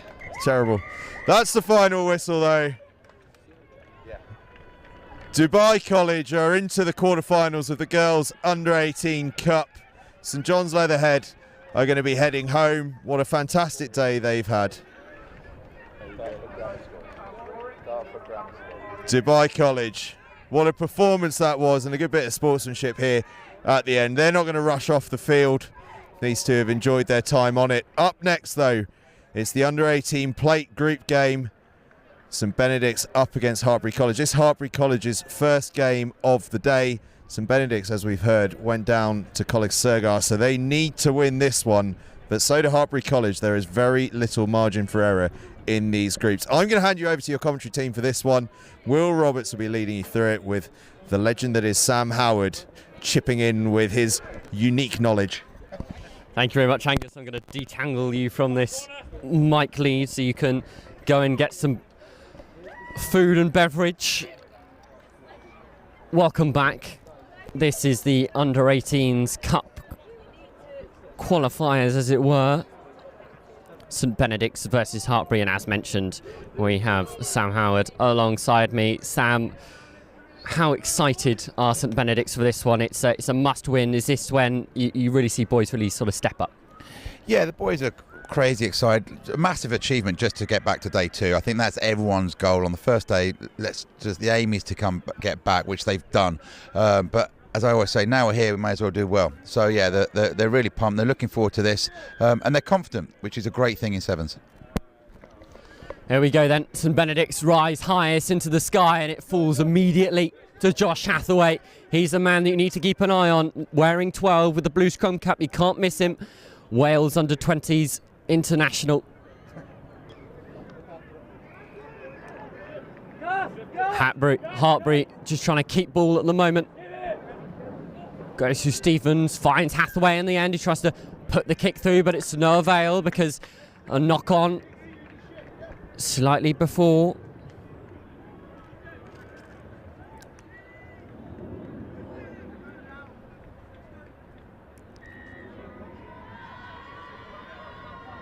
How much of an attacking springboard are scrums in the game of seven, Sam? A set piece is crucial. It's the way of getting possession. Possession is key in seven. So yeah, so you've got to win your kickoffs, you've got to win scrums, and then you can launch whatever you want to do. We just saw Hartpury with the ball, but Benny's looked, and that's such a shame there. As we said, possession's key. You don't want to give it away. Benny's had actually defended really well when Hartpury had the ball, just shifted across the pitch, didn't look any danger, looked comfortable, no one bit in. But then that's a really soft error, and Hartpury now have got the possession, which, as we said, is so crucial. It will be a Hartpury put in.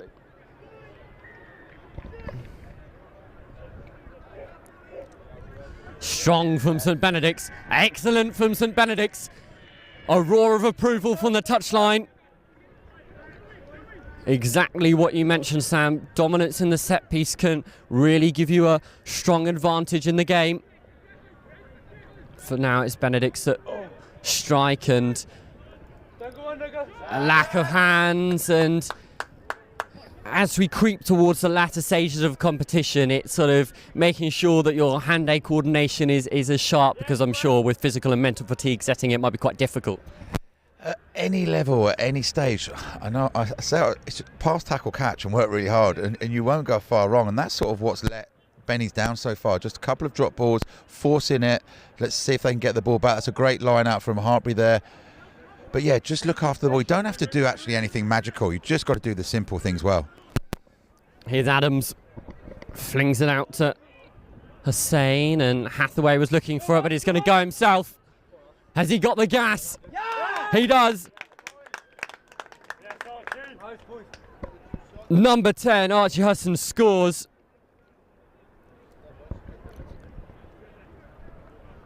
Bit too easy for Hartpury there. Always try and look on the positive side of things. It was a great finish. I think Gribben, the winger, just got sort of caught holding a second for the guy that came on the switch. He's just got to back the inside defence there, make sure he stays on that outside man, who, to be fair, great wheels and a good handoff. Like, Gribben's a real strong guy. So, look, you're very rarely going to keep a side to nil in this competition. So Okay, that's a try. It's fairly early in the game, so there's loads of time left. Benny's just need to look after the ball, work it, and then there's a lot of pace in this Benny side, and they just need to get them the ball and see what they can do. Hartpury are playing with a sweeper, so it's 7v6. There is space on the pitch. They've just got to utilise the ball and maybe just relax a little bit. It's a big occasion, it's a big crowd. They just need to try and relax and just use the ball. Joe Adams to kick us back off. Goes high into the London sky. It's a lovely nudge, and it forces St Benedict's to tap the ball back, and they're going to try and use a bit of midfield manipulation to exploit that space that Sam was just talking about. Ruck not as quick as they probably would have liked, but could go out wide here, and here's the space. Kick just a miss, and they're cooking. They're really going for it, Benny's, but it's just those last little bits of decision making let them down. Again, there's no need to kick there. Just back yourself or pull out, keep the ball and go back round. I think they're just trying to think that every time they get the ball, they've got to do something special. And you don't. You just need to stop, pull out, pass the ball back round, and Gribben can go around the outside again, maybe. They've just got to... There we go. And now they've got the ball back. So they've got to do something with this. But as we've seen all tournament, boys are so good at jackling over the ball, and fair play to Hartpury. They've done well there. Lovely work from the captain, Freddie Stevens, on the ground, which has set up this platform for Hathaway and friends to try and release something. Another penalty, ill discipline, costing Benny's dear. Space is on out wide if they can use it. Goes wide to Harley. Harley in the corner. Ethan Harley doubles down for Hartpury. It's 2 within 2. And once again, just potentially coming off the back of St Benedict's errors, and Hartpury just playing the simple things well. Hartpury are looking very clinical. The intensity that they're playing with, as soon as there's a tackle, they're over the ball, they're jackling, they're making the breakdown an absolute nightmare for Benny's. And when they've got it, again, they're not doing much special. They're running fast, they're handling, every pass is in front, and again, that's just a handoff, and they've gone under the sticks. So yeah, it's impressive, but often they're making it look very simple, which is what the good teams do. They haven't really done anything spectacular. They've just passed, catch, run really fast, and are actually capitalising on the errors from St Benedict's. 12 to the good. Hartpury lead. St Benedict still very much in this game. It's not over till the Fat Lady sings. We know that from ROSSLYN Park, and that's the beauty of this competition. It's another picture perfect nudge, but well plucked out of the sky. Another boot to ball. This one could potentially fall in St Benedict's favour. It's putting Hartpury under immense pressure. Ball comes spewing out. Who's got it? It's Freddie Stevens. Hathaway, you cannot give this boy any space, because this is what Josh Hathaway can do to you. He's going to try and race away himself. Held up. That is impeccable defence from St Benedict's. Never say die. We've seen some last ditch tackling this week, but I think that's up there with the best I've seen. Like, Hathaway's gone from his 5 metre line and he's electric, but Sheehan has never given up, got back, and I think that's the best one we've seen all week. That was outstanding. Like, Sheehan's got crazy pace, but the fact that he didn't give up, most players are going to see that guy go and think that's try time, but he's kept going, and it's still game on. It's still 2 tries in it. I know they're only on their 5 metre line, but as long as you're within 2, you think you've always got a chance. If they score that, then it's probably game over. But again, it came from Bruno did really well under the kickoff, made a break, but then has put boot to ball, which, yeah, they put pressure on them, but in sevens, sometimes, even if the team are on their own 5 metre line, they can go and score. So again, he should have maybe just pulled out, keep the ball, just again a little bit more composure, because it's still a Hartpury scrum, and now they're 5 metres from the Benny's line. But what a spectacular tackle that was. Hartpury knocking at the door.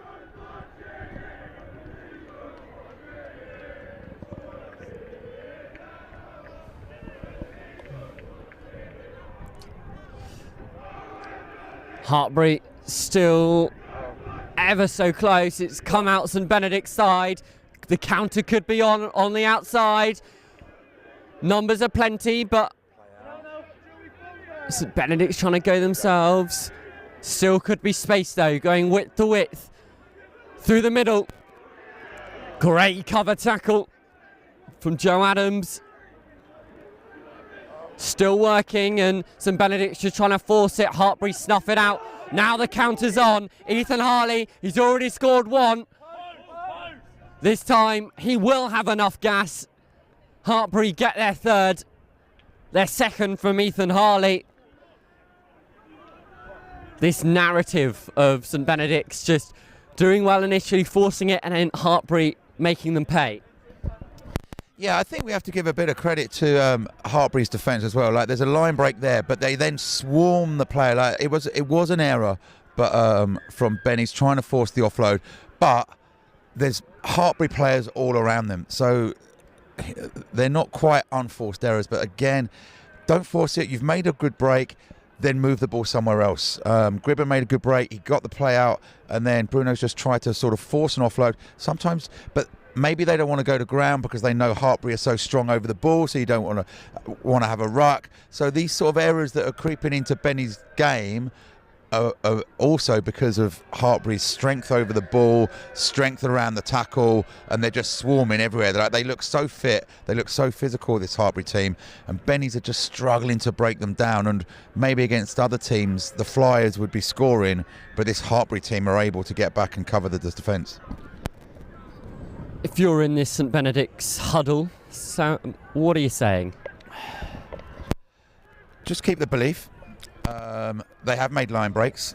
They've hurt Hartpury a little bit, but don't be afraid to put on the brake, stop, move the ball across the other side of the pitch. If they don't go there, keep the ball again, go around the other side. Just sort of, I know it's a bit old school, but just old school sevens, move them from side to side, and just show a little bit of patience, because it's doable. This is a good Hartpury side, but they've got to believe. Okay, they're sort of downhill, downwind, and if they get the first score, you never know. You never know. So yeah, just try and keep hold of the ball, and don't panic, don't force it. You don't have to score straight away. Just keep the ball for a while. That would be my instruction, but it's a lot easier to say from the sideline. Hartpury leading. I'm going to try and see if I can grab a quick word with Ollie Smith. Ollie, a little word. Your thoughts on this first half? Yeah, good. I mean, we put some good pressure on them, but I think our defence could be a bit better. But our attack's strong at the moment. We just need to keep ball and we'll score tries. What was being said in the huddle at half-time? Just that, really. Yeah, keep ball and just sort our defence, our sweep. And they're liking the kick at the moment. So keep our sweeper back and just a bit deeper. Best of luck, Ollie.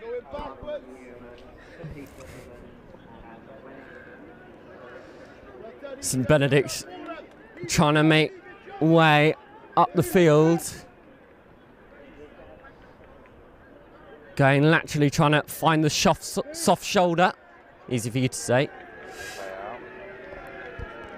This is when the reload is paramount. St Benedict's doing well on the offload.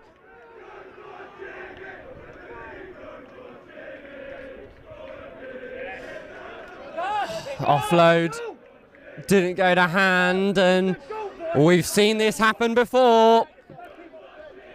Ethan Harley, this time denied. Great cover tackle once more. Hartpury swarm over. It was a knock-on in the end. Great scramble defence from St Benedict's once more. Yeah, outstanding pace and power from Gribben there.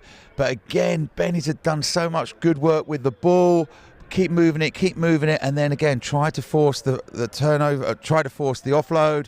Hartpury swarm in the area and get the ball, and they get away.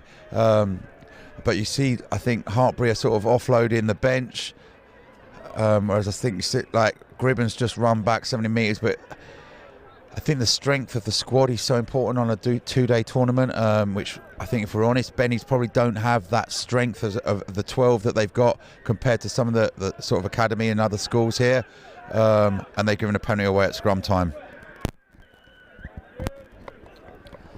Penalty taken quickly. Rainbird called back. we're going to have a discussion and someone's going to be sent to the bin. Frustration creeping in for St Benedict's and some rash decisions made. Whistle blows. Hartpury now have the numbers advantage as well as the advantage on the scoreboard. This does not bode well for the men in green.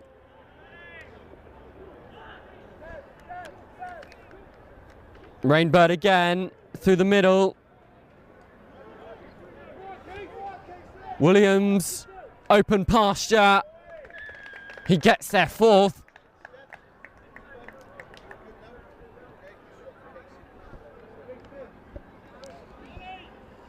Hartpury adding to their tally. Pretty much the nail in the coffin for St Benedict's, who have been fighting hard, and the scoreline definitely not reflecting the performance that St Benedict's are putting in, especially in defence. No, as I said, like Hartpury, they've got the extra man, 7v6, and they've made the overlap play. They just do everything very well. They're not forcing anything, but they've got the extra man. Every pass is in front of the player. Nobody has to slow down. They're doing everything at pace, and when there's space there, they fit. Like, I don't think they've dropped a ball. They've hardly made an error, and they've made a good St Benedict side look pretty average, to be fair. Which, as you said, it's 4 tries to 0, and they haven't really got out of third gear. So it'd be interesting to see how they go throughout the tournament, because I'm sure they'll have sterner tests. But they look like the complete package, don't they, at the moment? It's another to the tally. This time through Hassan, who scored the first.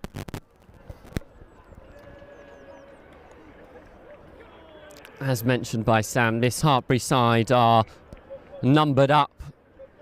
Squad depth and ability to match means that they are a formidable threat, especially going into latter stages of the tournament where that rotation becomes paramount. The ability to limit players' playing time to 2-3 minutes means they can give 100% in that period rather than a 80% over 4 or 5.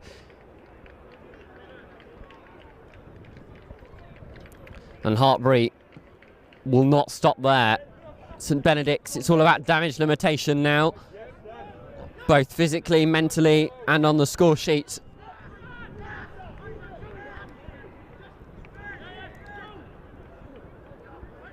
Stevens, Rainbird cuts back inside, looking for Stevens once more. The space is out there. Stevens just refusing to give the pass for now. Still going laterally. Referee holds out his arm. They might not need it. Stevens, ball was out. Penalty for a high tackle. Stevens, good cut in from Venice, and a lovely line cut from Joe Adams. Hot knife through butter, carving through.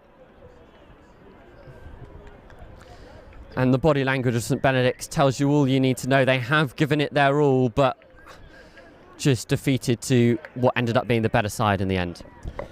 We've all been in games where you've been on the end of one, and it's not very nice. Like the opposite, it seems to be like you're playing against 10, where there's always a man on either side. Like that was a lovely offload out the back. The support runners come dead hard, as you said. Yeah, it's been a tough afternoon for Bennies in this game. But as I said, this Hartpury side looked very impressive. Take nothing away from them. Like that kickoff is absolutely on the money again, but just in front. So it'd be nice if Bennies can keep the ball now, get a score. Like as I said, the first half they had a lot of ball, couldn't quite get a try. It's always nice to finish if they can get a meat pie. I think they deserve it.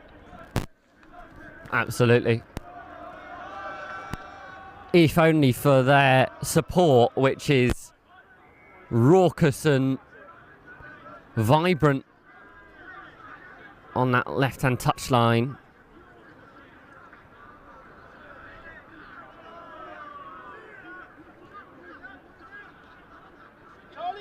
Just waiting for an opportunity. Again, good manipulation through the middle on the switch, and The space could open up out wide. Hartpury seeming to slightly tire as well. Softer shoulders.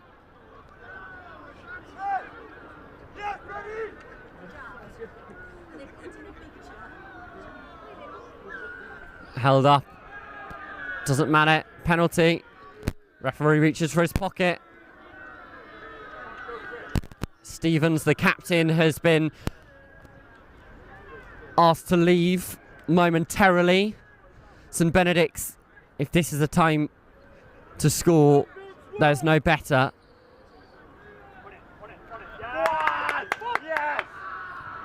Still a St Benedict's penalty for not releasing. The referee giving them every other opportunity to try and make headway. Hartpury turn it over though. That is rampant defending and not really much you can do about that, Sam. No, just very impressive, aren't they, Hartpury? They're down to 6 men, but whenever there's a tackle, their first man's over the ball straight away. And yeah, Clinical get the game over. So very, very impressive from Hartpury there, to be fair. They look like a very good side. And I think here we've got Cranleigh versus Sedbergh. Wow, here we go. Box office stuff, thank you very much, Sam. That'll be coming up very soon. Don't go anywhere.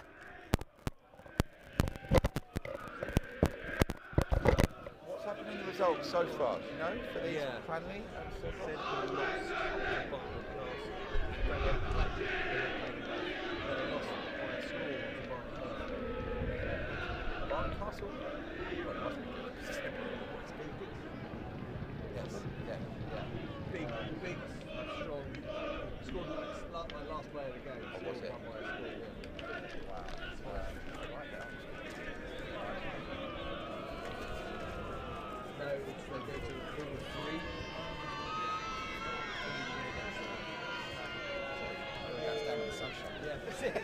Temperature over there.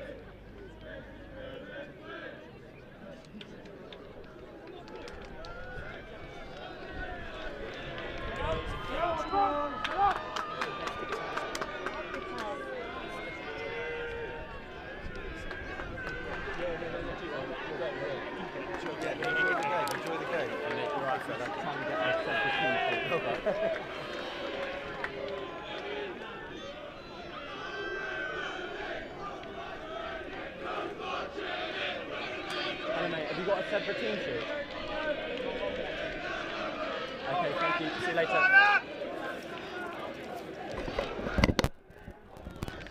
I don't know if you can tell by the noise, but Cranleigh are in town. They face the men from the north who are hurt, bruised after their loss to Barnard Castle moments ago. I'm afraid I can barely see what's going on this pitch due to the sheer amount of people that have swarmed to come and see. Sedbergh start brighter.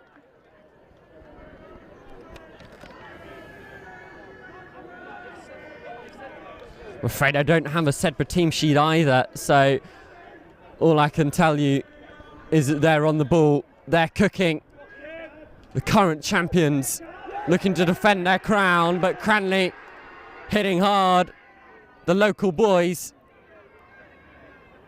in blue and white. Good offloads. Sedbergh spin it. Could be space in the corner. Sedbergh go racing away. It's a try. Almost instantaneous from Sedbergh. Proper poacher's finish. Yeah, you can see they're got some intent here in this game, having lost to Barnard Castle about an hour ago, and it's you know, the last chance saloon, isn't it, for Sedbergh? And they started really well. What it does with Barnard Castle winning is it really opens this group up, because by far Sedbergh the favourites for the whole tournament, not just to win this group, but you know, Cranleigh got their work cut out with the 2 games coming up, but they're a quality outfit, and as we've seen in so many games over the course of the week, anything can happen from this point. You know, 5-0 is by no means a comfortable margin, but it's really important that Cranleigh are able to secure this kick-off and maintain some possession. Sedbergh get us back underway. Goes into the air, offside though. Silly penalty, or free kick in fact, to give away.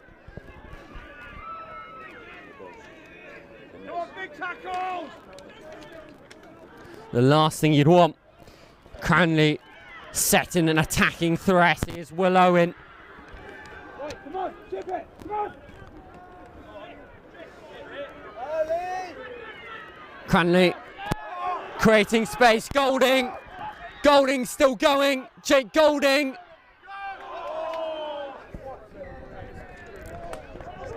I genuinely can't tell you what's going on, because anytime it gets into a corner, all I see is the back of friends, family and fans. So I'm pretty much commentating blind at the moment, but I'm sure something happened because loads of people cheered.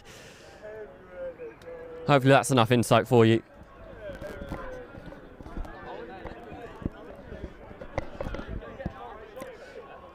Pretty sure it's Sedbergh with the put in. They're going to have to get themselves out of jail. Spilled ball, still collected by Sedbergh. Cranleigh hold them up though. You hear the roar. They're here in numbers. Sedbergh still going though. Good offloading game, trying to create some space.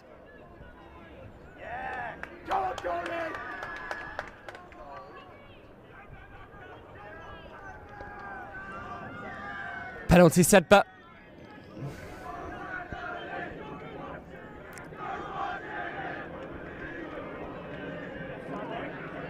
Offload game is good. Sedbergh still going, pacing up towards the 10-metre line. Ball is spilt, still in possession of the Browns. Good manipulation, trying to get it out wide. Tackles being shrugged off. Sedbergh still going. Step off the left. Into the corner they go. This time, denied. Great work from Will Owen. Wearing 15.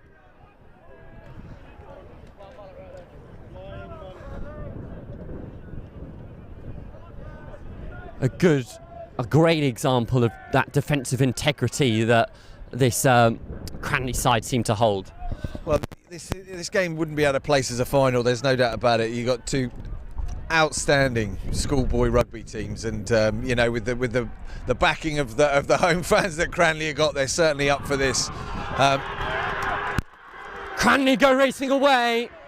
The main man, Will Owen, who put them in this position. Another penalty. Cranleigh will go further.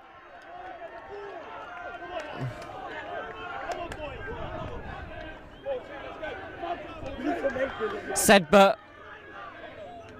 giving Cranleigh more time, more space from the little bit of gamesmanship that they exhibited moments ago. Now Cranleigh looking to set away. Good work at the breakdown from Sedbergh, slowing things down. Owen out to Will Nash. Nashy making breaks. Again, good work on the floor from Sedbergh, who can break away, but it's a silly mistake that really start to creep in towards the latter stage of the tournament, where minds get tired, hands get tired, and those sort of things start to creep into your game. Well, the defence from Sedbergh is outstanding, because Cranleigh are throwing the kitchen sink at them, and their breakdown work in particular is fantastic. But you know, they're under pressure. They lost that first game, and I say the 5-point lead is too narrow to think that this game is won by any stretch, and sort of uncharacteristic error there from Sedbergh, and gives Cranleigh a great chance. But again, okay, they get another chance at it. And you know, if you're from a defensive perspective, this has got to be the hardest set piece on a sevens field to defend. You've got a midfield scrum, one defender marking or defending a 30-metre stretch of either side of the pitch. This is sort of nervous times for the Sedbergh defence for sure. Cranleigh with the put in, Sedbergh with the shove. Balls come out.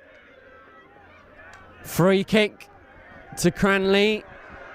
Getting out of jail ever so slightly. How are they going to attack this one? It's Anstey who flings it out wide. Summers ushered towards the touchline. Back in field, Anstey goes the other way. Support is good. Big hit made.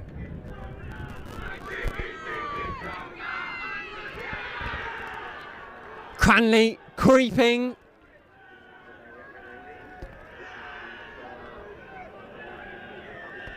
Have they got in? Penalty. Keep on telling me what's going on. It's a Cranleigh penalty.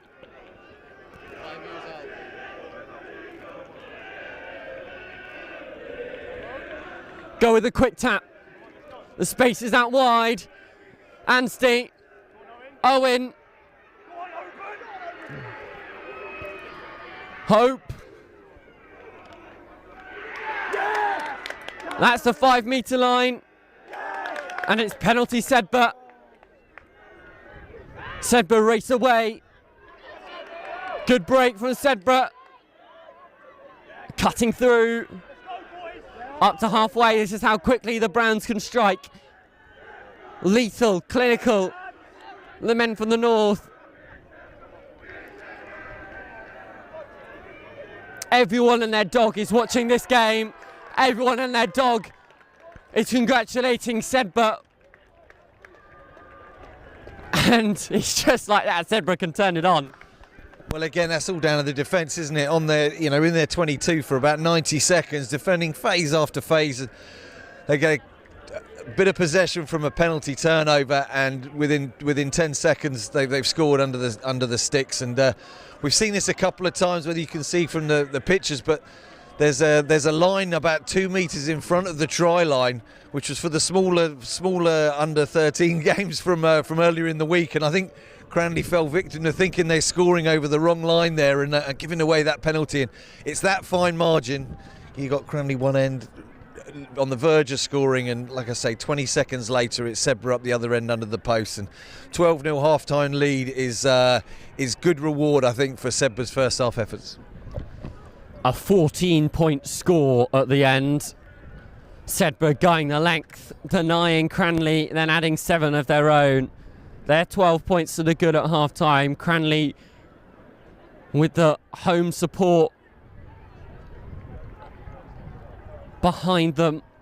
Can they pull off a miracle? Can they send Sedbergh home packing early? Barnard Castle have done their best.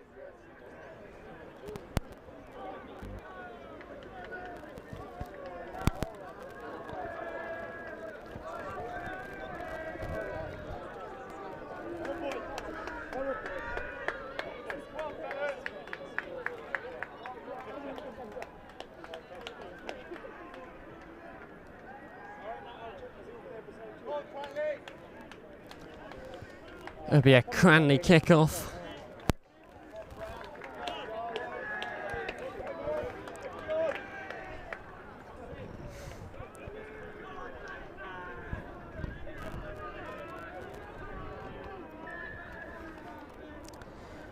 It's, as I've got listed in my commentary notes, JC who takes the kick-off.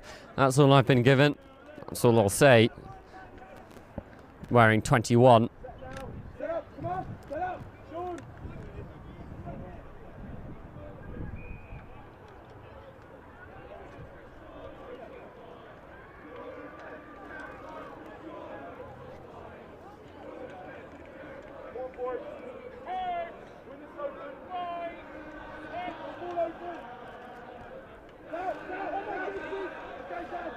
Sedbergh ball comes spewing out. They have a harsh turn of direction back towards this way. Still going, Sedbergh. Tackle on halfway. What's going to happen at the ruck? Referee blows his whistle. Penalty, Sedbergh.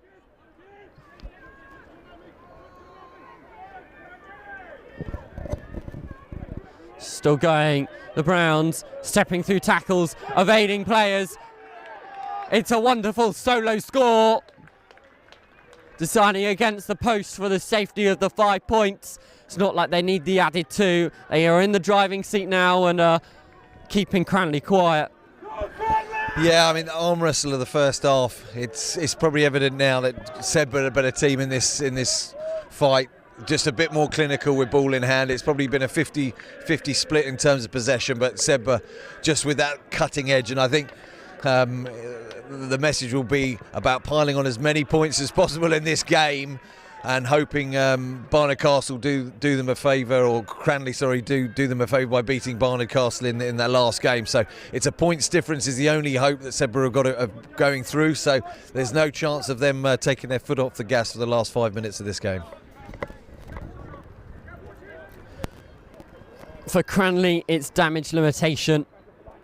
For Sedbergh, it's let's rank it up. A pin-perfect kickoff. Run on the money from Sedbergh, who get the ball straight back. Go on the attack straight away. And it's all too easy for the men in brown.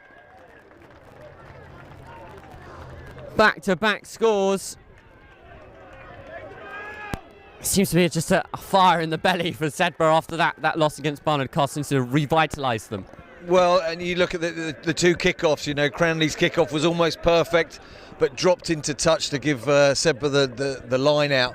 The reverse of that with Sedbergh's kickoff, they win back their own kickoff and score immediately from it. And it's those fine margins. Kickoff's such a big part of the game of sevens. Being able to retrieve your own kickoffs is, and maintain possession. It's far better than having to defend. You know, grueling day 2. There's been a lot of rugby played. It's far easier having the ball than without. Cranleigh still trying to go on the attack. Score for them would raise the decibel levels exponentially. Sam Summers racing towards the 22. Sedbergh offside, trying to nick the ball where they shouldn't have.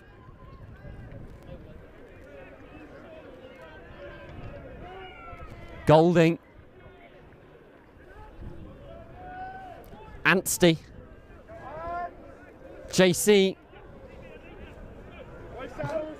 Summers again.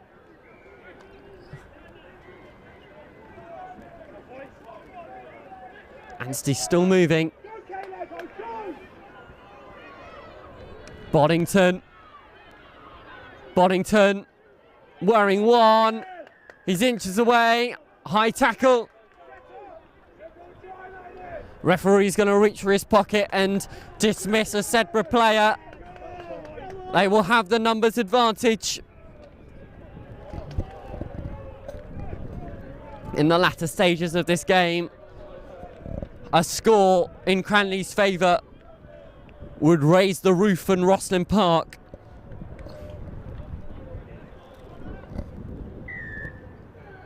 Anstey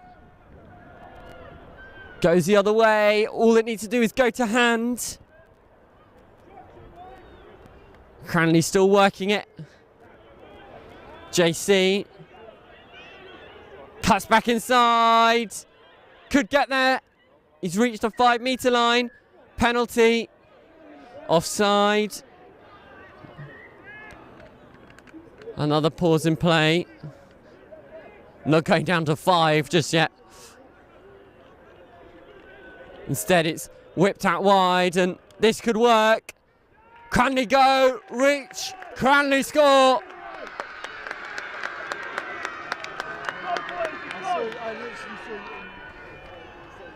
It may be consolation, but the Cranleigh faithful are elated with that score.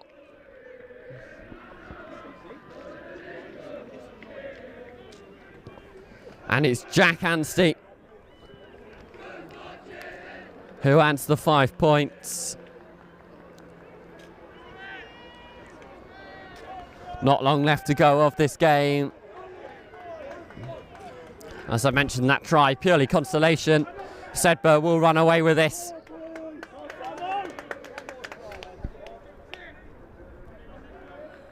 They could still get another. The drop kick goes deep. Sedbergh drop it.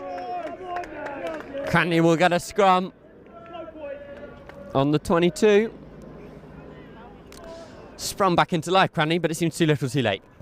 Well, perhaps for this game, but the points difference is going to be crucial because the nature of this group now is that it could be that Cranleigh still have the fate in their own hands if they were to go and beat Barnard Castle by a big score, but that will come down to points difference. So it's no way give up the ghost. It's finish out this game as strongly as you can and then see how you get on in game 2.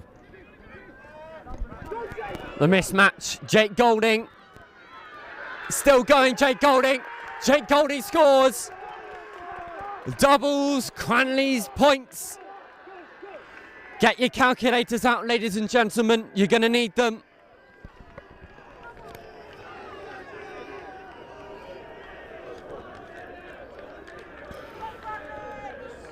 Conversion is wide.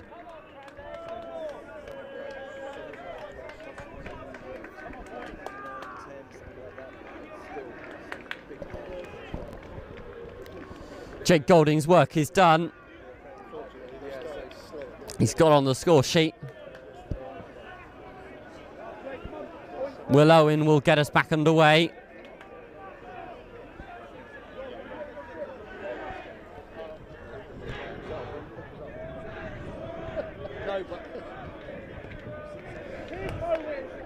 What a nudge from Will Owen. Cranleigh retrieve ball. A third try could be revolutionary.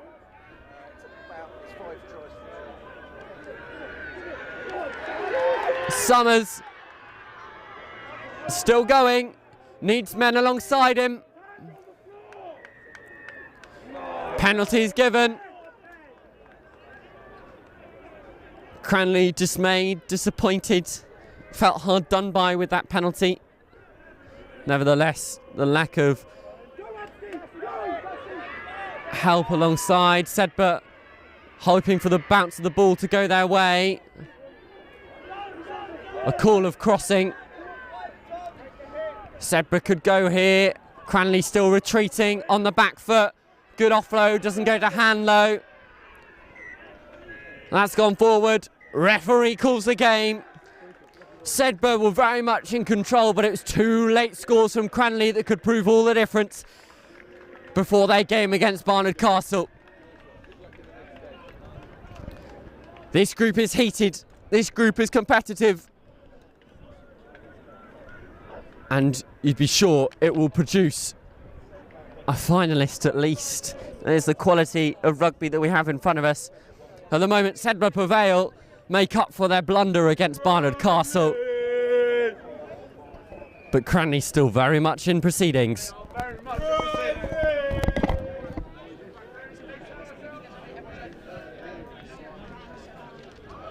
Mine was 450, but I got that twin one. Oh, I don't. Did they take colour?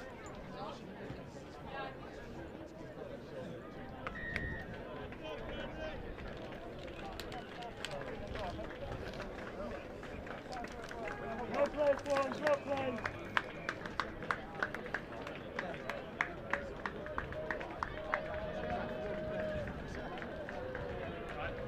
Yeah, I'm alright, man. We're about to play soon. You are. Yeah. Best of luck.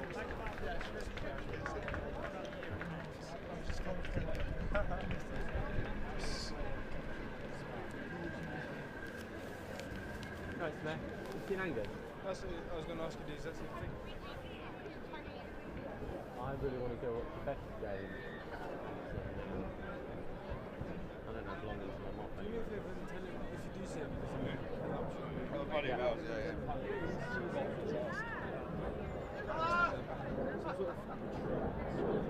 Yeah.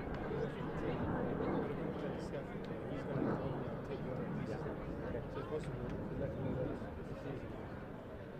There is a chance they might not come until this is over. Okay. Cheers.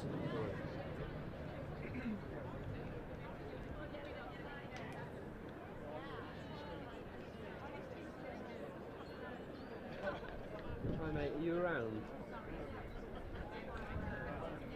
No worries. Bye.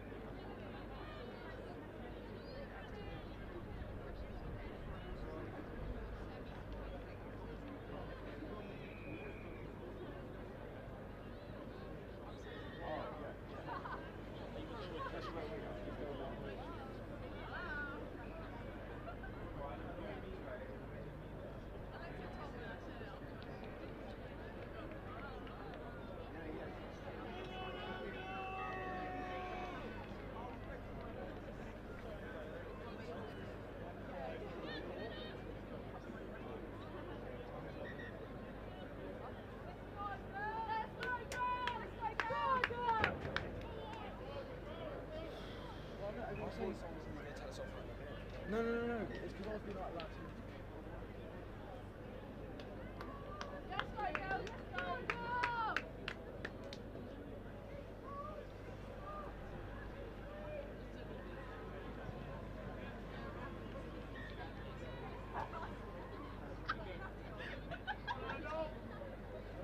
Pace. Anything else?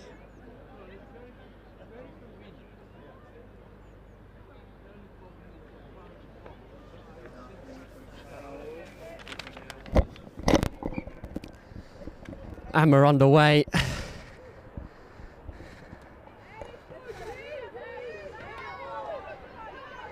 Saracen Oakland.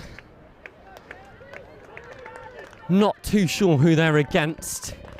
This is a semi-final, so we weren't explicitly told, and we haven't had another team sheet, so we'll try and figure that one out.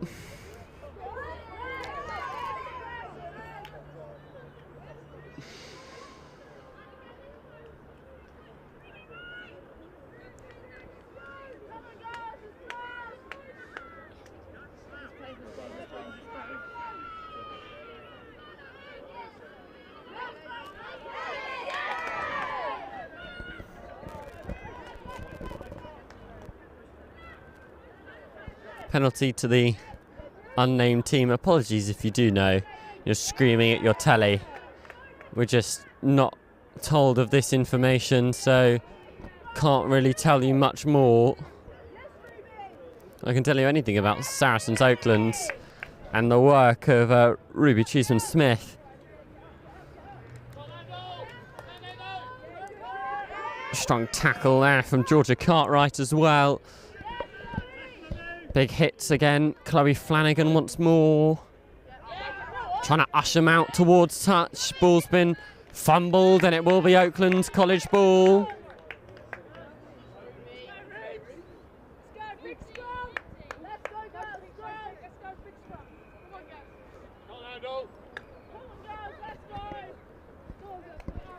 Saracens Oakland College under the wise tutelage of Rocky Clark. Doesn't get more experience than Rocky Clark on an England women's level. They set away. The hands are on. Amelia McDowell out wide to the Millie Hall. Doesn't have the gas to get just there. It's going to be penalty to Saracens. They're going to go quickly. Johansson towards the line. She's got that under the sticks. The Saracens bench are delighted.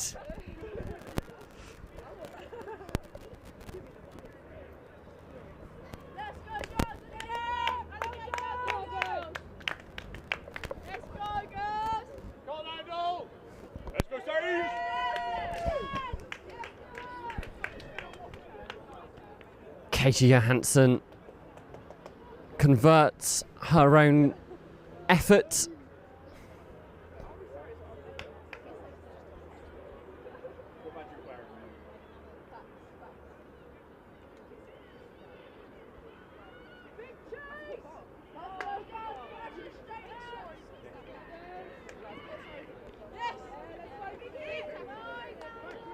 Short nudge. Coming back against the team that is an Oakland's College, that's all I know. Boot to ball. It's Amelia McDowell who would try and get onto it. She does well in the end. Could try and use the space. Offload game, just not on the money.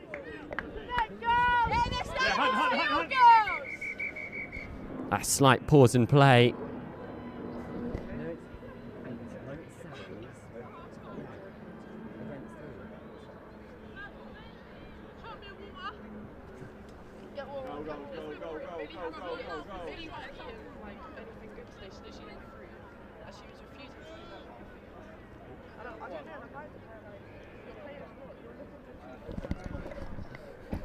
Oh, so it turns out, look, I do have an Oundle team sheet. It's just been in the box the whole time. I didn't know it was Oundle though, so you can forgive me for that. Angus is with me. He can restore some sort of normality. I don't know, how much did you catch of Sedbergh Cranleigh? It was a bit nuts. I have to apologise to all the viewers and listeners out there. I've caught very little because I've been launching the Sedbergh 10s. It's a busy time for us here at Next Gen 15. But the good news is, as of 3 o'clock, 6 minutes time, you'll be able to see all about what's coming up at the Sedbergh 10s. How did Sedbergh get on against Cranleigh? They won 5-2. Cranleigh with a late comeback, but not enough.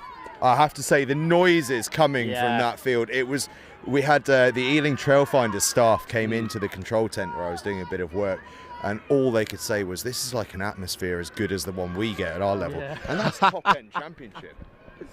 To be fair, at Ealing they do get an old man and his dog, so no, that's not hard to beat. Apologies to all Ealing Trailfinders fans, all three of them. We've been trying to get them to sponsor us. No, they do actually sponsor me. So. Anyway, back to the game of Sarries versus Oundle.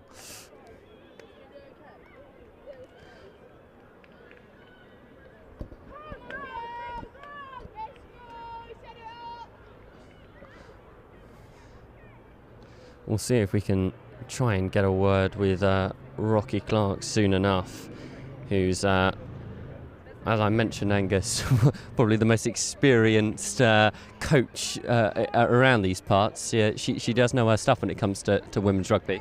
Well, it's hard to find someone more experienced, isn't it? There's not many about. She's quite an asset for this group of girls to have. Coaching at Bedford Modern School as well as here at Saracens Oakland College.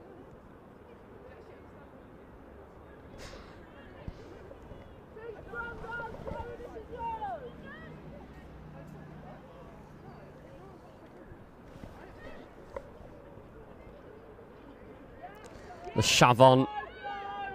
And will get the ball. Lucy down. Making breaks. Still going. Lucy down. Striding forward. Falls into Saracen's arms. The quick rock. There's hands on here if they can use them. Referee's going to cause a halt to proceedings to ensure that player safety is of paramount importance.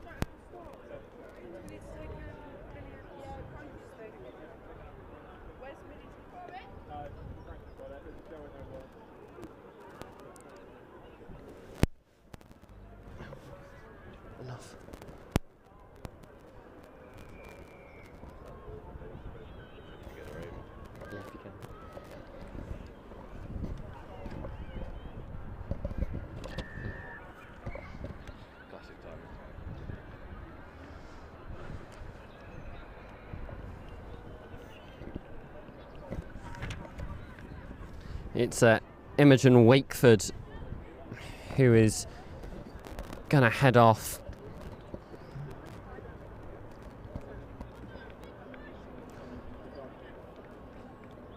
Got Clontarf walking up the sidelines towards us in an ominous fashion. If it wasn't for their nice, pretty, almost floral attire, then I'd probably be quite intimidated.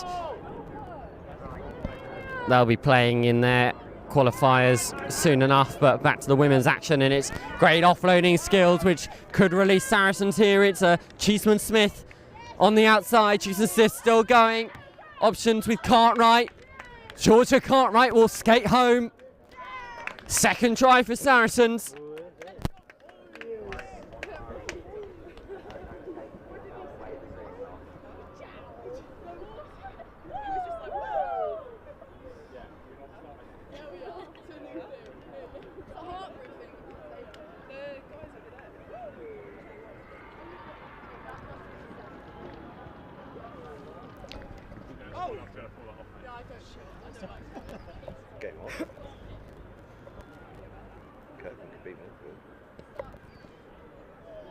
That just wide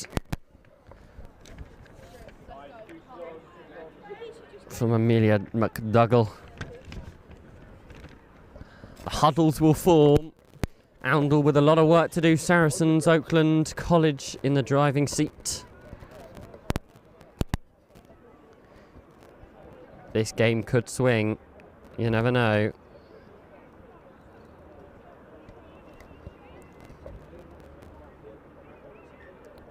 So Jamie Leonard, who's coaching the Oundle side.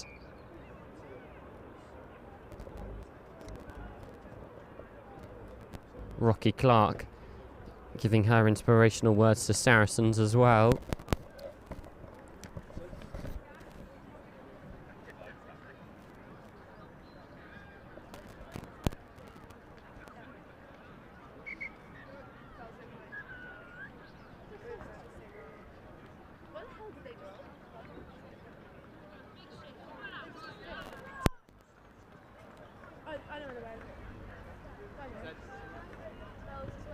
I'm going to, I'm just having a look. I see him!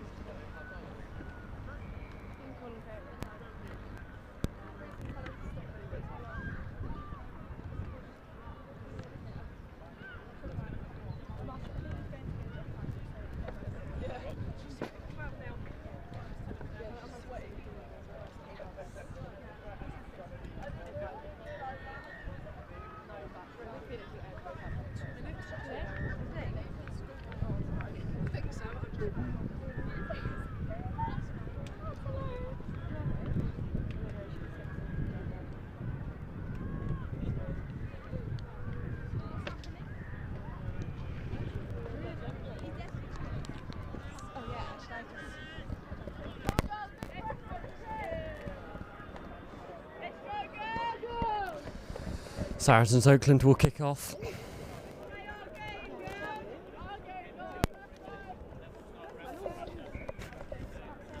The try scorer Katie Johansson gets us back underway. Oundle already put under pressure. It's Lucy Brown who retrieves it.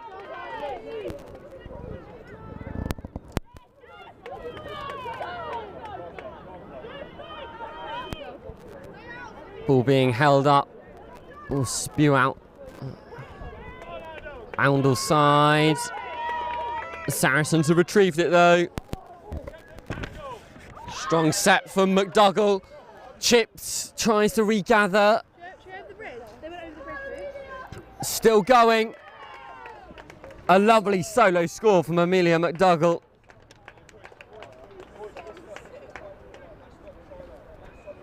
Still only 17 years of age and producing some high quality rugby. A lovely solo score.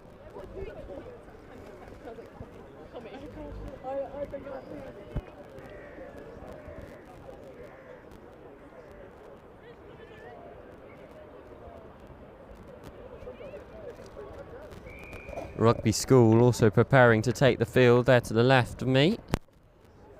It is Llantaff they will be facing. Llandovery, in fact. Angus always on hand to correct me.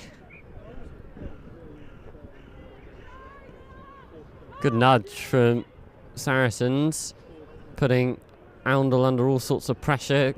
Backwards, says the referee. Still going, Oundle. Trying to break the gap, find a hole. Little dummy. Good tackles in. Again, ruck time proving beneficial. His Bath recently on the pitch.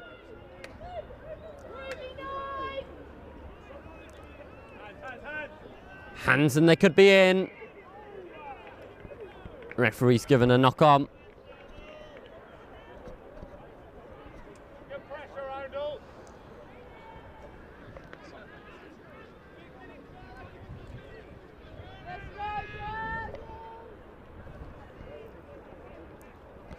Not many games left of ROSSLYN Park. Today seems to have flown by. We have a Rugby School versus Llandovery coming your way after this. And then it's Ipswich versus Clifton. Then the semi-finals, of which one of these teams will be in. But it's a lovely consolation score from Lucy Ramskill. And Ramskill shows a clean pair of heels.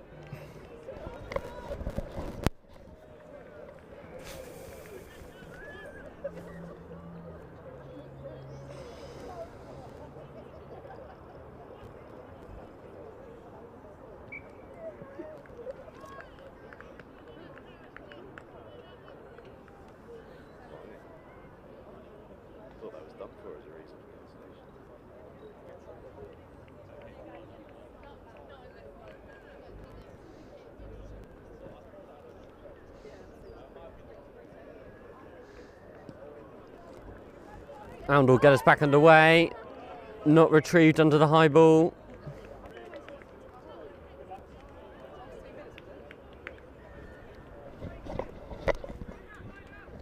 Not sure how long is left.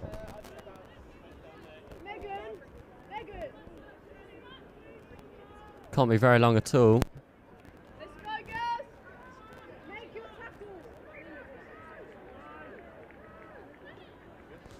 It is Oundle ball. Oundle's still chasing it. Saracens retrieve it, however.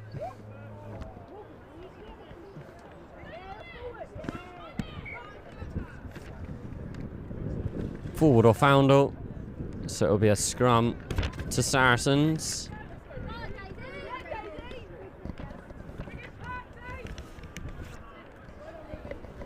The last roll of the dice from Rocky Clark.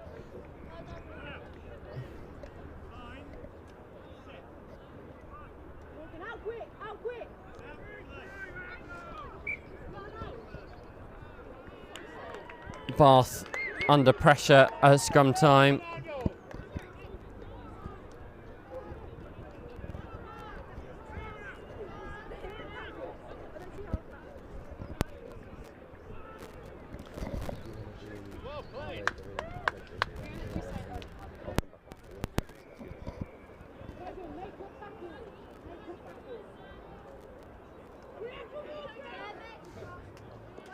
Oundle can break away. Moments left in this fixture.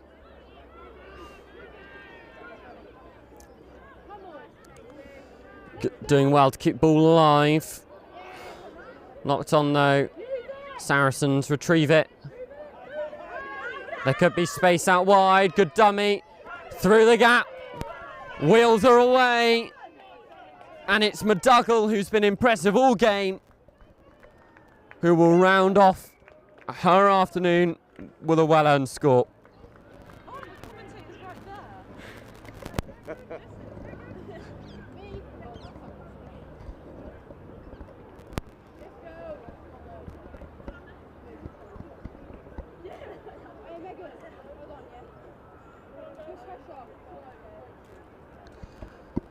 McDougall will look to convert her own try. This may wrap things up. It's a lovely nudge, but it's just going to fade left. We will have time for the restart, but that will be the last play of the game.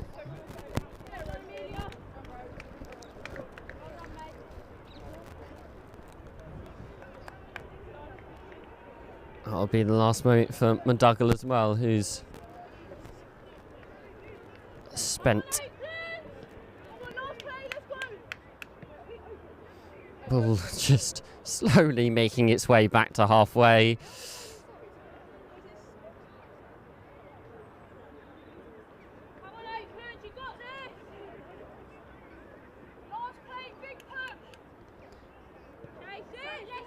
It's a good nudge. How will it fall? Oundle ball for now. Good tackles being made.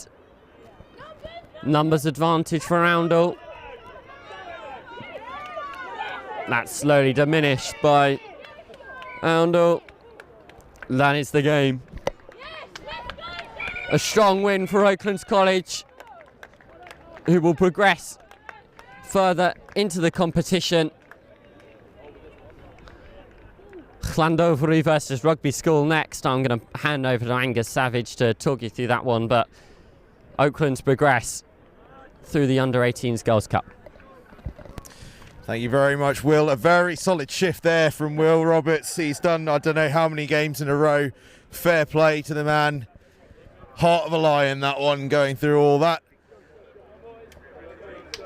Cracking few encounters, and up now we have Llandovery College against Rugby School. Rugby School in their away kit in black. Llandovery College in white. A massive, massive game, this one. As you can tell by the atmosphere pumping up all around us. Llandovery winding each other up. You can hear them going. The time has come. Apparently our commentary position is also now a position for people to just put wherever they want in the way, their own cameras, whatever they fancy. So we're going to move that out the way slightly, I think.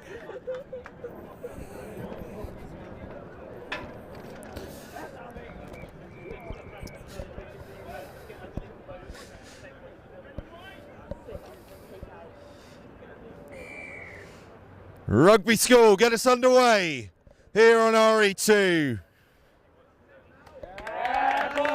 Gathered by Llandovery, but a big thumping tackle early on from Rugby School.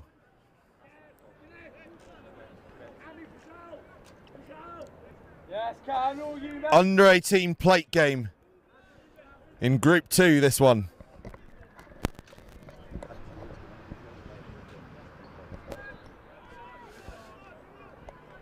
Two wins from two for Rugby School so far. A win here, and they're into the quarterfinals. But it's Llandovery College that are away. First of all. Head up, boys, connections. Boys, that's all right. Let's go. Let's go. Head up, let's go. Looking for a first victory of the day are the Welshmen, and they're off to a good start. A big, big score to open their account in this game. Let's go, boys, get set. Right, it's your ball, Dan, it's your ball, let's go. Hold on to it. How will Rugby School respond?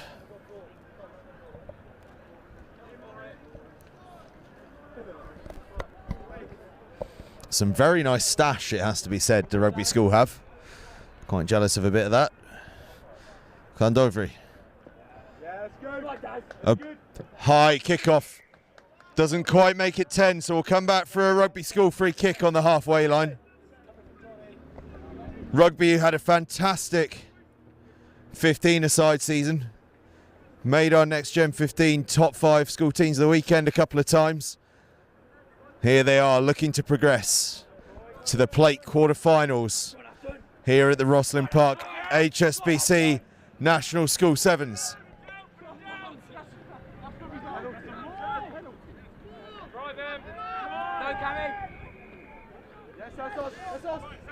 Ball flicks back on Rugby School side. Into the hands of their number 10, out to 12. Cutting back inside. Is there a bit of space there? Offload away to number 8. Steps back inside. Accelerates away from the line. The cover is there, but he fends. A huge fend, and Rugby School have levelled things up.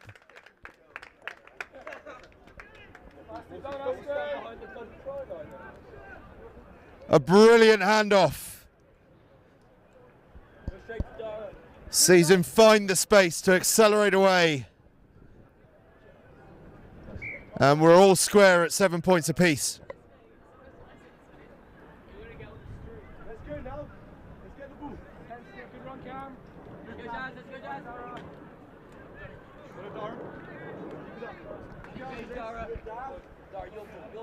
We are really moving towards the business end here of this ROSSLYN Park HSBC National School Sevens.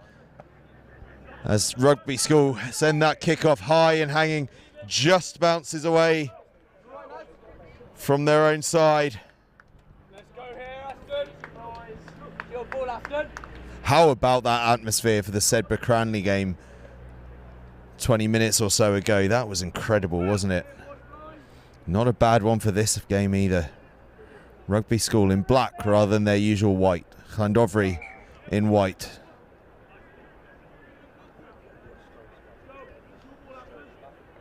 Rugby School 14 taking advantage of the new law allowing you to get some longer leg wear on. Obviously worried about his knees on this hard ground after 5 days of baking sunshine. Llandofri bouncing back inside. No high, Aston, no high. Brother, don't disconnect Aston. Now bounce out. Connections.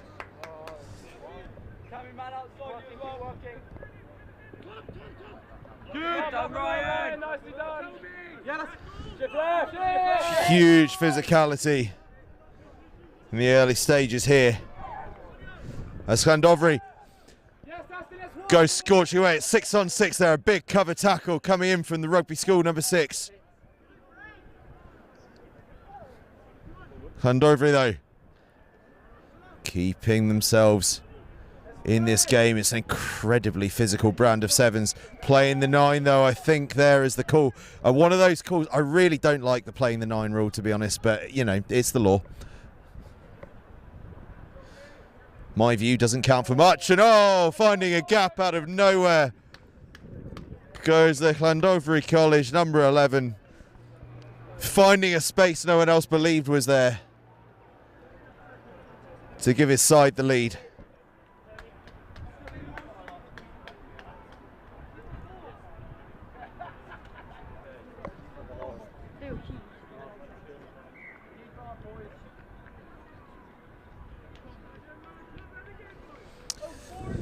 What a week it's been here at ROSSLYN Park. What a week it's set to be. Next Gen 15 off to Sedbergh tomorrow morning to live stream the Sedbergh Super 10s on Sunday and Monday. 16 schools heading up to Sedbergh for the very last time they will ever be pulling on their school shirts for the upper 6th lads. It's going to be a huge, huge occasion. Plenty to focus on here first though, as ROSSLYN Park National School Sevens, the HSBC Sevens, nears its conclusion. Tackle!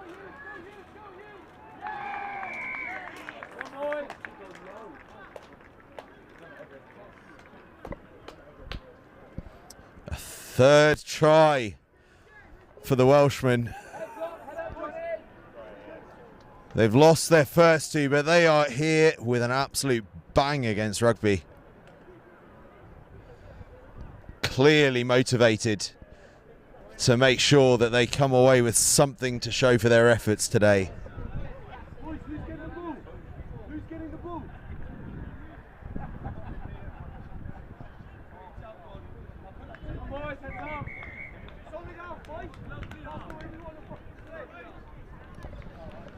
And that's half time. Llandovery College 3 tries to 1 up here against Rugby School in this under 18 plate group stage game, a place in the quarterfinals on the line.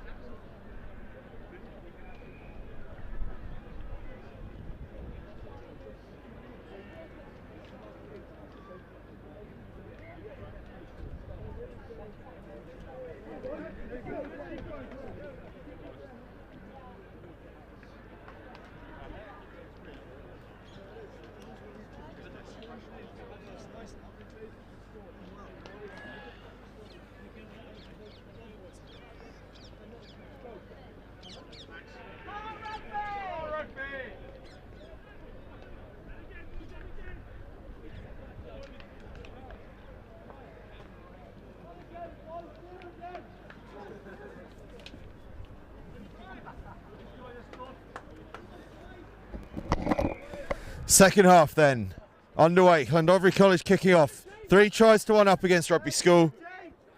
Rugby School have won 2 from 2 so far, but they've got work to do to come back in this one. But they could be away right early on in this game. Thumping tackle from the Welsh College. And they earn the penalty at the same time. A fast-paced and physical start to this second half. Good patient defence from Rugby School.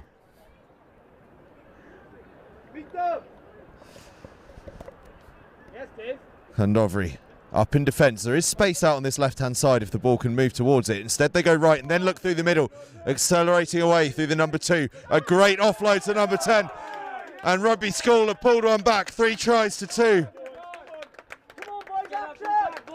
This game far from over.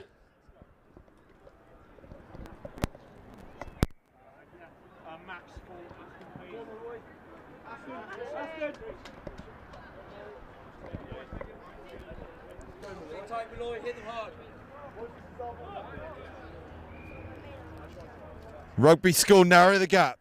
3 tries to 2, Llandovery College lead.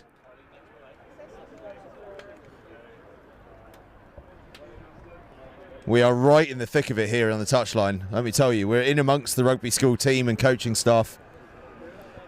And indeed the Llandovery College ones. Fighting for space, it has to be said. As we search. Straight out from the kickoff, so we go to halfway for a Llandovery College free kick.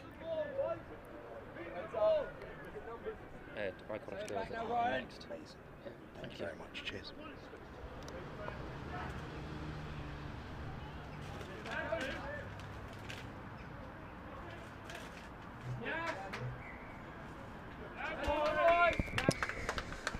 Penalty, Rugby. Into the big number 8's hands. He scored the first try for Rugby School. Can he get another? He's certainly got the footwork.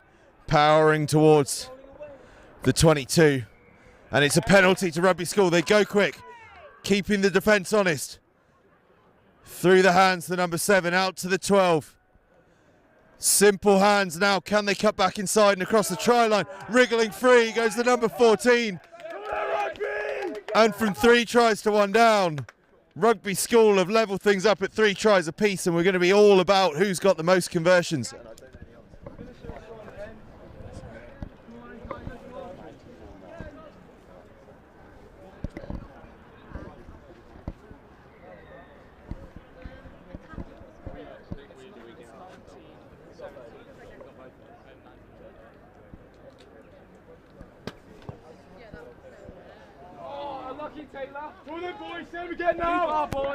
Conversion wide, so we think that leaves things at 19 points apiece. Just getting a bit of confirmation here from the touchlines. It's 19 all it is.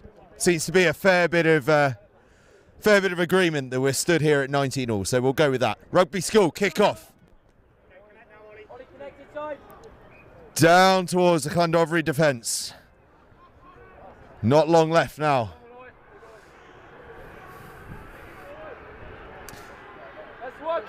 Llandovery taking it on. The cheers coming from the far pitch. There are some big moments going on over there. Barnard Castle in action, I think. They're looking for a cup quarter-final spot. Semi-final spot, rather.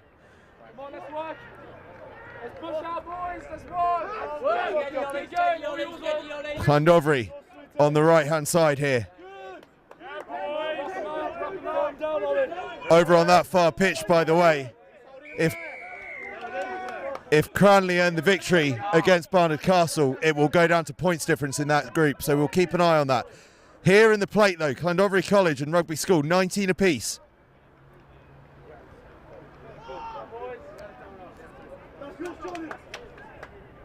Things getting intense at the business end of the ROSSLYN Park HSBC National School Sevens. Rugby. Go direct. Good ball presentation. Spilled though. Llandovery will have the free kick, or the scrum rather, I should say. Llandovery through the hands. Round the outside. Could this be the moment? This could be that moment. Towards the try line they go, hauled down by Rugby School though. And I think, well, I'm in a forest of parents here. I can't tell you anything, I'm afraid.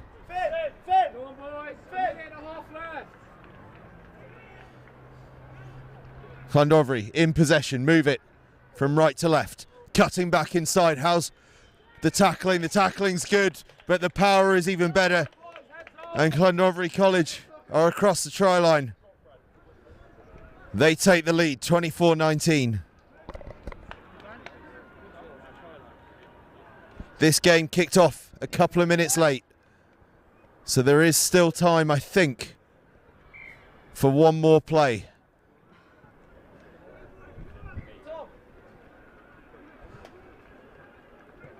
(26-19).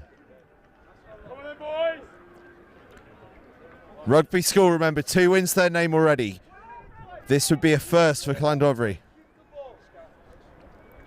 Up next here on pitch RE2, Ipswich against Clifton College. Big game in that cup group. High, hanging. Kick from Llandovery. They're away down the right-hand side. Can they get in the corner? Yes, they can. That might well be the game for the Welsh College. Underneath the sticks they go.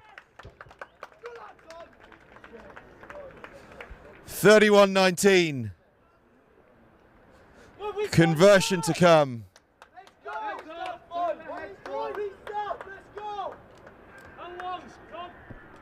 31-19, 33 now. And that's the final whistle. Llandovery College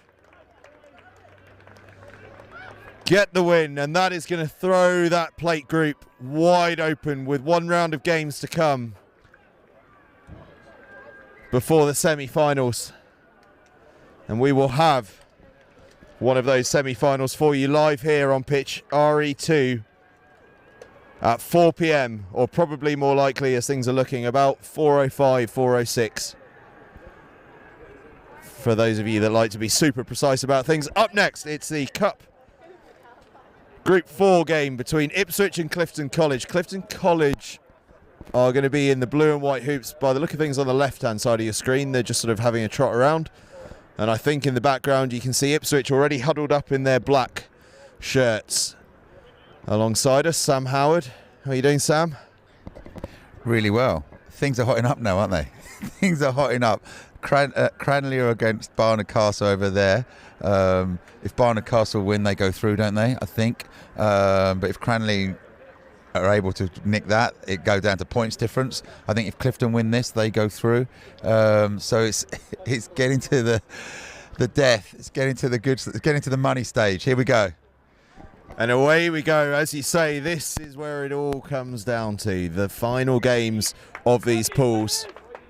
It's looking like that Cranleigh-Barnard Castle game over on RE2 is an absolute cracker. The crowd around that is huge. Clifton College, though, in with a chance. Early error, though, and it'll be a scrum to Ipswich. Ipswich, big rising stars, aren't they? Yeah, they're the ones everyone seems to be talking about. Sort of come from nowhere, really. I don't know sort of what's going on up there, but yeah, they're obviously getting their rugby programme into gear, and yeah, they seem to be a tough team to beat, but this Clifton side have looked good over the last couple of days, and they'll be confident going into this game. Ipswich on the attack. Shifting it across. This Cranleigh defence works so well. They get up so fast in their little packs of 3. Closing that space down. Ipswich stay calm, though. Guided by Jacob Ford, so they know a thing or two about how to play the ball. Clifton up on side, and I guess that's the thing with that hard press that Clifton are putting in, is it runs the risk of jumping offside occasionally. Yeah, sort of if you like sort of press. Oh, what a great break! He's got a 2-on-1. Ooh! Well, it was a hint of a forward pass there, but the referee is always right, and great try for Ipswich. Very good start. They've kept the ball, got a penalty, and made use of that overlap because Clifton are playing with a sweeper. Impressive start from Ipswich. Really impressive stuff from Ipswich. He had options left and right, and he left it to the very last second to give that pass. A big hit came in, and just as it came in, he got rid of the ball. 5-0 Ipswich. Conversion made, so that's the 7-0 start for Ipswich. And regardless of where they finish up in this tournament, the very fact that they're mixing it at this point of the competition, given where they've been in years past, is a pretty special achievement. Clifton too, though, one of the best runners up yesterday. They came behind Wellington College in their group yesterday, but so tight was that group that Clifton made it through, and little wonder. They were a hell of a side in the 15-a-side season. Fly half Sam Worsley on the ball now is the man to watch in the 3 shirt. As they dart. Thought they were through, but they come back in. Big defence from Ipswich. Clifton happy to play. Not as much depth as some sides put on their ball. Clifton rather quite happy to challenge the line. As through they ghost. Worsley, the golden boy that we spoke about, the England fly half, finds a way to get through the gap, and once he's through, there's no catching him. He'll get the conversion, levels it up at 7 points apiece, and out of nowhere we're back on game on, all square. Yeah, great footwork from Worsley. He's obviously a very talented player. Step through. Ipswich aren't playing with a sweeper. They're playing with 7 up. So if you do get in behind them, you're probably going to score. Yeah, I saw the Clifton-Wellington game yesterday, and as you just said, they play quite flat. I don't know whether that's a deliberate thing or whether they're just not. And Wellington defence just kept smothering them because they were flat. They didn't have enough depth, and that was the difference in that game. But so it'll be interesting to see what happens in this game, whether they continue to sort of try and just bust through or get a little bit deeper and work the ball round this Ipswich side, or Worsley's a great player. He'll spot if Ipswich aren't playing with a sweeper. He may even put it through on the toe and get the try. Two contrasting styles here. Perhaps that's the thinking in terms of playing so flat, is that when they do face that 7-man flat line, Worsley's so talented that they just want to get it behind that line and everyone can follow him through, because he has the ability, as we see from that kickoff. But I tell you what, Ipswich equals to it, getting up in the air, bringing the ball down, and the space on the left-hand side, if they can move the ball through the hands, sadly just behind the ball carrier. Good handling to collect that pretty forceful pass off the deck there. But again, we see, look how aggressive this Clifton line is. It's forcing Ipswich to work really hard to keep the ball. And it's a huge aggressive defence, isn't it? Yeah, they managed to be aggressive whilst having a sweeper, which often isn't the case, but they're still coming off the line. Obviously, if they're down on numbers, they do just shift to the side. But as the ball's going across, the other guys are sort of hinging up, shutting the door, so Ipswich have got nowhere to go. They seem very comfy in what they're doing. There's lots of chat amongst all the teams. Yeah, this is a great game so far. Absolute belter. 7 points apiece. Clifton College on the charge. Bit of a tussle for strength. Who's going to come away with this? Clifton College too. Oh, lovely offload. Now the step inside, bouncing off. Almost an abundance of options costing them there, Clifton College. And it'll end up with an Ipswich scrum. 7 points all. As we just review that first try of the game. A bit of a cracker from long range. Ipswich then on the attack. Big looping ball out to the outside. How's he gas? The gas is pretty good, but the defence is equal to it. And as we've been talking about, it's that hunting pack of three. But how well did Clifton do to bounce out from that contact area to go and close the space again?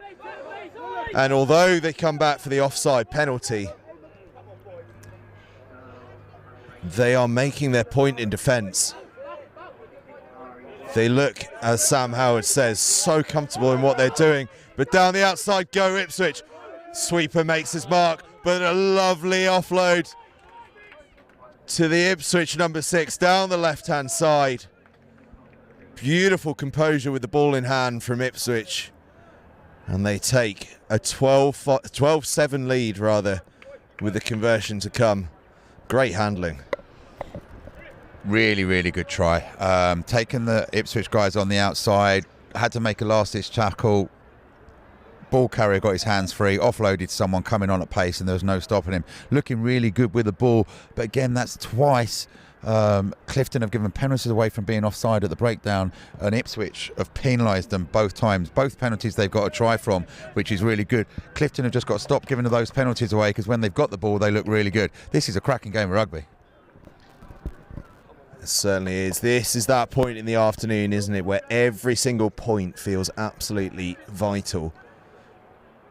Gone are those 40-0s of the opening day. We are into every single point being the difference between a win or a loss here on these pitches. And the crowds are building and building and building as Ipswich gather the tap on from the restart.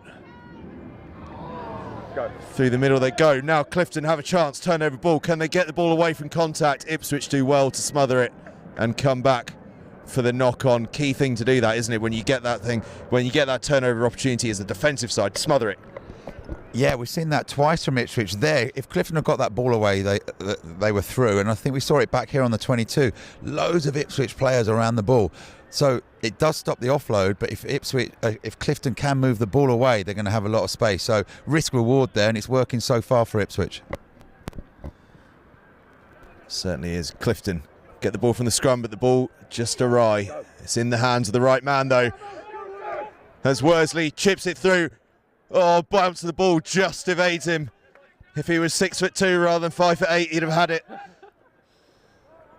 As it is, Ipswich have a chance to go back, and their footwork here is brilliant, and the offloading too. But Clifton will get all over that ball at the breakdown. Referee says nothing doing. So Ipswich look to the space in the back. For once, Clifton do not have a sweeper, so it's a race for pace and an Ipswich try. Ipswich with their third try of the game. Beautiful vision there, Sam. We've been talking about the sweeper all game. He wasn't there this time. Yeah, great vision, as you said. There's nothing wrong with kicking the ball if there's no sweeper and it's a good kick. But that just shows the bounce of the ball. The bounce of the ball earlier when Clifton kicked it through, it's gone over his head. That bounce of the ball just set up perfectly for the Ipswich player to gather at pace, and he scored the try.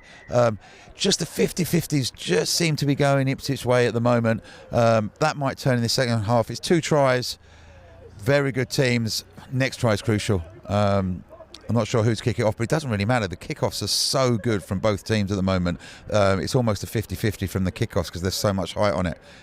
Very impressive from Ipswich so far. On the kickoffs, we've had a... actually, just to remind everyone of the score, it's 21-7 to Ipswich as things stand. But on kickoffs, I had an interesting chat this morning with Sean Thompson of Seaford College. We were discussing some of the kickoff tactics. A lot of the very good teams, we're seeing almost a combination between 2 players, a fly half who can bang the ball a mile up in the sky, and just one man who's designated, you are here to go and receive kickoffs. And then other teams, the best kickoff routine seems to be, if you don't have that guy, or those 2 guys, go long, put them under pressure and make them play out. Where do you see that? It's very good coaching based on what you've got. There's no point trying to kick to compete if you haven't got a kicker that can put it on the money, or just as importantly, someone that's good at chasing and go and get it. If you don't have that, kick it long, probably to the right hand side, make teams pass off their left, and then just back your defence. Most defences here are so good. So yeah, I think the ideal is to try and get the ball back. If you can put the ball on the money, put it up in the sky and let it come down with snow, and you've got someone that can chase it, that you want the ball back if ideal. But if you don't have that, there's no point just giving the ball to the opposition on the 10-metre line and letting them play. Bang it long and then back your D. So yeah, it just fully depends on what you've got and what skill set your players have got. To guide you through then, as we're just about to kick off the second half, to guide you through the second half of this one, Will Roberts, joined by Sam Howard. Will Roberts, last half of rugby here at the ROSSLYN Park HSBC National School Sevens. We've been so lucky to have him. Will, take it away. Thank you very much, Angus. It's great to be here, and once again it's the work of Sam Worsley that tries to put Clifton College back on the front foot. It's been all Ipswich towards the latter stages of that first half.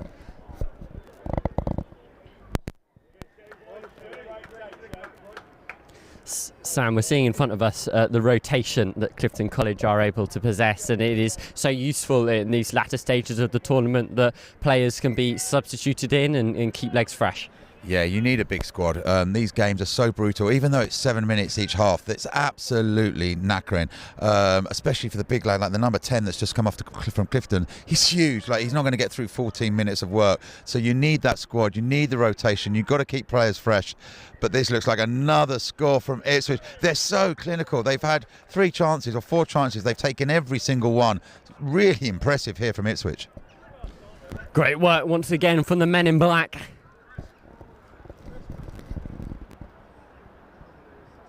Coached by Charlie Reid and co. Speaking to Charlie Reid in the earlier stages of the day, he was excited, intrigued by the prospect of this Ipswich side, who fell short in their first game this afternoon, but are in the driving seat against Clifton.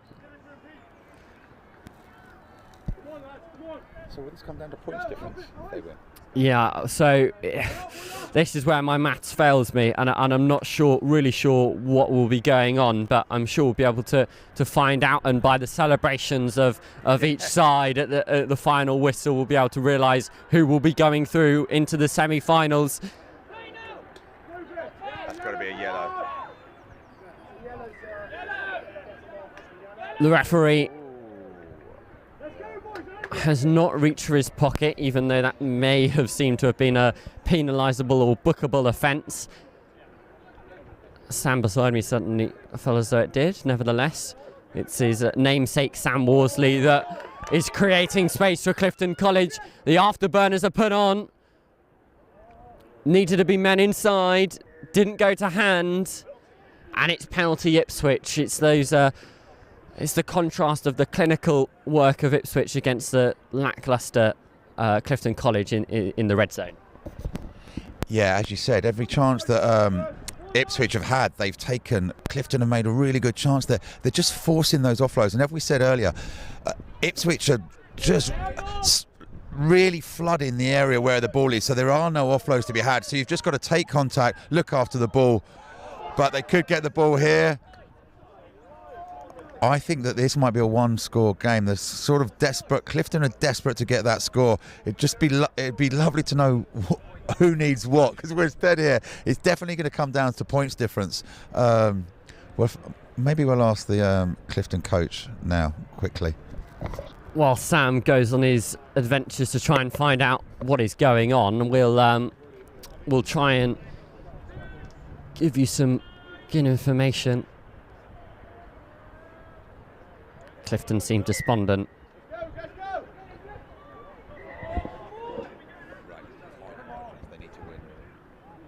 So at the moment, Ipswich would go through. At the moment, Ipswich will be going through. Clifton just snuffing out their chances. Yeah, it's sort of deja vu there, Sam.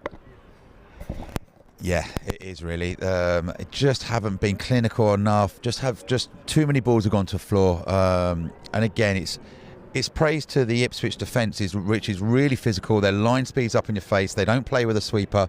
It's 7 up and they come and get you. And Clifton just haven't quite been able to deal with that real aggressive defence that Ipswich have thrown at them. But they've got a chance now.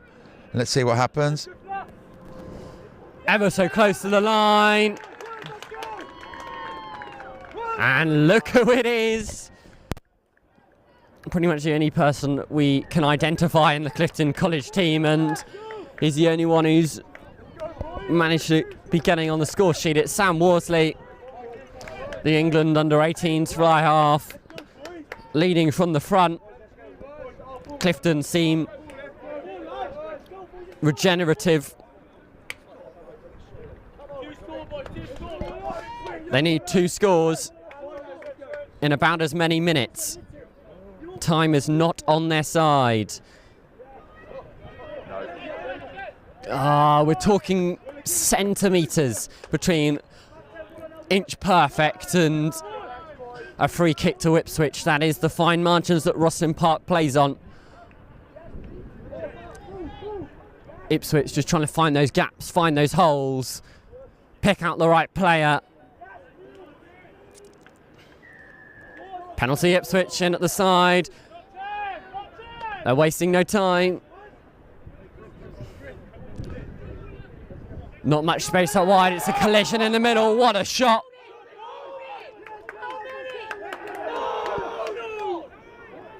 A massive collision in the middle. What a shot, Sam. I think that may be a shot of the week, because that is a massive guy taking the ball at pace, and the Clifton guy is just lining up. But unfortunately, the ref said he hadn't released when he was trying to steal the ball, and it's a Ipswich scrum 5 metres out, and I would say I don't think there's time left to get 2 scores here for Clifton. Very well played Ipswich, very clinical. Whenever they've had a chance, they've taken it. Everything's gone their way today.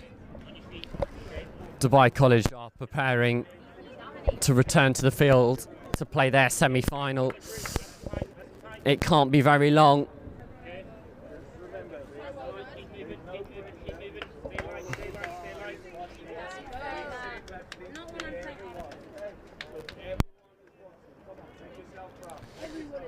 Ipswich scrum comes out Ipswich way.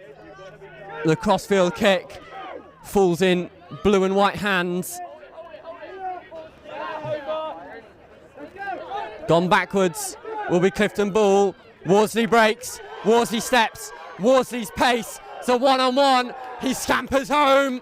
Sam Worsley, the man of the moment for Clifton College.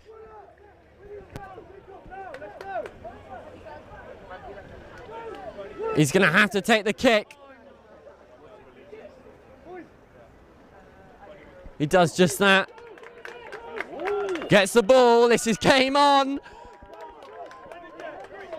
Didn't expect this, did we, Sam?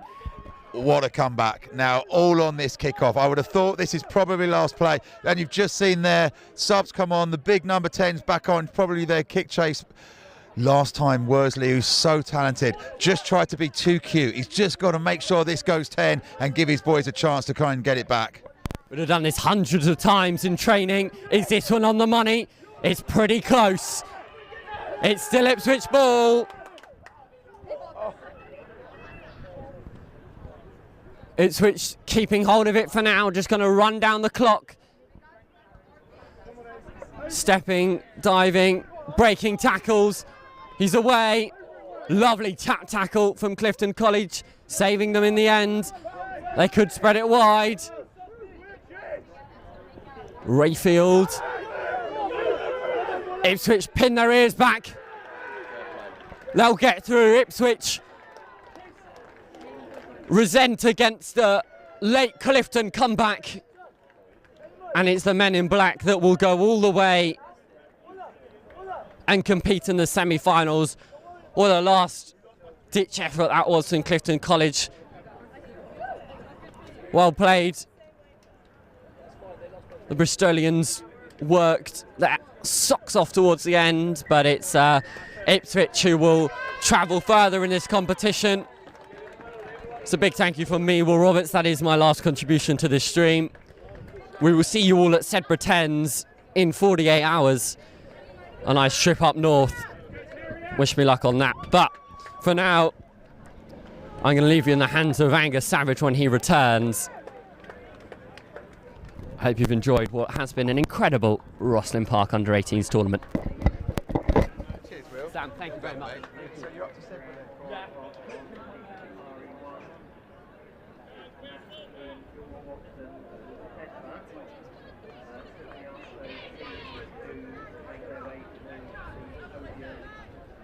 Come on, cheerleaders.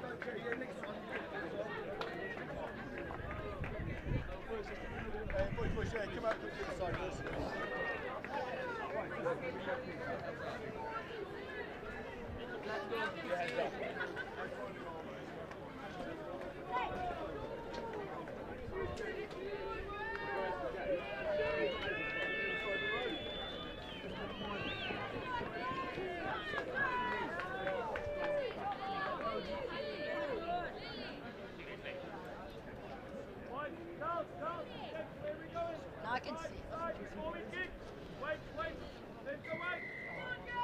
What DC?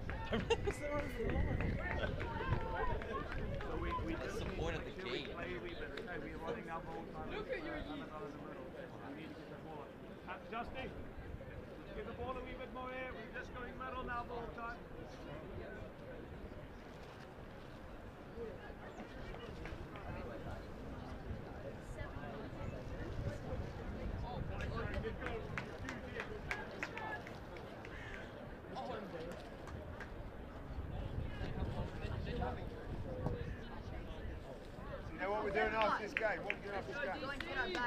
Where's all the rest of it? Go DC! Heads up! Let's go! Let's go!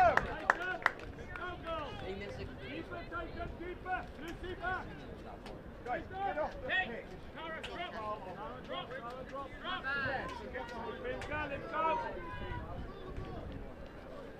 Let's go then.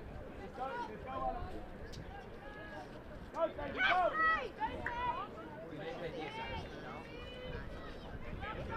Keep on! No, they In those four. Keeper! Keeper!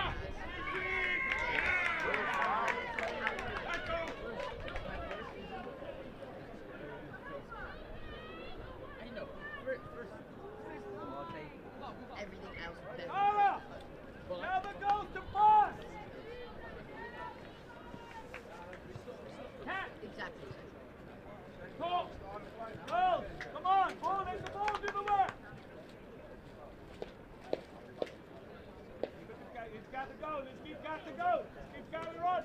Early ball! Early ball!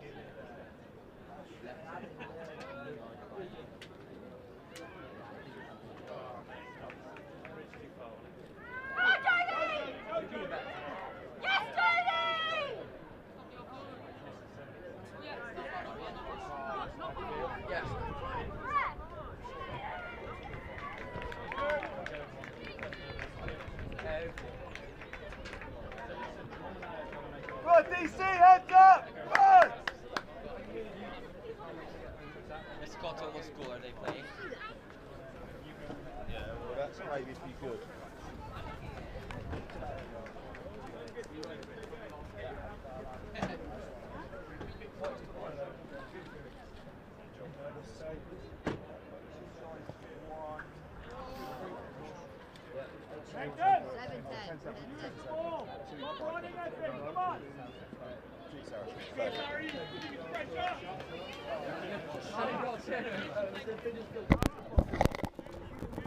Apologies for the lack of comms there, but a huge thank you to Will Roberts for his efforts across the last couple of days.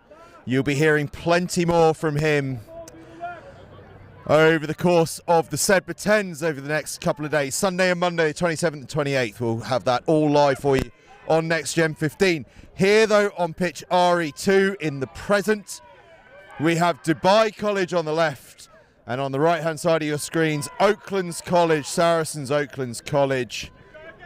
It's 10 points to 7 in Oaklands College's favour in this under 18 girls semi-final. The winner of this heading on to the big pitch in RE1 for the final. Who will it be? Dubai College or Oaklands College? Well, Dubai College 3 points behind at present, looking, chasing to get themselves in front. Oaklands College defence is tenacious though, and that is half time. Oaklands College lead at the break, 10 points to 7 against Dubai College.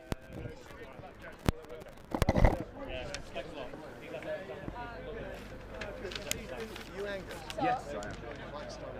Oh, Guys, at the same time, dropping a video on that shot. Hello. Lucas, do you know what those bands are?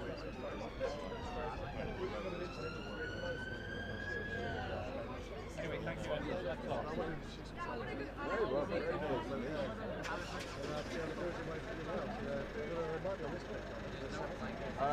Yeah, I'm not sure who's on what pitch yet.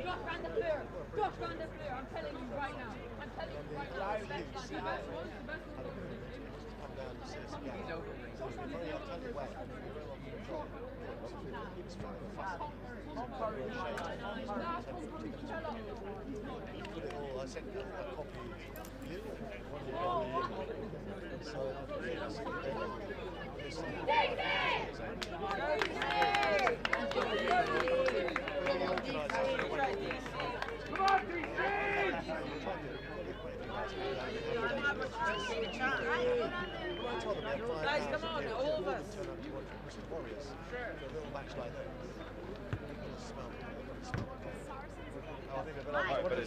No, hi, very good to meet you.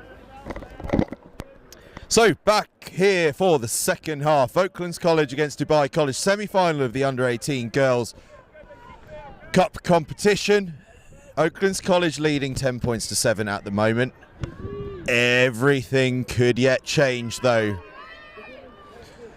How good is it to be back in the business end of a ROSSLYN Park HSBC National School Sevens? We haven't been able to say that since 2019.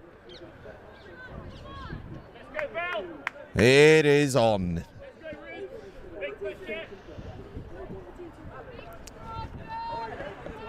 Hello, are you guys the under-14s from Dubai College? Yes, we are, sir. Can the girls turn this around? Yes, we have a lot of faith in the girls. I believe they're a really good side.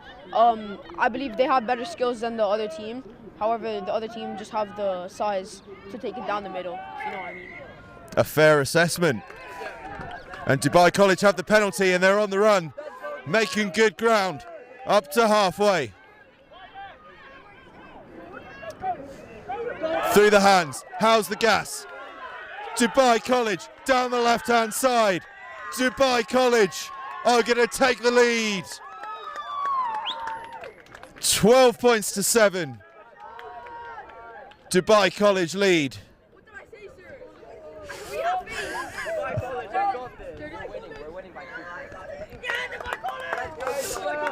Dubai College take the lead, 12.7, conversion to come.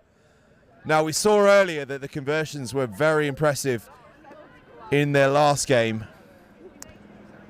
And in a game as tight as this, they could be all important. 12-10 currently rather. Oh, that one just goes wide. So, Dubai College 12, Oaklands College 10.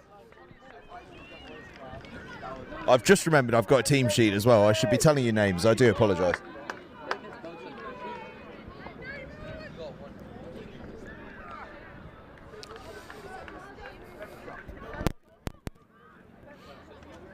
Femke Sowens to kick off.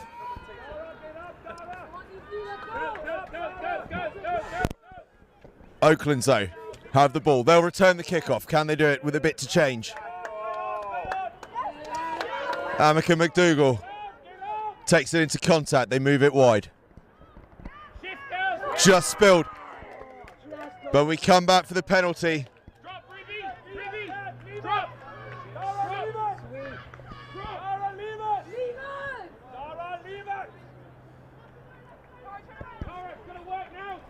McDougall on the burst. McDougall through the gap. McDougall, can she go all the way? Oh, what a brilliant cover tackle from Femke Sowens.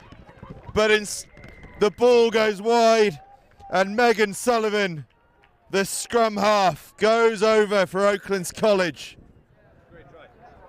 A fantastic try. Well appreciated here on the touchlines.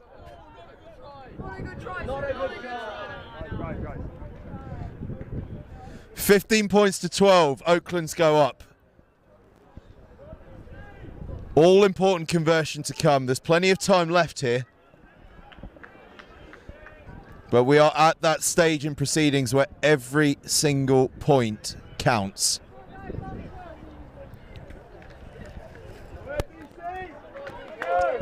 I think Will Roberts has left his sweets. I'm so excited about that.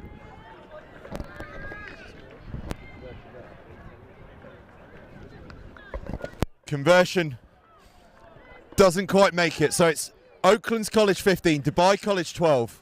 Plenty of time to go yet. The race for the final in this under-18 girls competition. The ball's bouncing and bobbling everywhere, but will come for a scrum down Oakland's ball.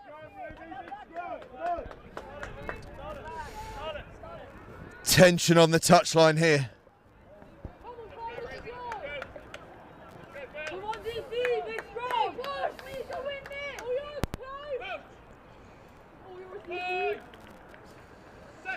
Ball in. Pops out the back. Penalty, Oakland's College.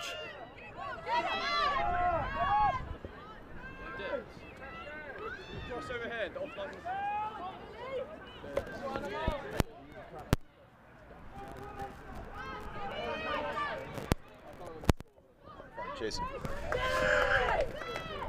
Reports coming in. Barnard Castle are into the semi-finals of the Under-18 Boys Cup after defeating Cranleigh and Sedbergh.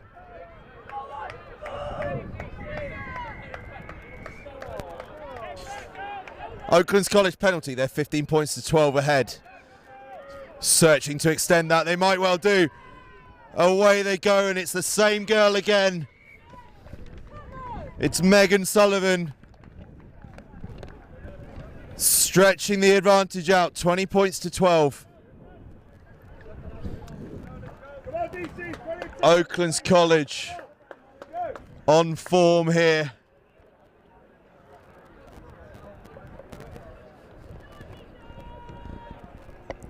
Big couple of minutes from the Saracens affiliate side.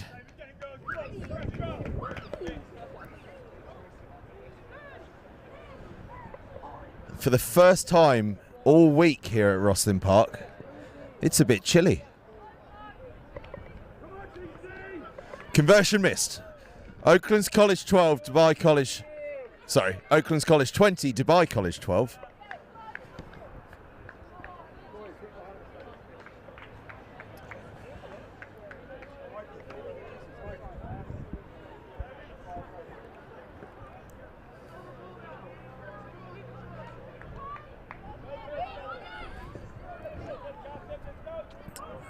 Oakland's with the ball. The referee, I thought that came off the nose, but referee says it's a scrum down. Oakland's College ball.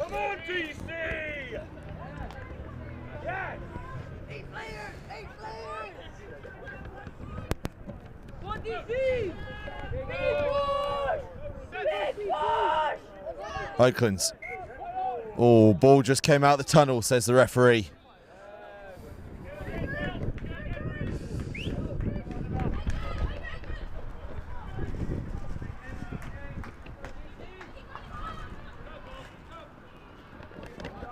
I've just had a look at Will Roberts' sweet selection, and it's below par, below par.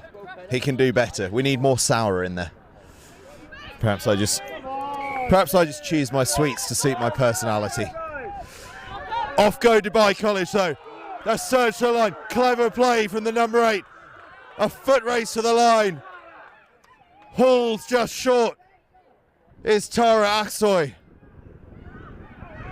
And then huge defensive effort from Oakland's College. Well, that was such intelligent play from Tara Aksoy to just go charging right at the heart of the defence. But Oakland's College covered it really nicely indeed. Brilliant defensive effort. And Perform Better have decided to park their lorry in the way of anyone who might want to actually commentate on this game, which is quite irritating. I don't know if our cameraman can see beyond them, but I hope that he can at least, because I certainly can't. It's been an interesting day from a parking point of view here on RE2.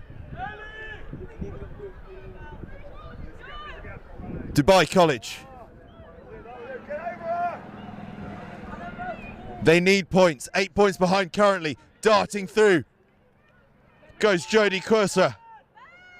Ball spills free. into the hands of Annabelle Garner. She takes it to ground. Comes back on the Dubai College side. Hands will do it, but it's spilled. And that is the full-time whistle. The Dubai College journey ends at the semi-final stage. For Oaklands College, a 2012 victory.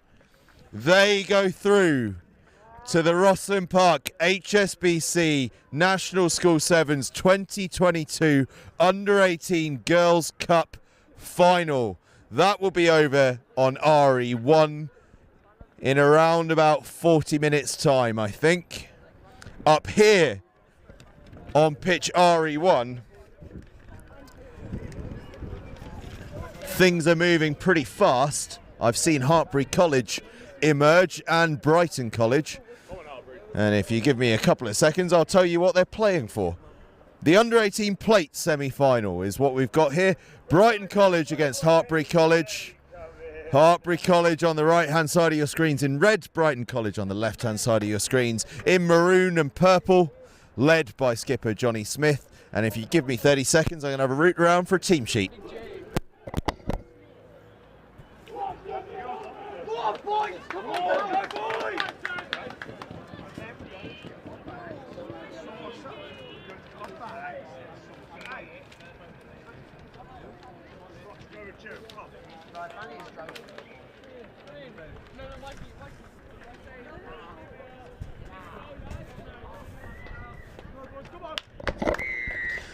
Kick off then. Brighton College kick long and deep into that far right hand corner. That's exactly what Sam Howard was talking about earlier in commentary, but this one just goes a little long. Perhaps a few semi-final nerves on that kick. Hartpury College led by Freddie Stevens. And Gloucester Under-18.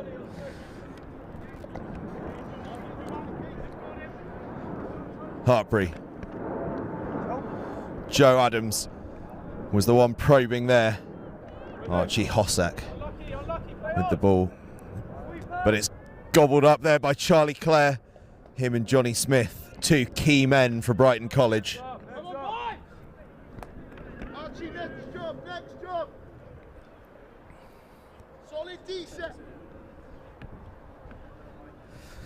Been a good day for Milfield so far, as some of their coaching staff just walked past me. Brighton College then in possession, coached by Nick Boy. But a huge tackle from Hartpury College. But Brighton College get the offload away, and breaking through they go.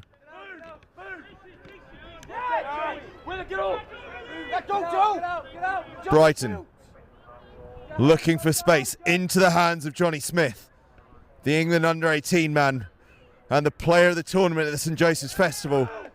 But his offload just doesn't quite go to hand for Charlie Clare.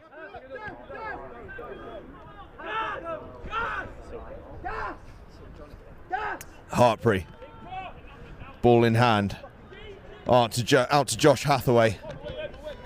I don't think he's related to Anne. I'll have to ask him.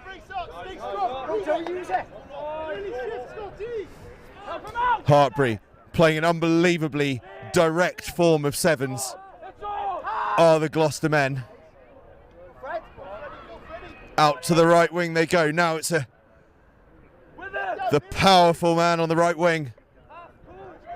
But it's a penalty to Brighton College, and no prizes for guessing who got over the top of that ball. It was Johnny Smith. And Smith just calms things down a touch. Brighton will go through the hands, taking things easy to Brighton go. Now they pop it out the back, but the ball is spilled. Defeated Dubai College come past me. They've been an absolute joy to watch all day. So good have they been. Unlucky to miss out in the semi-finals. Here in this semi-final, it's still 0-0. Hartpury College and Brighton College.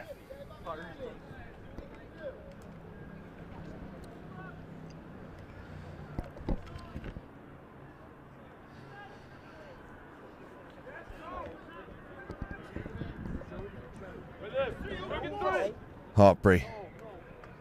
Ball spilled, scrum down.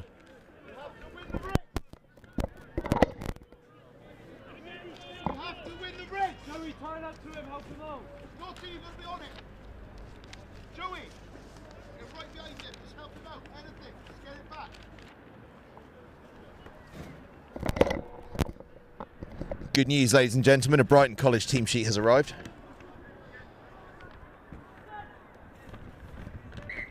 Go! Go! Hartpury free kick, urged to go quickly. They ship it wide early. Hossack goes through, he's well shackled. Oh God, he's well tackled is what I meant to say there. He's well tackled. Was Hossack tackled? Well tackled.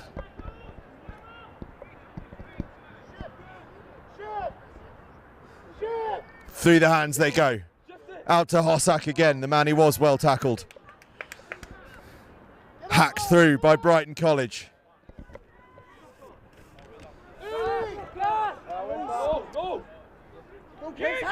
Casey Williams, the versatile man. Out down the wing on the left-hand side. Ball just spilled. Charlie Clare got over it. But it's a penalty instead.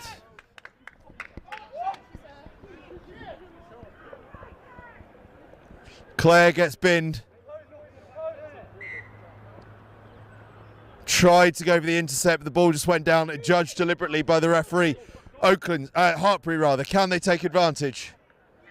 Oh, superb determination on the floor from Brighton College.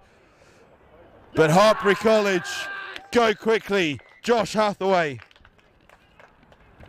the Wales under-20 cap. He got his cap on Sunday.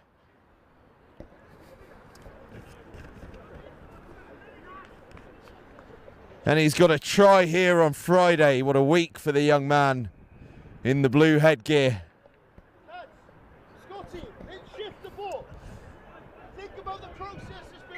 Conversion is landed and Hartpury College have a 7-0 lead in this semi-final of the plate competition here at the ROSSLYN Park HSBC National School Sevens.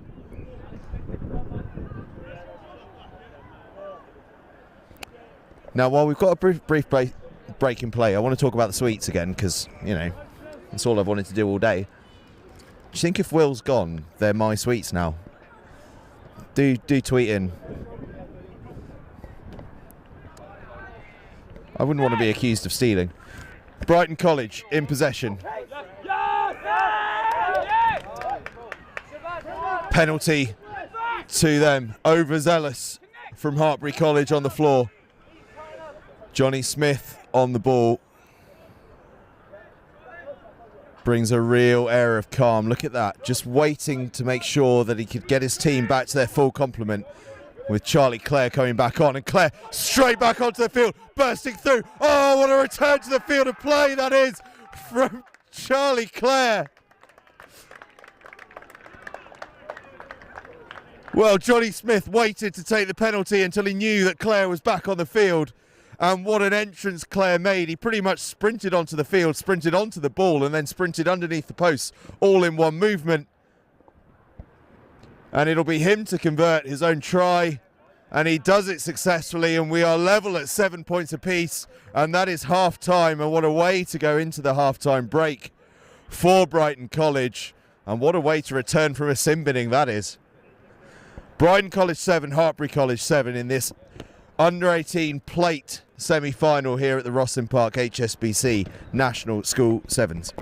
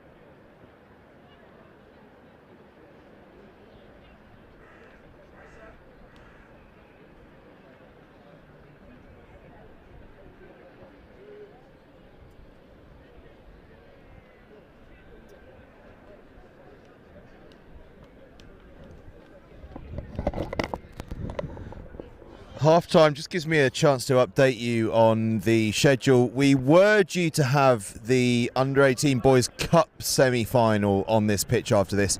I believe that has now changed to the Under-18 Girls Plate final between Milfield and Peter Symonds College. I will try and keep you abreast of that as best I can. The schedule's sort of changing all around us, and we are just doing our best to live with it. So I will update you when I know things, but at the moment it's looking like it's the Under-18 Girls Plate final after this. But anyway, more important matters at the moment are the fact that we are in this plate semi-final in the boys competition at 7 points apiece. Charlie Clare receives the kickoff. He's the man who scored that wonder try just before half-time. But a bit of a spill there from Dando gives Hartpury College the chance from a scrum to make the first blow in this second half. And judging by the fact that Milfield girls are warming up down at the far end, I think that is going to be the game we have on this pitch afterwards. But I will keep you as informed as possible.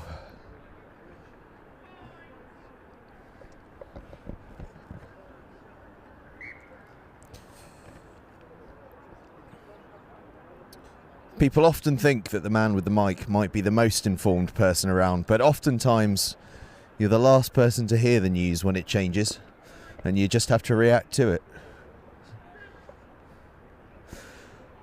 Clare pinches it. Oh, he's an absolute magician, this lad, isn't he? Smith gets it through the hands, but Hartpury bring the ball to deck. Brighton, though, happy to stay patient. They do the big old loop out wide. And now they charge down this left-hand side.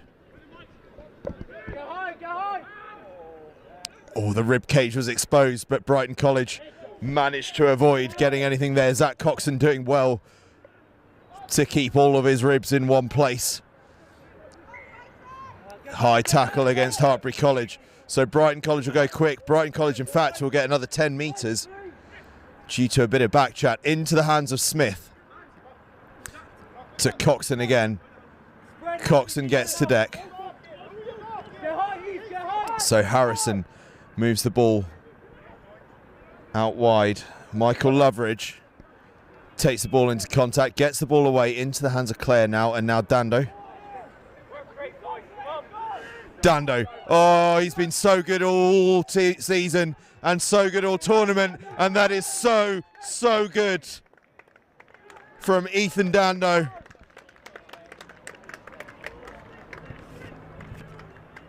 I apologise, not Ethan Dando. William Galbraith Gibbons, that was.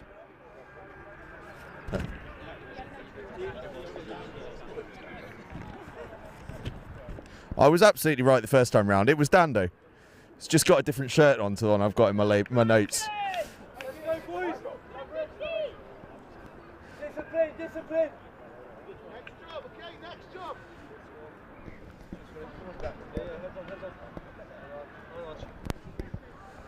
21 points to 7, Brighton College lead. They've turned this right around. 14. Go on, take 21. Can you tell it's been a long week? 14 points to 7, Brighton College lead. Luckily, I've got both teams just in front of me here in this commentary position to correct me on these things. I've needed a lot of correcting over the last couple of hours. I do apologise. Hartpury College then, on the march. Hathaway takes it into contact. A place in the final up for grabs for these two.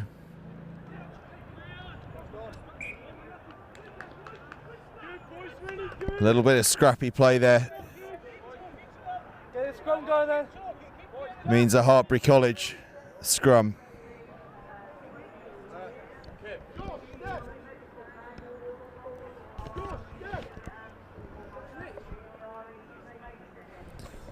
Touchline still absolutely packed here at the ROSSLYN Park HSBC National School Sevens. Charlie Clare, he has been such a menace at the scrum all day.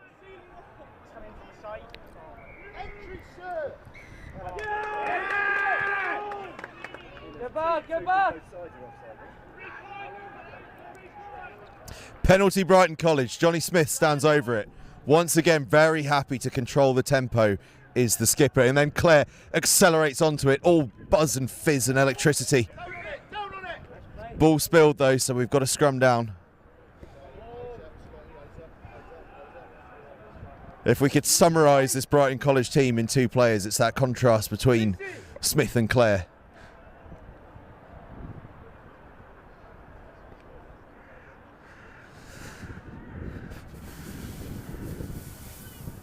Surrey Sevens champions, Brighton College, up against the Ace College champions, Hartpury College.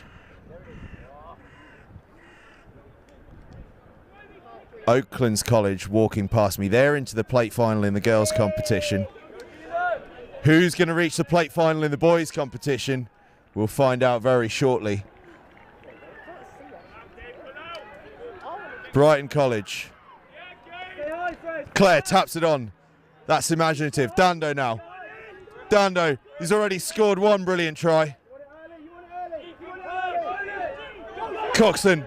Oh, Coxon. I don't think he could believe he broke through. He'll believe it now.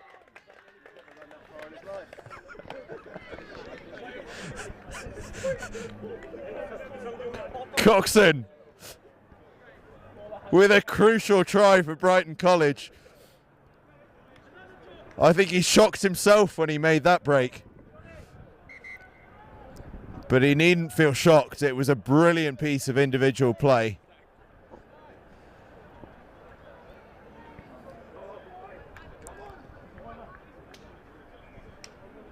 And I think Coxon himself might be the man standing over the conversion.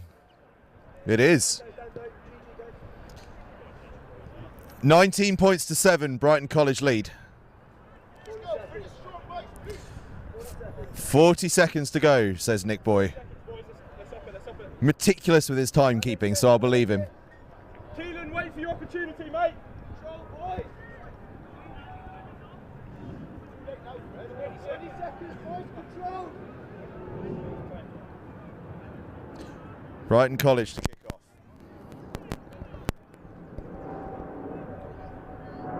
Under a minute left. They do the sensible thing and go long. Will it sit just short? Yes, it will. So Hathaway will have to go from his own try line.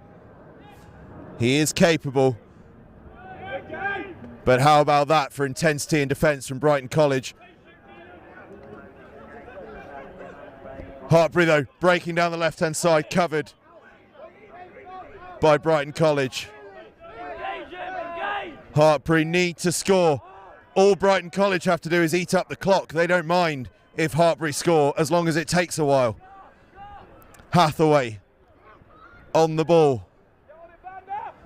These are the situations we've seen the likes of Sedbergh and Milfield be so impressive in, is in taking their time in defence. For Hartpury, it needs to be fast. It needs to be now. On the angle goes Gibbons. Brighton claim the turnover. Hoof it clear. Brighton College are going to the plate final. The Surrey School Sevens champions will have a shot at more silverware. They wanted the cup. That wasn't to be, but they may well get the plate. They'll be over on RE1 in the plate final later on this evening. 19 points to 7. Brighton College win against Hartpury College. Up next here on RE2, I believe, is the girls' plate final between Milfield and Peter Symonds College. And I will leave you just for a minute while I establish if that's the case, because we're not sure.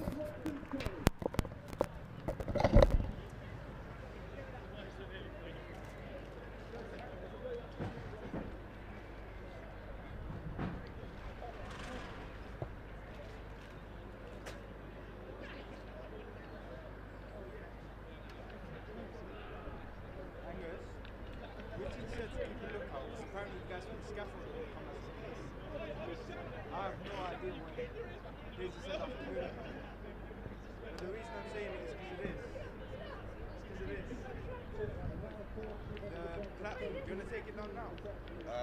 Yeah, all right. Did you get the final score? 19-7. Yeah, we might as well, Smith.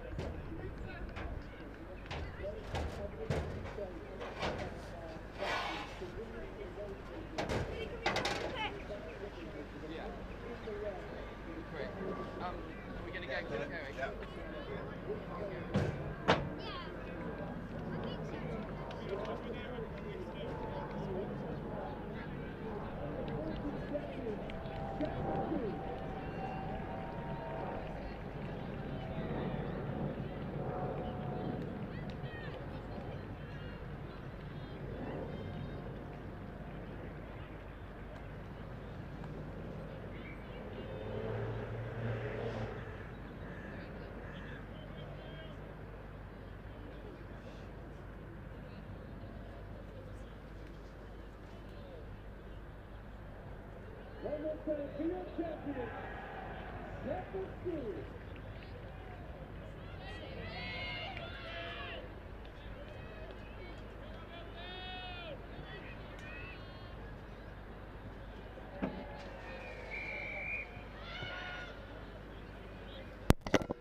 So kick-off here in the under-18 girls plate final between Milfield and Peter Symonds College. Milfield in the green and red hoops, Peter Symonds College in blue. These two have had a long day to get here and have performed outstandingly well.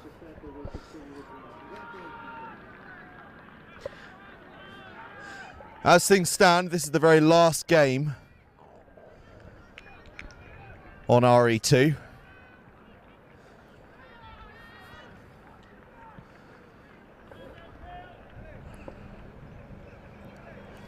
Nil-nil.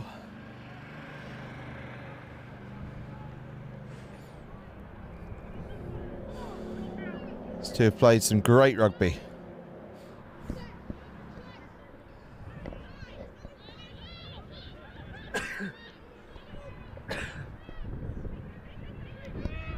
Peter Symonds College, a first opportunity. Oh, what a brilliant cover tackle that is from Milfield.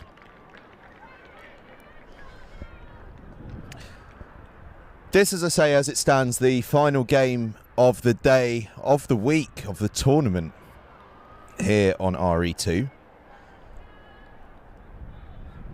Over on RE1, they've got a little way to go yet. Girls ACER final. Under 18 girls final. Under 13, so that was a year older. I'm pretty sure we've got a cup final and a plate final to do over there as well, so they're going to be going on for some time over on RE1. Although, as we know, nature of the beast, things change. Could be more here yet. We'll try and keep you up to speed. Milfield looking to go from their own line.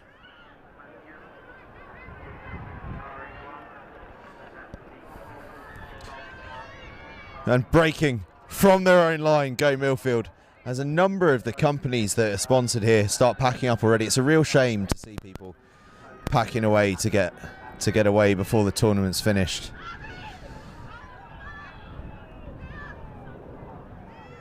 Everyone here on the field has worked so hard to get to this point in the day, and to see sponsors closing up around them is a real shame. But hey ho, I'm just the commentator. Peter Symonds playing with penalty advantage. They've had a really good track record here at ROSSLYN Park over the years. A really long-standing girls rugby programme. And paying off for them in style with the opening try of the game. Their number 12 crossing to take a 5-0 lead.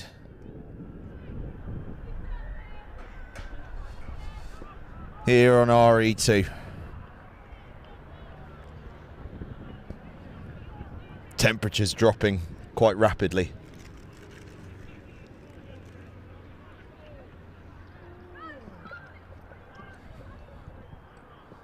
and I am now tucking in unashamedly to Will Roberts' sweets.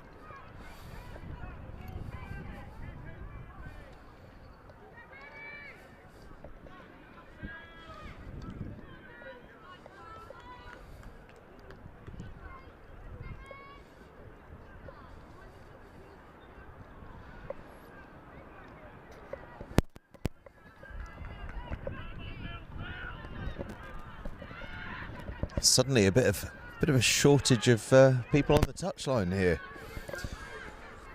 with us on RE2.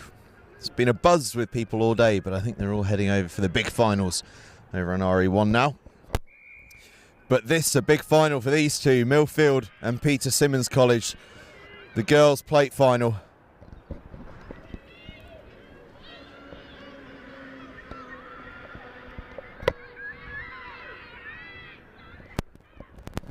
Peter Symonds, oh, almost a delicious offload out the back. Nearly works.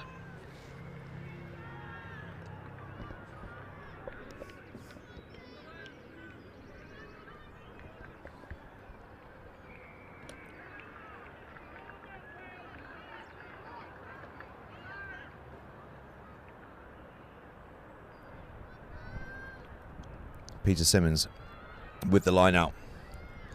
They get that ball in.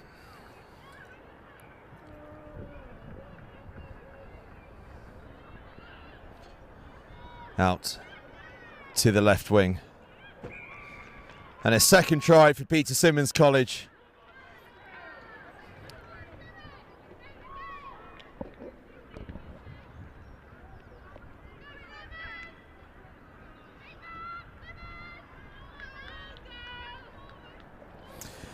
Two tries to the good Peter Symonds College in the under-18 plate final.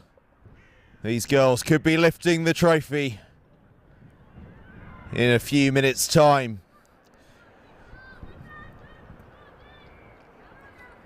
Oh, and there's a ROSSLYN Park HSBC National School Sevens Land Rover Discovery knocking about.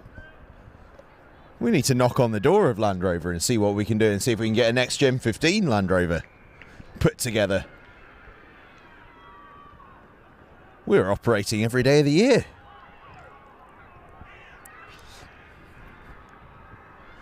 Peter Symonds College and two tries to the good, still in the first half. Milfield knock it on off the kick-off, so we'll come back for a Peter Symonds scrum. As the great pack-up continues, it is such a shame to see so many people who've put so much into this tournament just rushing away. We've still got 3 finals to go at least. Scrappy ball for Peter Symonds. They have to work their way back to go and collect the ball. Have a little probe down the right-hand side. Now they look to spread. Oh, it's good handling. Great handling, in fact. Breaking through. An opportunity for a third score here. Ball back inside. It's knocked on by Milfield, but Peter Symonds still keep it alive. Really nice handling. Now they knock it on, but we'll come back for the knock on. And a scrum down. Oh no, we'd played advantage for that first knock on, so it'll be a scrum down.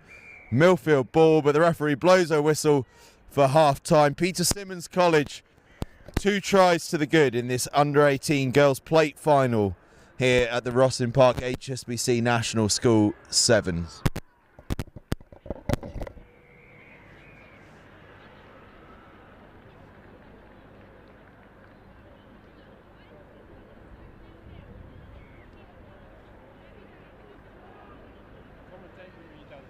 Still commentating, yeah. Oh, I can't really know.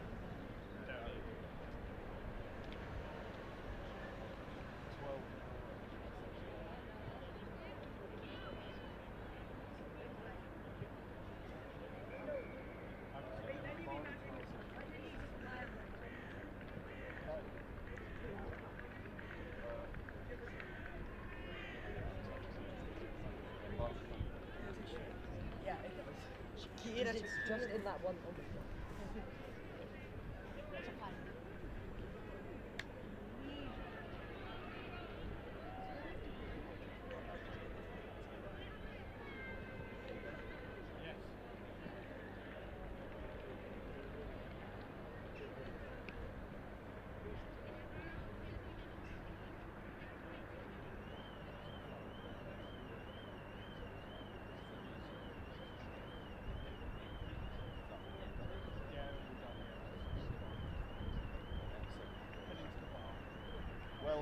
well earned.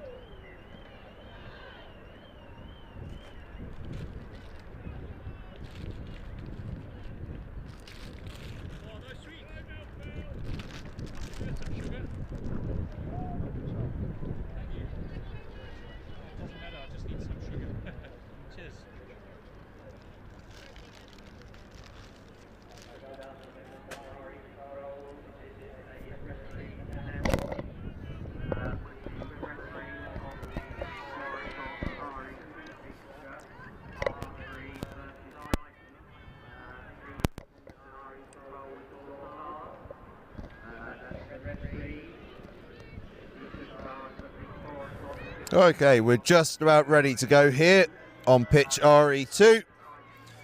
The under-18 girls plate final.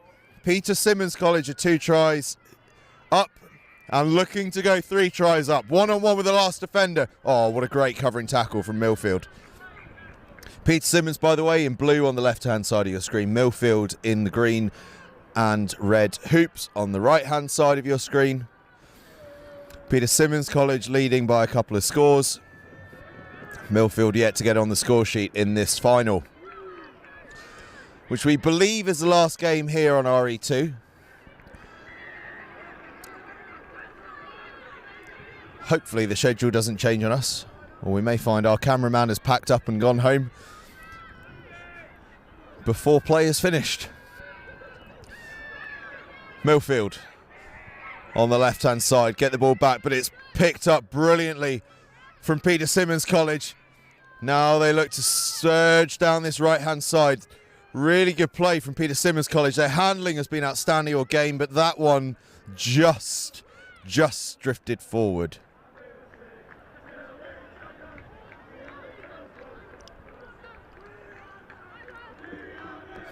And on the far side of your pitch, I don't know if our cameraman has spotted them, in the eclectic dress, shall we say. Some of the Milfield sixth form boys supporting the girls on the field over on that far side. Peter Symonds College, though, are not in the mood to give up this lead. Pinching that ball at the scrum and getting on the attack.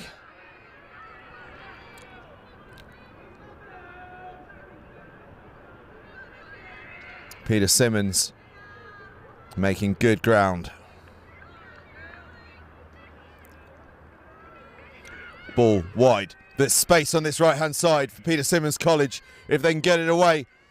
Oh, good hands once again. The handling from Peter Symonds College all day has been good. Another case there of the try line not quite being where everyone expects it to be.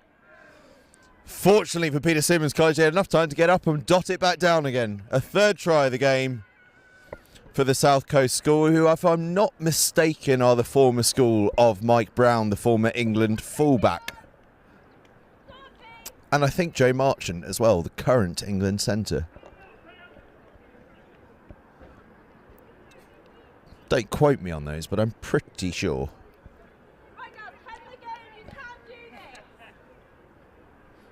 I'm not quite sure what it says about me, that I think my mastermind subject would be schools that professional rugby players went to.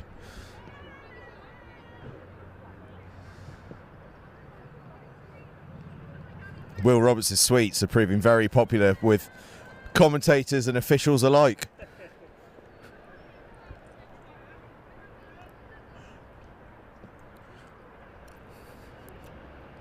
Touch judge on the near side, hopping across the fence to tuck in. That's what you get if you leave your sweets lying around. Bit of an injury on the pitch at the moment, so we've got a bit of a break in play in this under-18 girls plate final. Peter Symonds College currently 3 tries to the good. A couple of the Milfield girls have come round to this far side of the pitch. Since we've got a break in play, come and talk to me. How's the day been? Well, we both got concussions, so not very good. I'm very sorry I asked. Feeling all right though? Yeah, fine. Yeah, sad can't play. Yeah. Yeah, frustrating. Hoping the girls out there can turn this one around. I think they can. They definitely got it in them. Yeah. It's been a tough match, but they can definitely do it. Well, they've certainly got plenty of support. Got to be What, about 50 odd Milfield players and supporters over on that far touchline, ready to help them out. Penalty Peter Simmons though as play gets back underway. Thanks very much for your time, girls. Hope the concussions clear up soon. Peter Simmons, get us back underway then. Looking for a fourth try. Can Milfield do as their injured teammate said and turn this one around? It's a tall order, but it's sevens. Anything can happen. Peter Simmons on the charge. Working their way through. The number 12 does really well. Peter Simmons' ability to get the ball off the deck is so impressive. But that's great work on the floor from Milfield, and they go fast. It could, in fact, have probably just carried on running straight there because I don't think Peter Simmons were 10, and the referee agrees with that. Peter Simmons were not 10.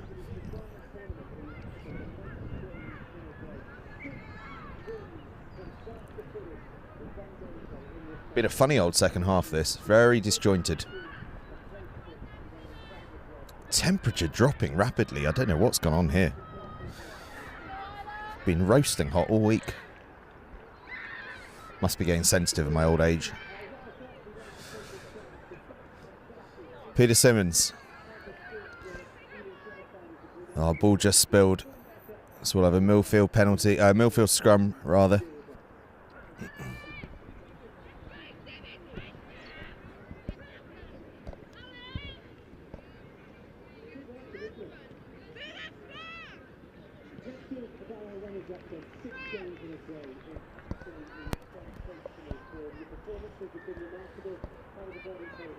Milfield put into the scrum, but Peter Simmons have nabbed it, have they? Not entirely sure what the referee's signal was, but whatever it was, the end goal, or the end result, is that Milfield will feed the scrum again. And same result, Peter Simmons nab it. Bit of confusion though about which way to go. But they keep the ball in possession, do the girls in blue. So impressive have they been, and they've got a chance to go away for another try. Oh, it's just great handling once again. And across the line for a 5th try of the game. You cannot fail but to be impressed by the handling from this Peter Simmons College girls under 18 side.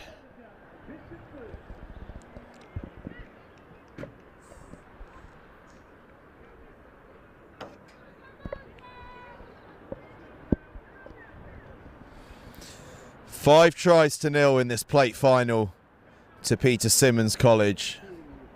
How impressive have they been? 4 tries to nil, as the touch judge correctly tells me. Assistant referee, as they're known these days. I've gone right off the boil in the last hour or so. I haven't got a clue what I'm on about. I do apologise to all the viewers.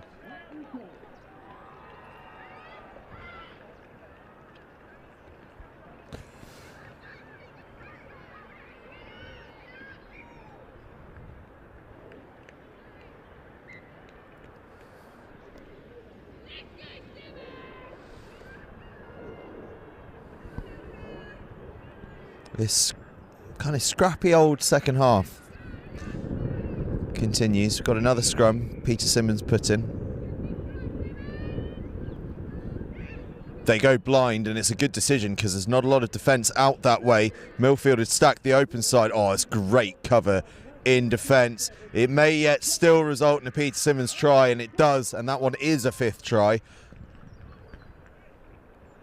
But it was brilliant cover from Milfield. Just supreme consistent effort from Peter Simmons College. And I dare say there's not long left now.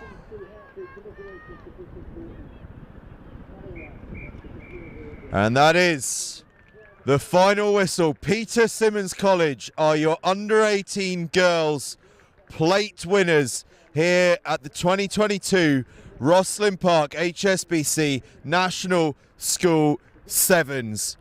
Peter Simmons College beating Milfield in the final. What a performance that was.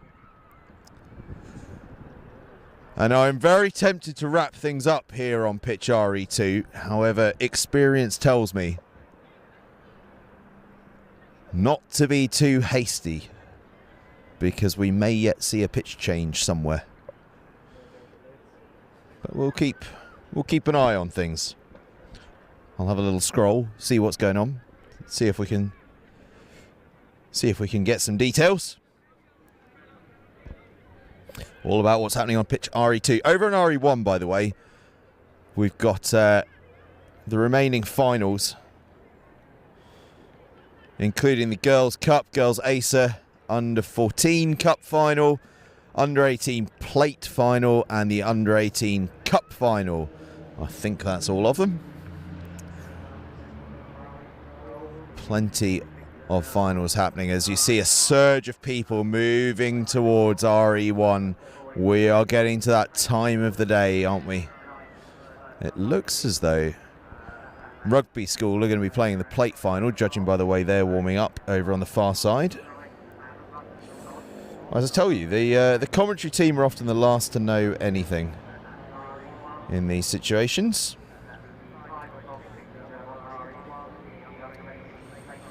But I think we can say at this point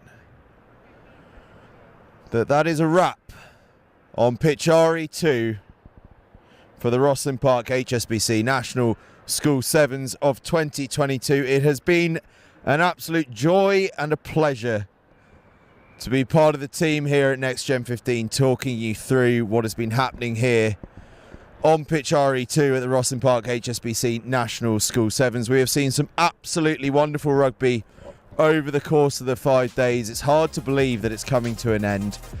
It's not completely at an end though. Head over to RE1, where the remaining finals are due to be played here on RE2.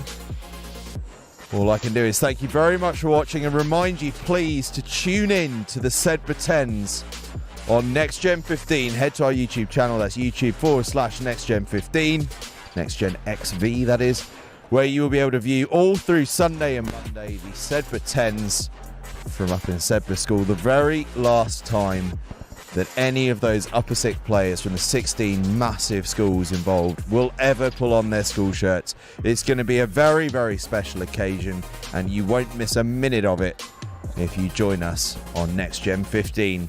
From me, Angus Savage, thank you very much, and a big thank you on behalf of Will Roberts and Will States as well, our other commentators, and to the likes of Pete Richards, Sam Howard, Chris Roberts, Kevin Maggs, Andrew Marshall, and many others for joining us on Co-Coms. It has been a pleasure to talk you through. We can't wait for next year.